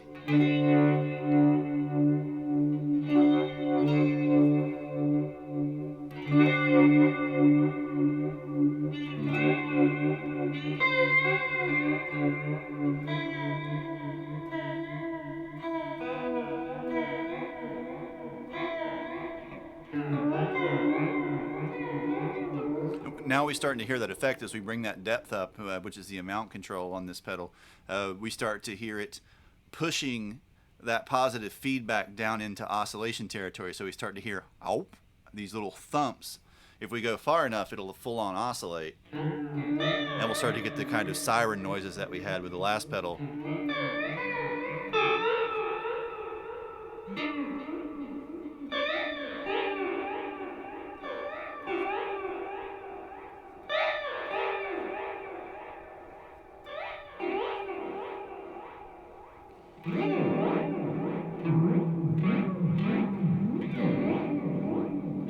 Right, and at this point we're just completely demolishing our dry signal.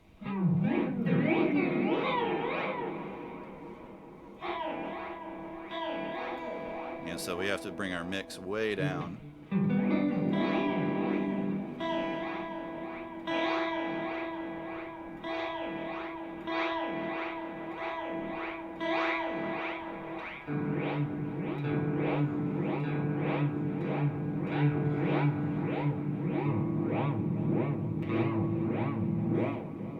now we're basically just getting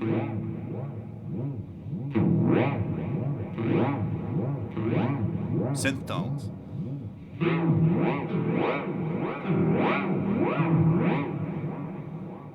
Because we've created an oscillator effectively. We can do that both with the feedback. We can also do that with the LFO, because the LFO on Moog pedals always goes just completely nuts. Right, so the fastest any of the previous chorus pedals we played went was about this. Which is probably about 10 cycles per second.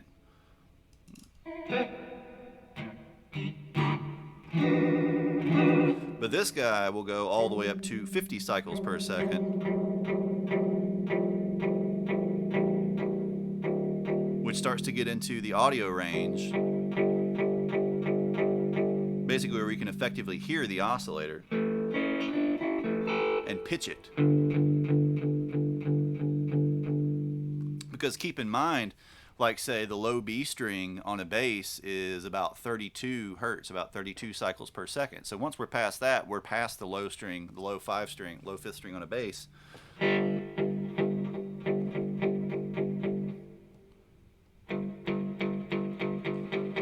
Right, and depending on how we pitch it, we'll start to get kind of ring mod type effects as we play notes up against it.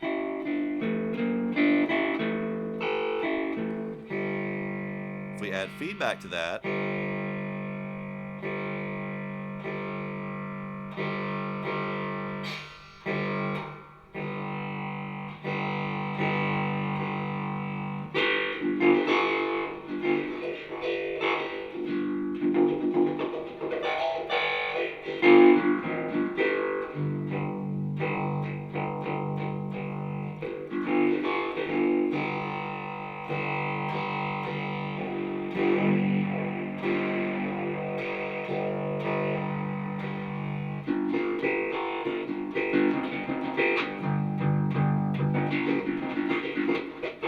so now we're doing basically what a ring modulator does,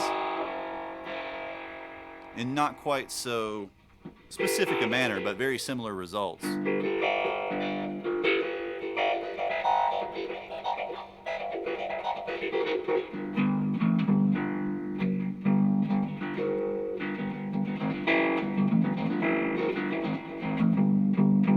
But it's like we're using our LFO as the carrier frequency in a ring modulator, and then getting the output frequencies of the tones that we're playing up against that carrier.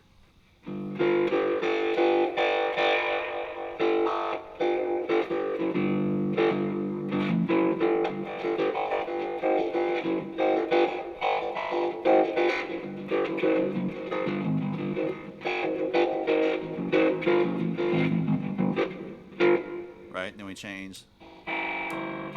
So we change to the square wave. You get kind of a different flavor of it.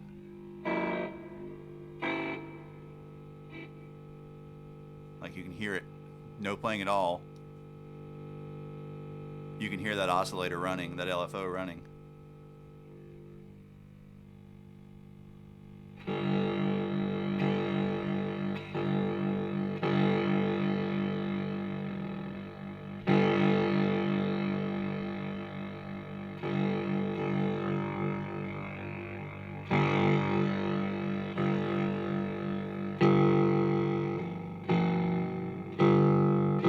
Yeah, pretty much.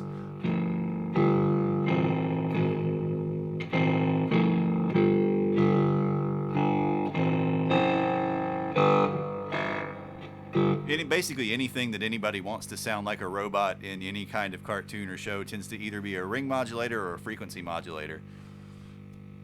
So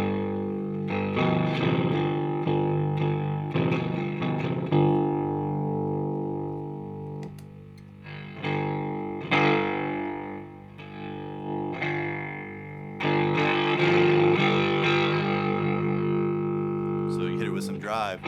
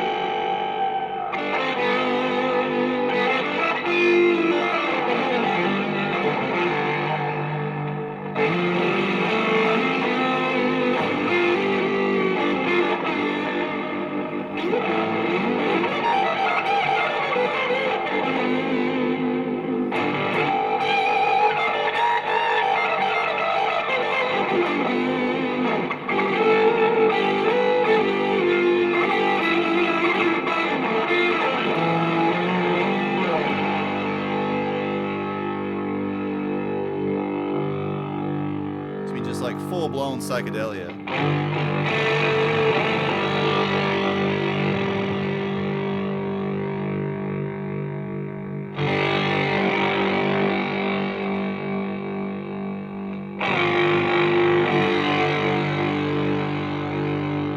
Yeah, you can definitely hear the bagpipe, like hear it as like a bagpipe drum.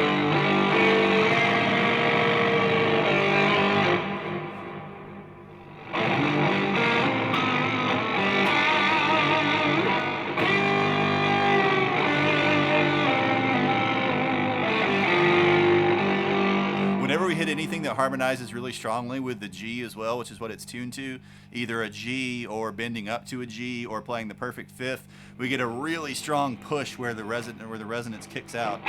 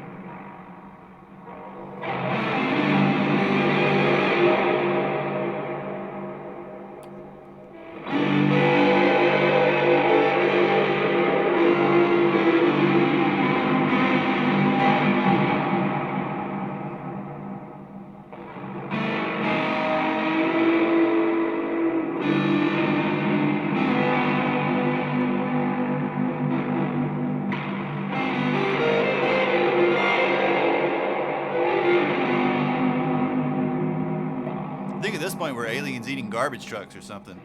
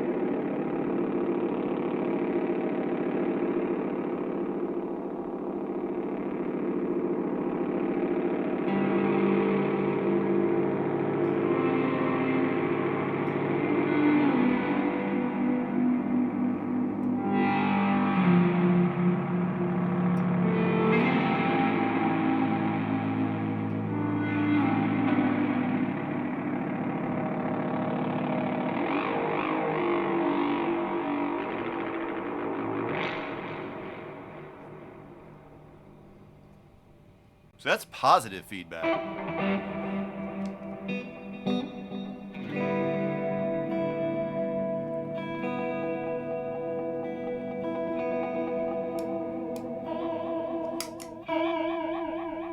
We can also go with negative feedback. Negative feedback gives us a more vocal kind of sound.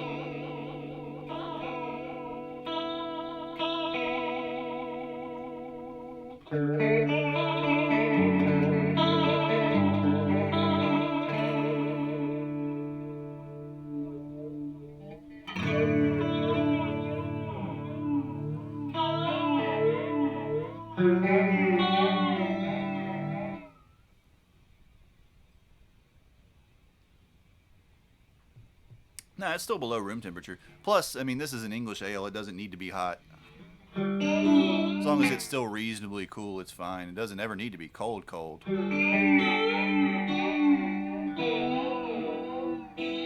Negative feedback starts to give us, it becomes vocal, then it starts to become really metallic.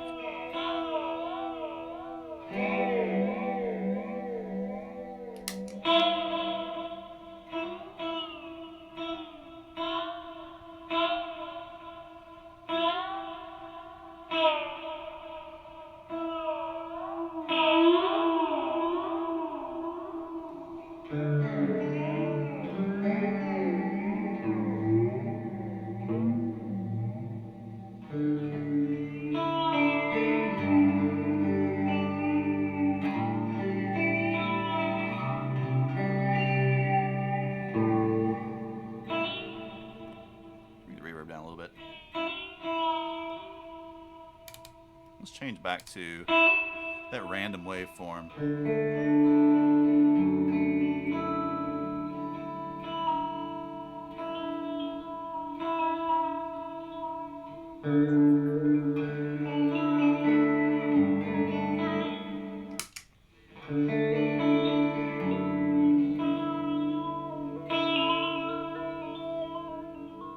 Oh, dude, we're getting like spaceship control noises, control panel noises.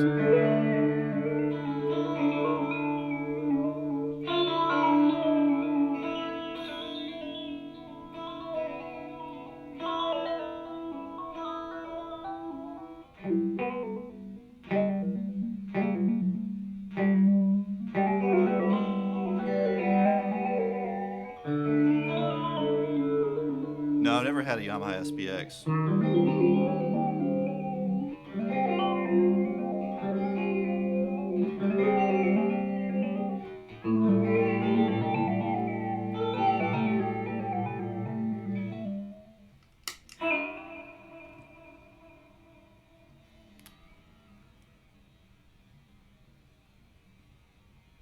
It's funny, you can actually hear. Doom, doom, like a Nine Inch Nails drum track.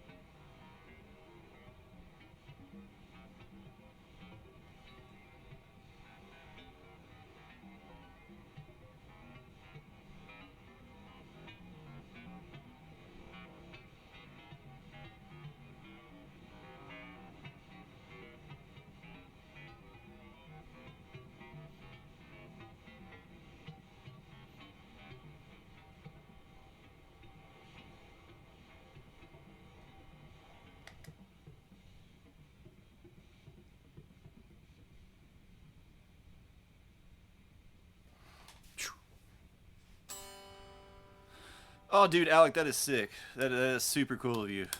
You gifted No Facade a sub, so you can spam booze and blues scales.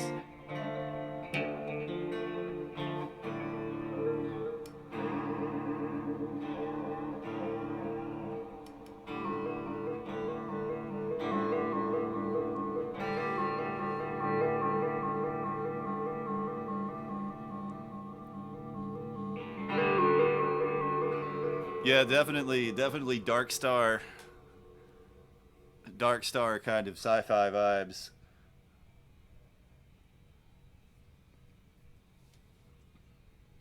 Wait a minute, Alec. Wait a minute, Alec. I thought you were first on the list for the roads.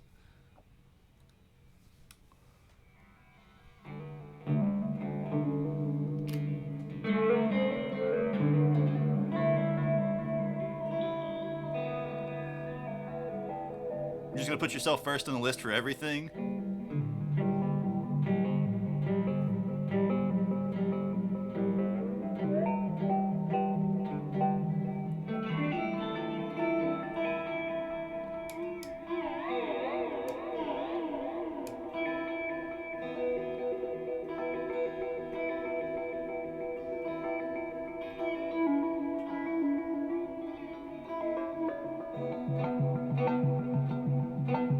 Now we're getting kind of steel drum tones.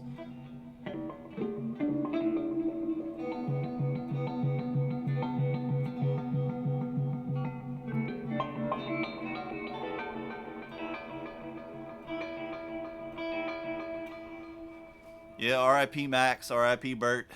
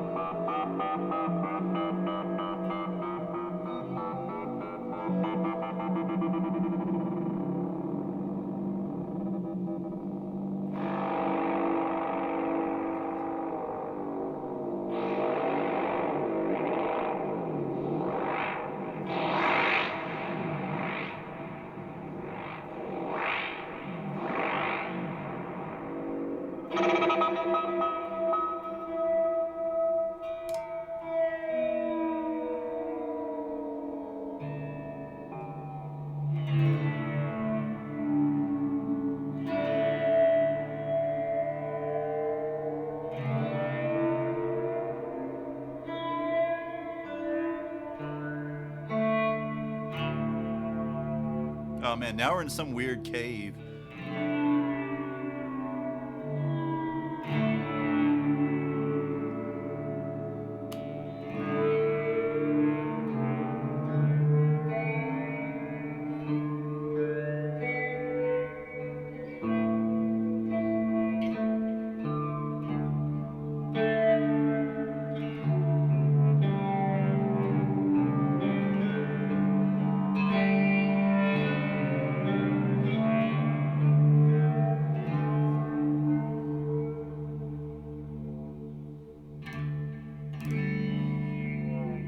Yeah, we're riding right on the edge of going into oscillation.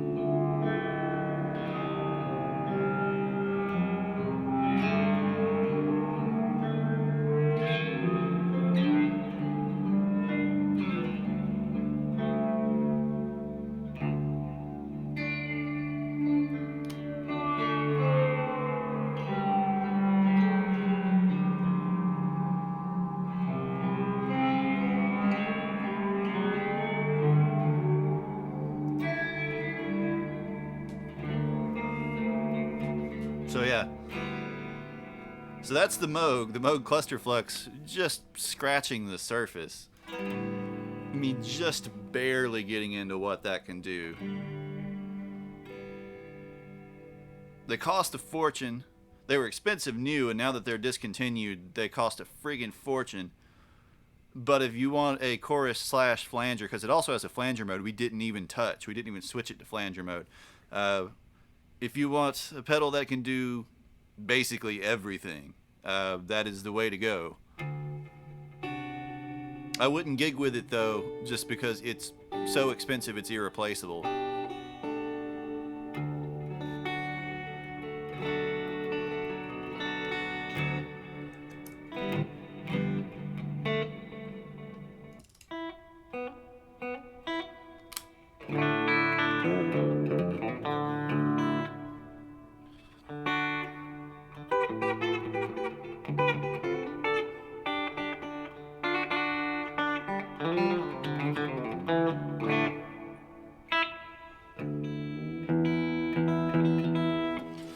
Oh Lord. Yeah, 5 hours. Crap, about to hit 5 hours. We still have one pedal to go.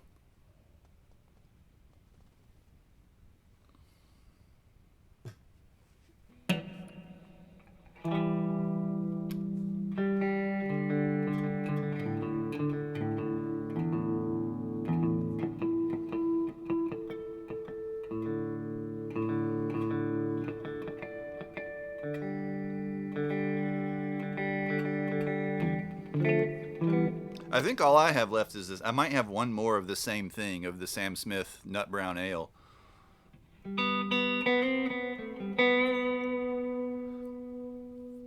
I may have, well, and I've got that delirium trimmings too, but drinking that whole bottle by myself will probably end badly. Even though I have a very, very, very high tolerance, that sucker is potent.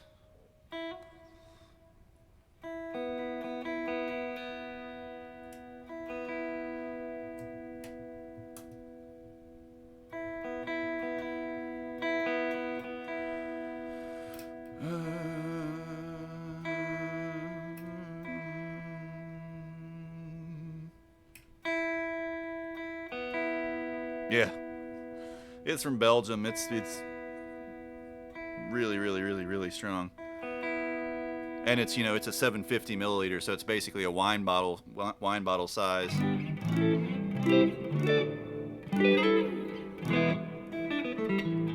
Plus, I was really hoping to have it, with a party or something, so I could share it with somebody, since I've been aging it for several months.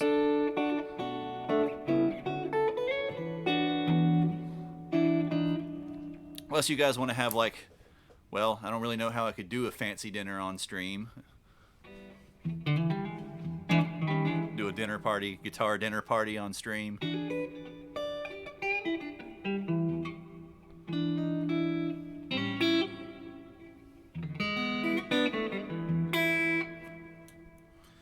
All right, so let's see if this last guy's even going to work. I haven't had it out of the box in probably 2 or 3 years. Oh yeah, that noise level.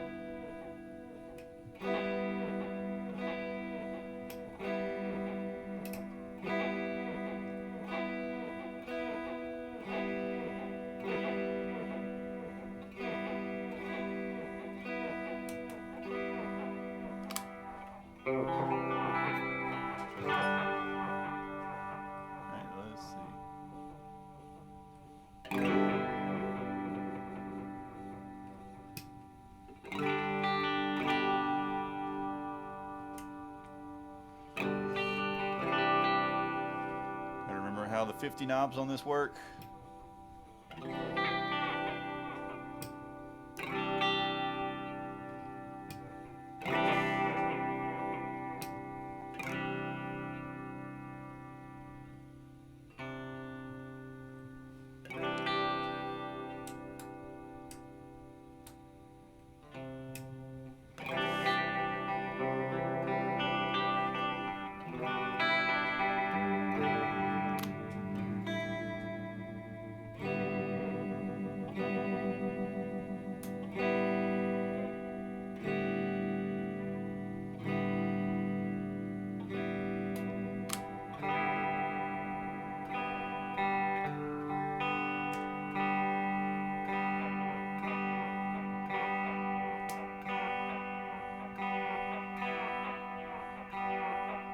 Oh, suddenly we have 3-0 flanging.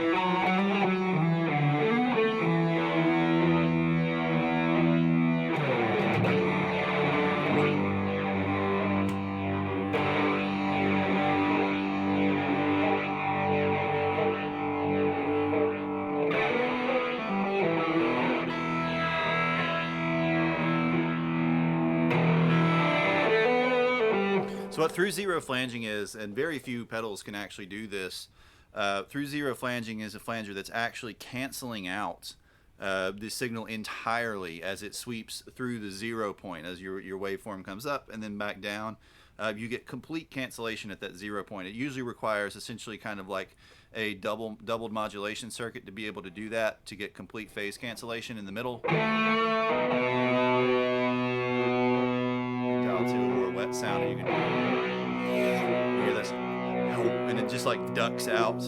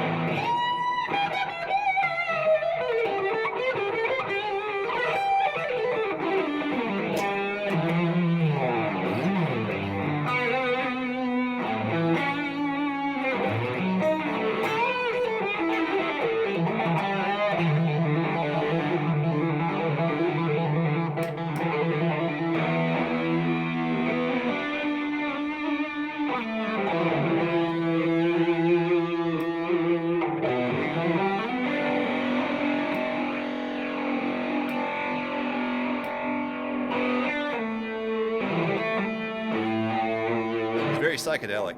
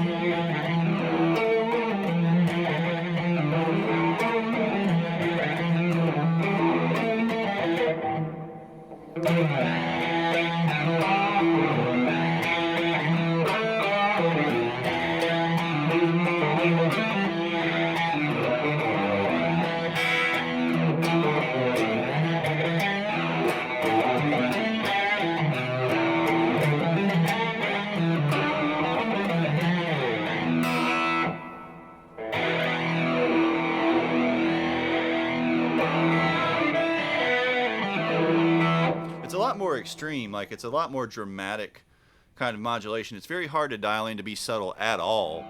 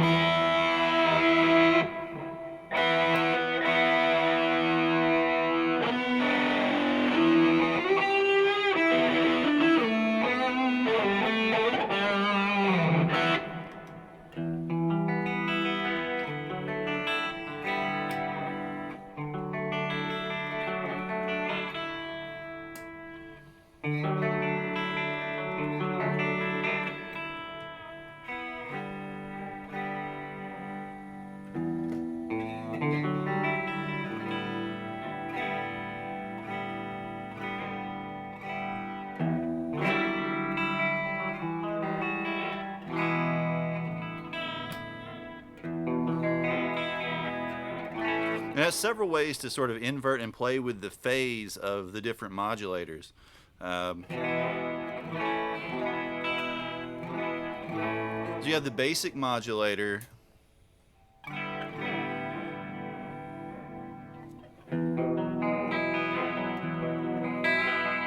And then you can modulate that with a swept phaser.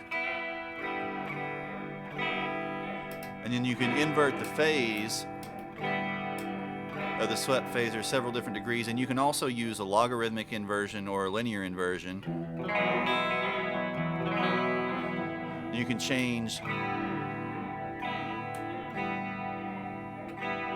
the feedback mix to fully wet or to just affect the swept phaser, so we start to hear this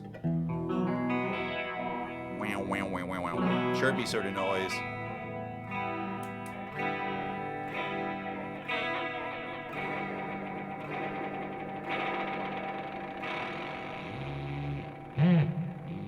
We can adjust the rate again of the LFO on this one all the way full up into oscillator range.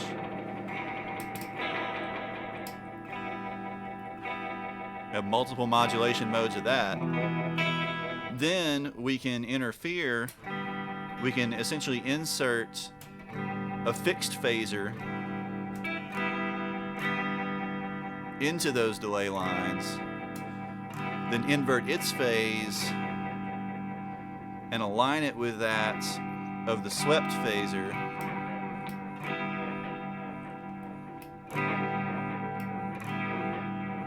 To start to get our through zero flanging effects.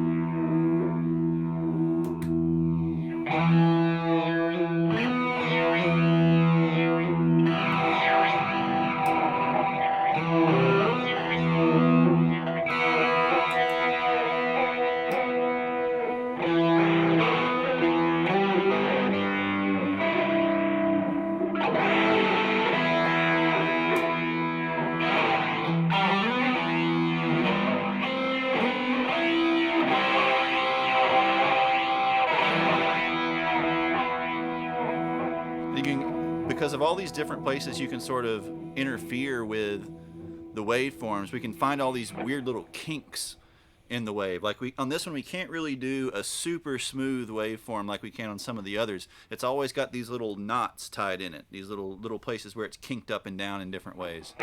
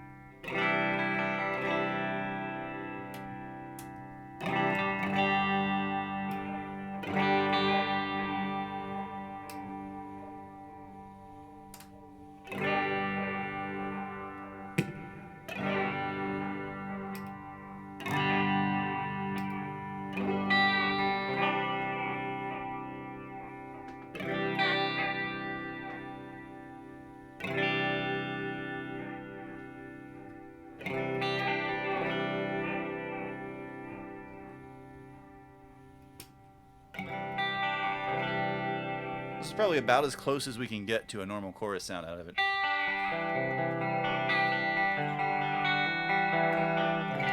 And you can hear it still has that weird kink in it.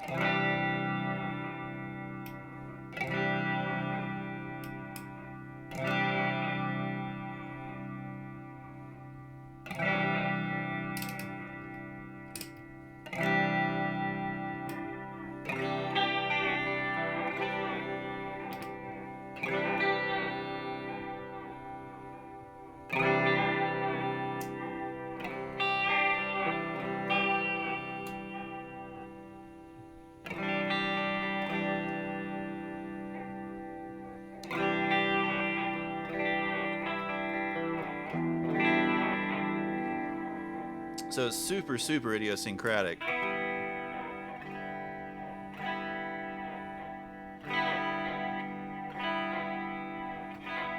But you can find lots of crazy sounds in it if you're willing to just sit here and dig and twist knobs.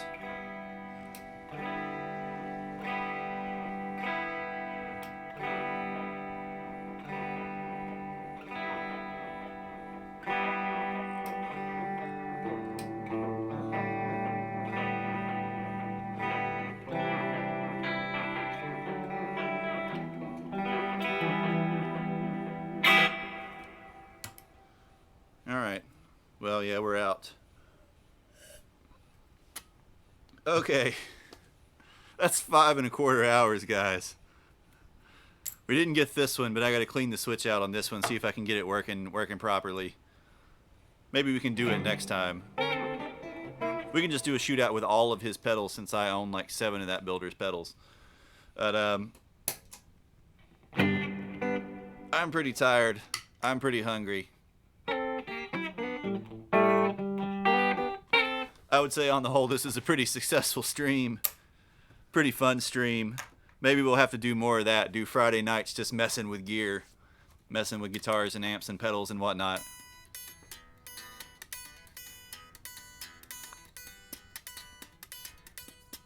Yeah. Just beer and gear. But thanks for hanging out. If you're not in the Discord, make sure you get in the Discord. If you haven't hit the follow button, hit the follow button. We'd love to have you. I'll be back Monday with, what have we got coming up? Metal Monday? I think we got Metal Monday coming up.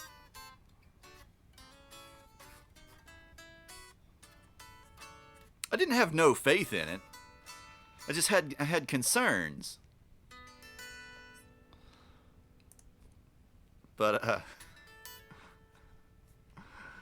oh man. But thanks for hanging out. We'll see y'all Monday night for Metal Monday.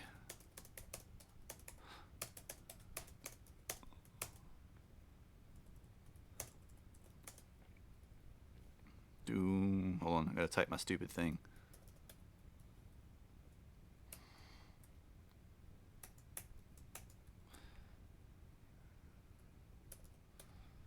For Metal Monday. And I'll see you guys next time.